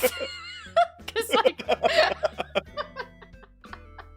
it's like a very sweet old lady that's trying to find things to compliment. You know, they're just trying really hard. Yeah. Effortlessly fun and bold. Okay, I do kind of like this text because you can make fun of it. Okay. Oh god, I've seen so many books like this. After the Sun, Jonas Aker. This is a very popular cover trend I've been seeing, where it's like text by no, like having the, how do I say this? Like, the text takes up the entire thing. It's super simple, but then like lots of color in the background. Yeah. Interesting. Oh, this is like, it's kind of like rating book covers, but it's like smash or pass. Would we read or not read just based off the cover? Yeah. Just based off the cover. This one, I've seen so many like this. And also, I have no idea what's happening in this book. Yeah, I think I would not read, but not because I don't think it's a beautiful cover. I think I would not read because I don't know what it's about, you know? Yeah. At all. I need There's a little like bit literally more. no context. And I know that like, that was the problem with like some of these, but like, I at least, something about this with teeth, I felt a little bit more like, okay, you could put this in my hands. Yeah. I'd do it. This one, I don't know what I'm getting into. This could be an infinite jest situation, and I don't want to fall into that. Yeah. All right. Oh god. I knew it. It's electric in person. Beautiful type, color palette, the whole package. No. Look at all the colors I know. No. My Year Abroad. Shang-Rai Lee. Okay. This is... I know what I'm getting into here. Because it just says it. It just says it. I don't love the cover, but... I didn't... I mean, I did know this before, though. But, like, when it's, like, a famous award, like a Pulitzer, I kind of already, like... I give it, like...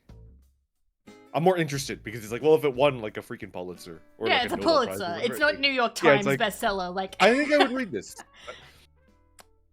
Like not based on the cover art, the design. Like, I don't hate it, but it doesn't like do anything for me. But I see Pulitzer Prize finals. It's like, okay, I'll read that. I would read this. I feel like I could read this one. I feel like I know we've just been agreeing so far. I know something's gonna have to pop up. Okay, we're 5 in. It's 101. We'll see how far we get. But like, I want to know when it happens, but I don't know. I feel like I could. The design? No, I don't like the colors, personally. Yeah, it's kind of busy, right? Yeah, it's kind of busy. Also, pink, green, orange. Really? Yeah, I think I understand. And there's like this gray over here that I don't know what's happening, and then there's like a blue corner over here. I don't know. But whatever. It's okay. I think I could do this one. The title, I feel like I'm kind of going off the title here too. Oh, I've seen a lot of books like this. Chronicles from the Land of the Happiest People on Earth. This was published in 2021. It says it was. Winner of Nobel Prize in Literature. I would definitely read this. Yeah, like title, the cover design doesn't do it for me. It's just the prestige of like the award that it won. It's like, well, if it won the Nobel Prize, it must be worth reading, and I would read it, you know? See, the thing is, this one, we may actually differ on this one, because something about this one is making me be like, I don't like this one as much. I would not read this one, I think. The Nobel Prize isn't enough for me.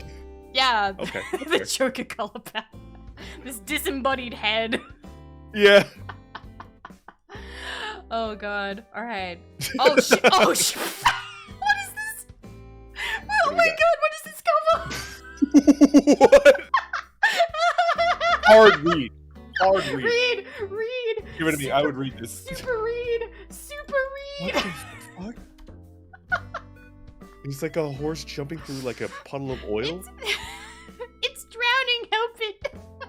I want to be seen reading this book. I'm totally captivated by this bizarre and beautiful image. The horse, the droplets, the strange physics at work. What is happening? I love it. I agree, Lauren Peters Collier. I agree. It doesn't even have anything else on there, just a novel. I'm sold. What is this? What? Wow. Okay, next one. next. It's a biography. Nah, listen, biographies are a hard sell for me. Biographies are a hard sell for me. I can get kind of bored, so this is a pass for me. Not read. Understandable. I don't know who Pessoa is. Like, I don't know who that is, so... I do like reading biographies, but only for people that, like, I know and care about, right? Like, I think that's pretty fair. I don't know who this person is, so, like, I would pass. Yeah, that's fair. So, like, basically the setup is, like, would we, you know, I don't know, we're allowed to take home any book we want, but, like, you have to actually read it, okay? Yeah. And I wouldn't read this one, personally. I wouldn't read it either, yeah. Alright, next one. That's a boob. Alright. Hard read. Let's go. Hard read for the titty. Hard read for the titty. Okay, that TOS. TOS. For like 2 circles. Twitch would fucking do that. Oh my god. I'm actually like wheezing right now. Like, holy shit. If I got banned for this, can you imagine? Can you imagine? 2 circles, my brother in Christ is fucking 2 circles. It's 2 circles. My brother in Christ, it's 2 circles. I love that I immediately knew what it was even before I saw the milk fed. But yeah, I'd read this. I'd read it. There's a titty. It's eye-catching. Good. This is good design right here. You deserve to be on the list. Too. I like it. Yeah. Deserve to be on the list for 101 best book covers. Smart, funny, subversive, eye-catching, yes. Ooh, what's this one? I like this cover. Why do I like? Oh, it has the old friend on it. It has what? Oh god. Oh, one of the things that says, I can't stop looking at this. That horrible condensed Garamond, everything just a tiny bit low res and all the elements looking like they're stuck on with no thought. I bet it took ages. It's a brilliant cover. I like it. I like it. You like it? Laser Rider 2, author of Arbitrary Stupid Goal. It's a novel. Wow. Featuring an old, reliable Macintosh repair. I would read this for sure. Yeah, that actually seems good. I'd go for that. Wow. Alright. Retro is perfect. It's good enough to get me to like look at the cover more closely And then it's like, yeah, I'll read A this, Macintosh repair shop. I may have to go back and look at because that actually charms me a little bit because I'm a little bit fond of old Macintosh computers. Me too. Yeah. Put it on a shirt. I'll take 20. Oh, Nemo. Oh wow, this is great. This is probably my favorite so far, next to the titty. Okay. I think titty 1. This is number 2. Yeah. Orwell's Roses. No. Nah. Not from me. I'm not interested. I've seen too many. Nah. What about you? Just based on the design, I think I would give this a shot. I would just give it a shot and see if it's like worth it. I like it. I like the way that it looks. I think it's an attractive cover. I don't know. For some reason, I've looked at this and I'm like, I am bored. I don't know why. I'm judging hard on the covers right now.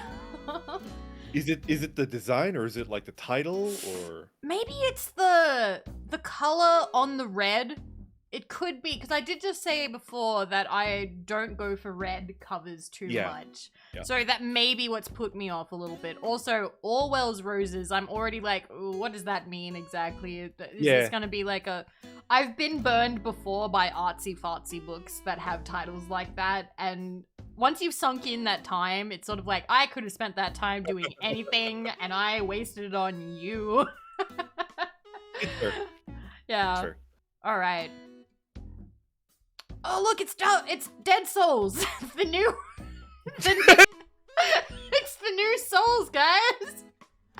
Wait, isn't the main character of Dead Souls named Sam? What's the main character? No. They're not. I forgot what the main character's name was. Did Dark Souls have one? But like, wait a minute. Dark Souls doesn't have, yeah. Jamie Keenan covers. Okay, so Jamie Keenan, I believe, is kind of famous, I think, because I've seen covers like this, because this is like cut paper.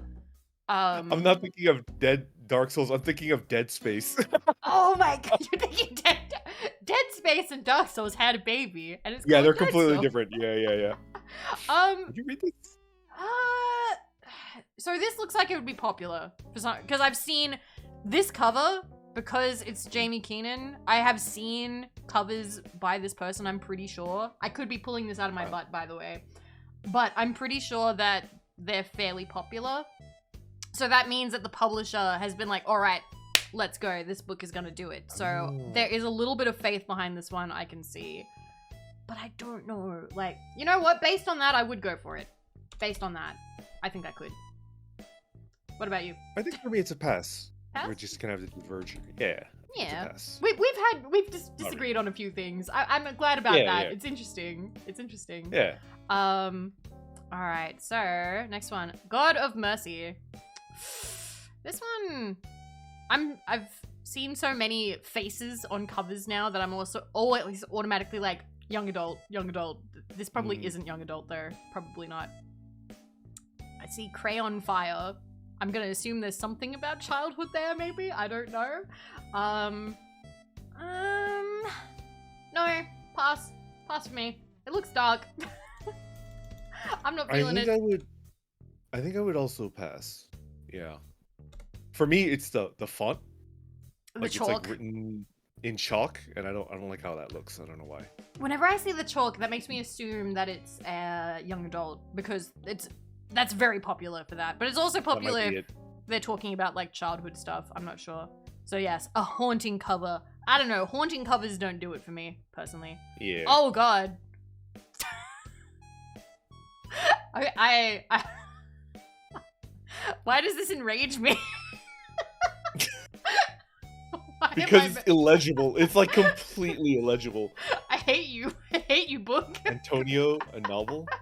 Go away, book. Would you read it? It's an O-way face! I'll pass. Pass. Goodbye. Yeah. Wait, I need to change this to would read, would not read. Because otherwise it says read and not read. Would read, not read. There we go. Yeah. Makes more sense now. Okay. Yeah. Would read, not read. Okay. Okay, next one. I mean, I don't know how to feel about this. Something about this stopped me for a second. What? It's eye-catching for sure. It is. It's very eye-catching. Yeah. But like, what the fuck? Miles Franklin award-winning author. Okay, so this book didn't win anything, but they've won stuff in the past. Okay. Oh yeah, I thought Miles Franklin is like the award, right? Like it's like Yeah. the title of an award. Yes. I've never heard of it. Never heard of it. So that's a smaller one. Yeah. It's a smaller one. Something about this isn't. No, I'm gonna say no. I don't know why. I don't Yeah, I'll want this pass one. on this one as well. Yeah. I love that this is now coming to judging a book by its cover, the way to end the stream. Yeah, I think it's fine. Yeah. Yeah. I don't like this one. But damn it, a lot of these are like really simple and they're like, oh, it's so clever and I love it. It's so subtle, nice textures. I don't like it. What? Why don't I like it? I don't know. I'm sorry. It is red. That's like why it's red. It's red. Maybe you can be less biased, but how do you feel? I don't have a bias against red, but I hate how asymmetrical this thing is. Yeah, look. I'm not. A novel. Yeah, I'm not like that the kid, but it's got to be it's gonna be a little bit symmetrical. It's too weird. No. I feel uncomfortable looking at it, so I pass. Pass. Pass. Yeah. Ooh, tigers. Machete. Oh, but I don't like. So this is a poetry book. I don't know a lot about poetry books, to be honest. And poetry covers are always very interesting. They always are kind of a little bit weird. I don't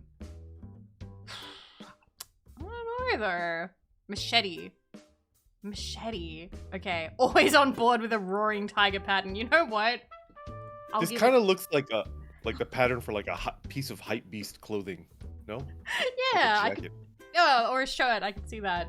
Okay. Yeah. I would go for it. I'd give the tiger a shot. I don't know. I haven't read a lot of poetry books. And I would like to, because poetry is one of those things that like I dipped my toes in high school, liked it, and then never got back into it ever again. Ever. Interesting. You would like it. I've never had a poetry phase yet, so I think I would pass this. Not because I don't like poetry or I don't think it's important. It's just not for you. Not my thing. Yeah. Kind of like how I really like biographies if I care about the person, but I 100% understand why people would be like, I would never freaking read a biography. It's like, yeah, absolutely. I don't understand people who can buy people who buy biographies for people they don't know are so strong. And the thing that I did that I did when I was in like the bookstore is sometimes you would have to like sell up books, and the thing is they'd be of people that nobody knows, and you'd have to like have like a tertiary connection to somebody else. Like, you know, you'd have like a book based off somebody who worked with Walt Disney like for like 3 years at some point or something. Yes. And you'd have to like try and sell it to somebody. And it was so like I didn't like that part of the job. Trying to sell books that you weren't actually sure the person would like. That's what I don't like about the book selling business. Cause I know that publishers, so like covers and things like that, sort of trick people in a way, or entice people, I suppose is the word that they want to use, to read books that they might not necessarily read.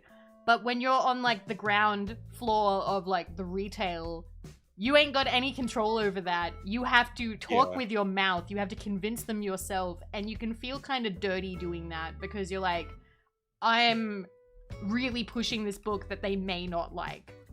And I didn't like that. I hated that part of the job. That's probably the worst part of working in the bookstore. Pushing books that you weren't super into. Can I ask a question? Like, did your management ask you to push like certain books? Yes. Like, we have a lot of these. No way, really? Yes. 100%. 100%. What the heck? I can't remember them, but they'd be like, listen, we have so many of these, like, put them on the front counter, sell them up to people and stuff. And the thing is, like, the beautiful thing about the bookstore that I worked in, though, is we only had to do that when management was around, because management was in Sydney, we were in Newcastle, and they would very rarely come by, and we were very, how do I say this? Majority of the people who worked there were very kind of artsy-fartsy. I was probably like, I was also kind of weird, I guess. I would wear like brightly colored flannel shirts and pins and crazy eye makeup just because I felt like it. So I was a little bit douchey looking, I'll admit that. I used to love wearing Fallout pins because I'd have like the little like Fallout. Yeah, Vault Boy like brandishing a gun on like my shirt collar, and old people would look at it and be like, "That's a bit violent for a young lady like you." So yeah, I did like working in the bookstore, but when management came to play, I didn't like that so much because they'd be like, need to sell this one, need to do this, and you'd have to put on a show in front of them. You'd have to like, because you work in the bookstore and you want to keep living the dream of working in the bookstore because it's so fun. I loved working in the bookstore. Best job that I had in retail. Clothing sucked. Children's shoes was kind of meh. The book one, you could talk to people more. And when you weren't forcing a book that like you didn't like, or they weren't talking to you about how great Infinite Jest is, you could have a really nice conversations with people who would tell you like, oh yeah, this book changed my life and stuff like that. So like, yeah, I really enjoyed it. You'd learn a lot about people. It was probably one of the best kind of jobs. So like, I don't know, if you're out there and you can work in a bookstore, I would say go for it. It's pretty fun. I like it. But if it's very management heavy, then you may not get the same experience. I'm sorry. If you can get a secondhand bookstore, that's what you want. That's the dream. That's the dream. Anyway, crying in H-Mart is red. Goodbye. I would read this because I think it's a banger title. Crying in H-Mart? Crying in H-Mart? It's just, you know what H-Mart is? Have you ever heard of H-Mart? It's definitely like an American. H-Mart is the largest, I think it's Korean. It's an Asian supermarket chain. Oh. It's like a Korean, I think it's Korean. It's a Korean supermarket chain. The biggest like Japanese one is Mitsuwa. But okay. H-Mart is famous because it's always got like a banger food court. Like a really, really like decent food court. Not like amazing. Like you're not going to get, like a very like serviceable like Korean food court. And I'm just imagining somebody crying in an H-Mart. It's like, what's going on here? Why are you crying in H-Mart? What's happening? Why are you crying in an H-Mart? Like I would look at like the name of the author. It's like, this isn't like Michelle's maybe they're Asian. Maybe they're Asian. I don't know. Like, yeah, but like, who knows? We'll have to read and find out. See, I'm still passing on this one, but you did make a good case. Red. You did make a good case. I don't know why I hate red so much. And I don't like this one either. The Shimmering State, a novel. I don't like that. I don't know why. These are not banger covers. I don't like them. I'm gonna be real. I don't like this out of focus. Yeah. I'm gonna be real, lit hub. This is not lit. I think I pass on this one as well. Maybe. Okay. All right. Pause. Why? But why? Why? I don't know what it is. Like, there's something about this one. Like, it's out of focus. I don't have any idea what it is. Impressive, unsettling, and surprisingly romantic. Oh, it's a debut too. Okay. I'm very hesitant about debuts. All right. So. nothing to do with VTuber debuts, but book I love that unsaid. Book debuts are very different because that is their first published book, and sometimes it is an absolute stinker. I can see that. Very rarely will a debut be like the best one, sometimes. Anyway, Michelle Chongmi Zawa is the lead singer of Japanese Breakfast. I see. Okay. We now have a little bit more background for that one. I'm gonna move on to the next one. Lies Dictionary. Oh, apparently it's funny. It says hilarious, smart, and charming. And that is kind of a clever... I do kind of like this because there's a book and a bird. I would go for this one. It says funny. It says funny. I think I would read it. Yeah. Yeah. Alright. So we've gotten through 20 of them. I don't think I'm going to be able to do the full 100. Yeah. I don't think I can feel it. I can feel it. Maybe we can aim for like 30, like another 10 or 15. Yeah. We will see. Maybe we'll do a real quick scroll and just can say like, I will see what they look like, but... Yeah. Oh. I don't know. What? Water statues. Fleur... Okay, I'm guessing that's the name. Fleur Yagi. I don't know. No. I don't know about this one. This one's creeping me out a little bit in a soft way. I think I'd read it because it's kind of creepy looking. I like it. I don't like it. I'm interested in it. You're braver than me. Interesting. I'm still burned from the goosebumps. Yeah. Oh god. Oh, I hate this. I hate that font. And I don't like what's happening with her face. Childhood, youth, dependent. No. That. Yeah. No. Goodbye. No. That's a No. no for me as well. No, no, thank you. No, thank you. God, these are not banger covers. Why are they saying they're bangers? That is okay. When you see this is not a good cover. What the fuck? What is this? What? It's whole. Hole. Do you It's like Hole. hole? I did like holes. I would try this out. Oh my god. I would give it a Okay. try. 11. I did like holes. I mean, holes is okay, but like, void, the void. Yeah. No. Void the book. No, I'm a lot more. No, not worth my time. I'm like, no. I'm like the kid with like the Brussels sprouts. No, get it away from their face. Yeah, exactly. Yeah. And then you're partway through eating a dish, and it's got like really finely diced like red pepper, bell peppers, and it's Yes. like, and you hard cancel. Like you think later. Ew, red. Oh god. All right. Oh wait, I like this one. Ooh, super commercial book cover, but that doesn't stop it looking great. I don't like this kind of. What is this? This is some classist shit they're saying there. Yeah, I read this. I'd read this. Thank you for the 100 caps, Linz. Thank you. I'd read this. This got my eye. This got my eye. I'm more interested in it. What's happening? Stunning and relentless. This is Jaws at 35,000 feet. That on its own, that would get me. And they've also got James Patterson, who, you know, is like the book churning out machine, even though he has ghostwriters. So if they got James Patterson, that would mean that they put a lot of money behind this one. I would hazard a guess that this would have a pretty glossy cover, and these would probably be a little bit embossed, based on. You can kind of get a feel for like the mood of the book just by looking at this title. And it's like, I would totally read this. Like, this is a good one. I like this one. Read Compared this to on Hole. a flight. I would read this on a flight, like if I wanted it, like an airport terminal. Oh, you're one of those people. I love you. Oh my god. That's what people should do when they travel. They should always have a book that's gonna make, because you could make somebody's day with the book you read when you travel. I love that shit. I love that. If you have a book that just says something crazy on it, someone's gonna look at you and be like, huh? What? Huh? And like the horse in the black puddle. Like I read that on an airplane. Yes, absolutely. Yes, how to defuse a bomb. Would they even let that book on the plane? I bet they wouldn't. I bet In they America, would. Probably not. They'd be like, get that book out of here. We're Get confiscating that book. And you're like, why? Why? I'm trying to be safe. I want to help. Oh god. Okay. Oh, I'm sad to leave the plane behind now. I miss it. But what? The rain heron. Is there? Okay, I think I see rain on the text, but like, I don't know what's happening back there. It's like a glass box and there's like an orgy of some kind of furry animal. Like a bunch of otters just like... Pearl! Pearl, no! What is happening here? I don't know. This isn't doing it for me on its own. It's interesting. I passed. Yeah. Pass. Yeah. It's interesting, but no.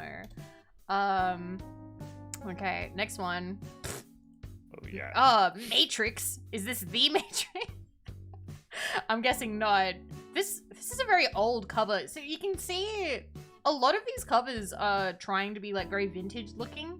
Like they're already oh, now I know what they're doing. They're trying to look like a classic. I like it, honestly. Like it's kind of classic. working on me. This is a read for me. Okay. But I do understand. So you're saying they do it on purpose? Because I think, like this looks like an older novel. Yeah, it does. The only thing that tells me that it's not an older novel is a novel in the middle there. Like it's saying a novel and this up here. Because older books would just have the name and the title. That would be it. Everything else, like... Oh, they would still have these waves. I think these waves would all fit, but this little extra text here, that's what tells me that it's new. That's the only other thing. I'm still gonna pass. I don't know. I'm not feeling it. Sorry, Lauren Gruff. Oh. There were a lot of books that looked like this, actually, this next one. And it's red again, so that's an instant goodbye from me. Yeah. It's gonna be best. Yeah. Okay. Light ray of darkness. Okay, I think we're at 30 now. I think. Are we? I think I've messed up my score a little bit. I've messed up my score a little bit somewhere along the way. But we're at 30. We're at 30 That definitely now. ain't right. So I'm gonna slap another would not read on mine. Wait a minute. 18, 9. Wait. Man, I've really messed up the score somewhere. Somewhere it's fucked up. Very long line, we got lost. Somewhere along the line, it's okay, because the main thing seems to be, like, I'm a lot more, like, picky. I'm a picky eater of books just on cover. I'm like, I don't want it. No, goodbye. That's a bad thing. I think it's a good thing to be picky, because books take a lot of time. I think to, like, the viewers that are watching us, we understand that, like, it's hard to like books because it's such a huge investment of time, rather than, like, just watching a movie or, like, a TV show. Yeah. Like, a book represents like minimum like 20 hours of your time. So it's yeah, like, and also with a movie, you can talk to someone through it. You can do things. You can, like, I don't know, knit. You can do stuff with, like, I don't know, draw. You can watch a movie and do other things. You can't do that with a book, unless you audiobooks. Audiobooks are the only exception to that. I'm gonna scroll really quick to see what else. All right, so there are some. I don't know. No. But, oh god, I hate this. Snapchat. It's Snapchat the book. no, Instagram. It's Instagram the book. Instagram. Randon, this is the stuff that they're gonna find when we're like 80. from our time. Oh my god. This is. How do you feel? Dread. Just like fucking dread. It's like, just end the species, like, so nobody can bear witness to our shame. And if an alien, like, stops by the planet and witnesses it, it's like, come on, man. We're already dead. Just leave us alone. Leave us alone. Okay, I'm stopping at the winners now. I'm just scrolling through. I like this one. I like it too. Nectar. This one's a winner. This one's a winner. For me, it looks like the movie again. I'm so stupid. Oh my god. My IQ is just, oh god, it's on full display. It's like Booba 2, you know? Yeah, like Booba 2. Electric Boogaloo. I'm gonna keep scrolling. What the fuck? Oh, so this is a box set. This is a box set. Okay, because they're all really tiny and they make a rainbow. Yeah. Look at this. Is what Penguin does. This is what Penguin does. All right. So this seems to be a book about not a book. This seems to be a series. Man's War Against Nature. All art is ecological. So it's about, like, nature stuff. All right, cool, interesting. Nice little box set they got going there. That would work on people. That's a really good title right there. The most damned country in the world. Yeah, true. It would. That's a really good title. A Little Devil in America. I like the font. Everything else, I'm kind of on, but I do like the font for that. I don't know. It's kind of show businessy. Gonna keep scrolling. Keep scrolling until something catches my eye. Oh no, this is a trend. This is a trend that got. What? I saw this in a video that I was looking at yesterday for research purposes. It's about the sunglasses with a reflection in it because they can see something the reader can't see. Ooh. Oh, okay. It's a very popular trend, to the point where they're starting to blend together, and it's making, like, people be like, too many covers have this cover. So it's surprising that this made the list because I saw people complaining about this very cover. I don't think I read that. Nah. This is a pass for me. Yeah. Okay. The art of wearing a trench coat. Why does this charm me so? Why do this terrible drawing? I love it. What? Why? I kind of love it. What? The art of wearing a trench coat. Stories. Ooh, short stories. Okay, cool. I love the confidence of this cover. Me too. Me. So you would buy this? Yes. This interests me. This interests me. Okay, I'll keep going. I think I have, like, an anti-trench coat bias, so I would probably personally pass that. Oh no. Oh no. I would buy this. You'd buy the fluffy book? The fur first? I would read this on an airplane. Yeah. I would want that if you wore the matching fluffy slippers.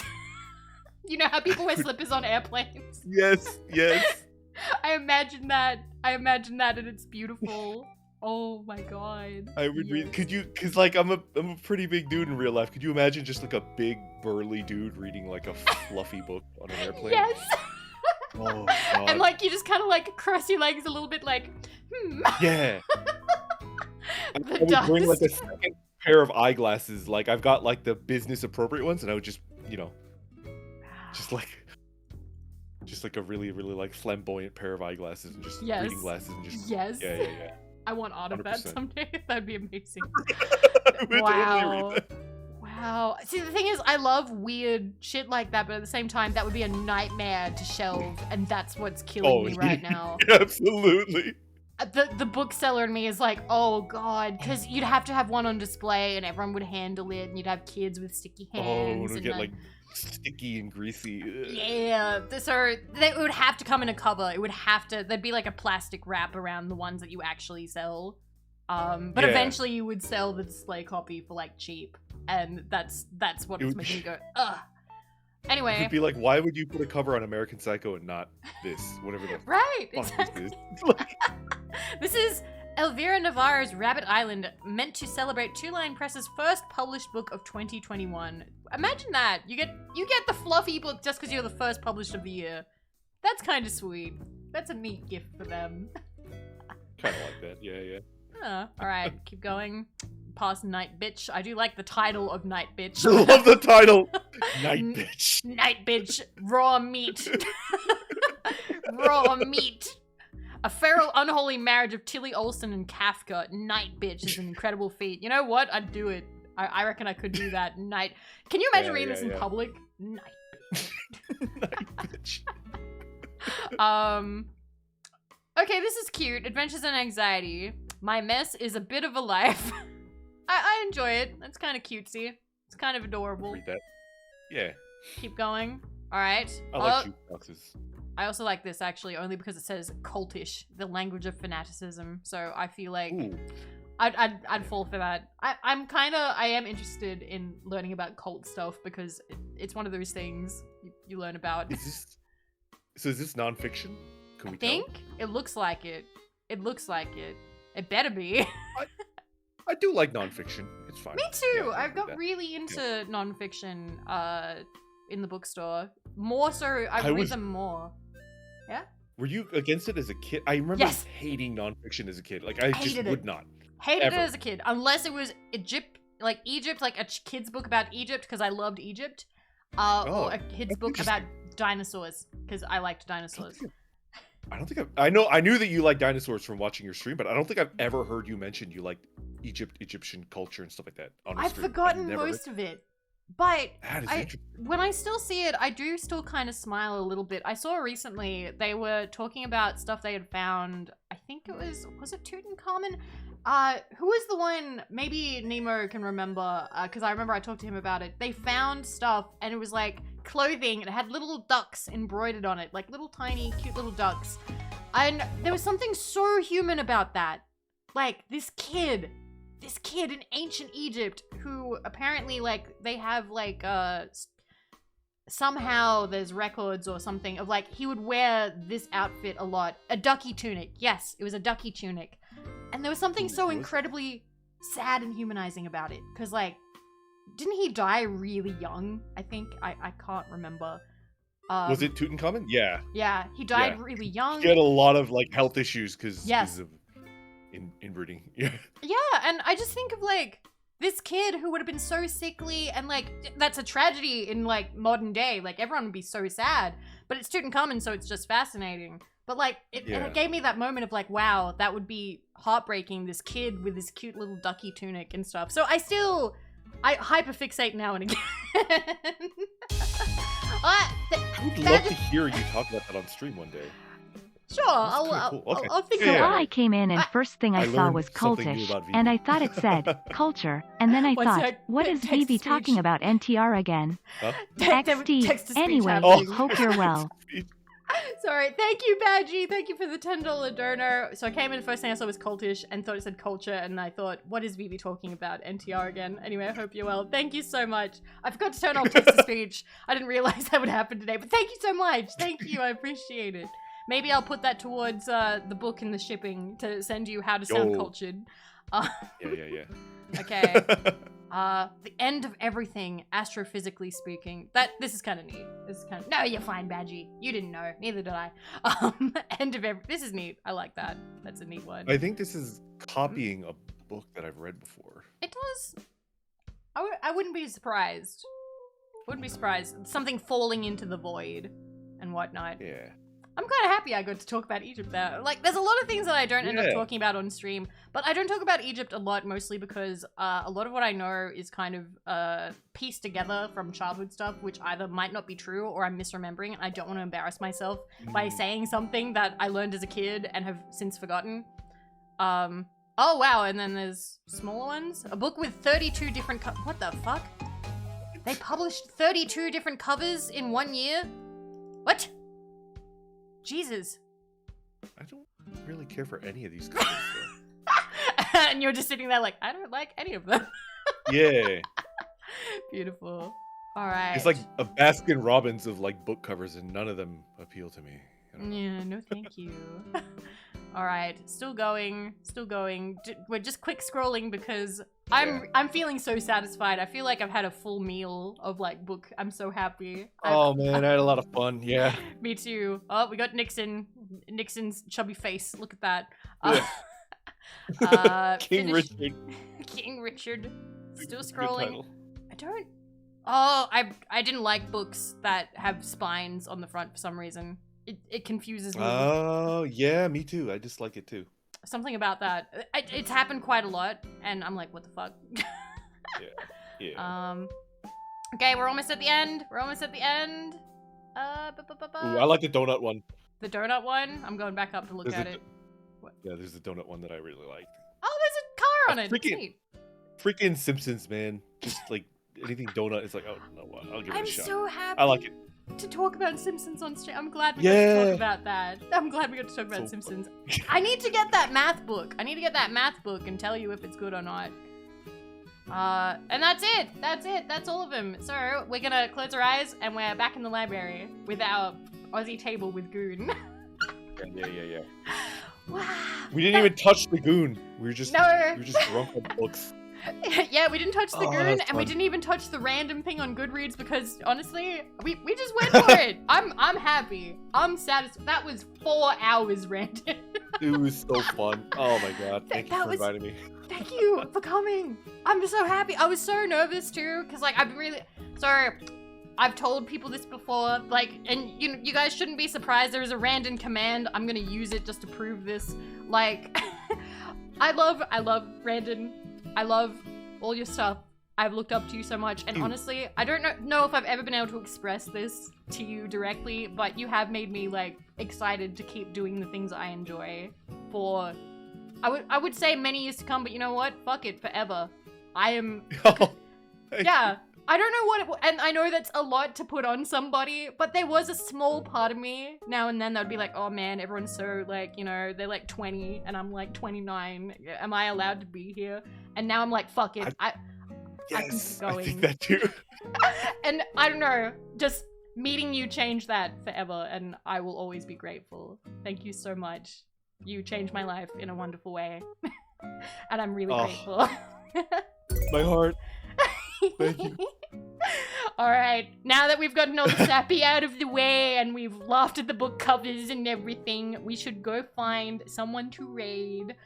Is there anybody streaming on Twitch right now that you could recommend? Because I usually let the guests choose because, you know, that opens it up for, you know, finding new people or anything. But if there's nobody streaming, you let me know. But if there is, let me know too. It is pretty early, you know, and also you have like I've watched a shit ton of your streams, so you do have like a code where like you're worried about overwhelming people, right? Like that's if they have no mods, and if they've ever expressed being anxious, I will avoid it. But if you think that they can handle it, because the other day, I don't know if Scarlett's still here, I raided Scarlett with 300-ish people, 400-ish people, and she had 9 people, and I don't think maybe there was a mod, and the risk was well worth it. It was well worth it. It went really well because chat's very well behaved, aren't you guys? You guys are lovely. I trust you guys. So if there's somebody I would love to throw to anybody smaller, because they'll be well behaved. I believe in them. They're very comfy. You have a really good crew. Yeah. Only good people in the bunker. In that case, I do have a buddy that I don't know what the heck he's doing right now though. Like, what are you doing? Let me check to see how long he's been streaming. See how long he's been streaming, and I'm fine with anything. Unless it's Genshin, then I might raise a little bit of an eyebrow. What is I'm Big kidding. Pharma? Have you ever heard of Big Pharma, Vivi? Big Pharma. What is this? Big It Pharma. looks like a video game. Huh? I've never heard A of video it. game called Big Pharma. I've never heard of it. That sounds interesting. What's the name? What's the name? You can send me a link. Send me a link. Yeah. Do you know about, like, I'm sure you must know about, like plague doctors? I really like plague doctor like aesthetic. So like this is a VTuber that I follow a fair amount. Oh yeah, let's just think go. Let's go. I love that. I love plague doctor aesthetic. Yeah, me too. There's something like great. the hat and the mask, and and it's so good. It's so creepy, but it's beautiful. like the okay, art a lot, let's go. Let's go. I'm for this. Okay, so let's do a raid. Let me get a raid message. We're just gonna say books. I just want to say books in the middle because that's... I was so excited. I didn't know what to put on the thumbnail. And I was like, let's just channel that. Books! Books! And... With the in between like the exclamation marks. I love that. Yes, that's my favorite. Yes, I told you this, but Mimo was the one who suggested that. I had my friends double check my thumbnail. So yes. Thank you guys so much for being here. Randon, thank you so much for coming. I'm gonna do a dab spin there. And also, can we have just a quick like Randon, like exclamation mark Randon or exclamation mark collab? Go follow Randon on the YouTube. Is a good time. I still love the LaCroix stream. I still think about it sometimes.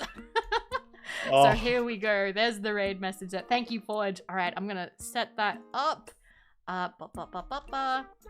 And then I will deafen myself for a little bit just so we don't, just so I don't broadcast anything while we're ending.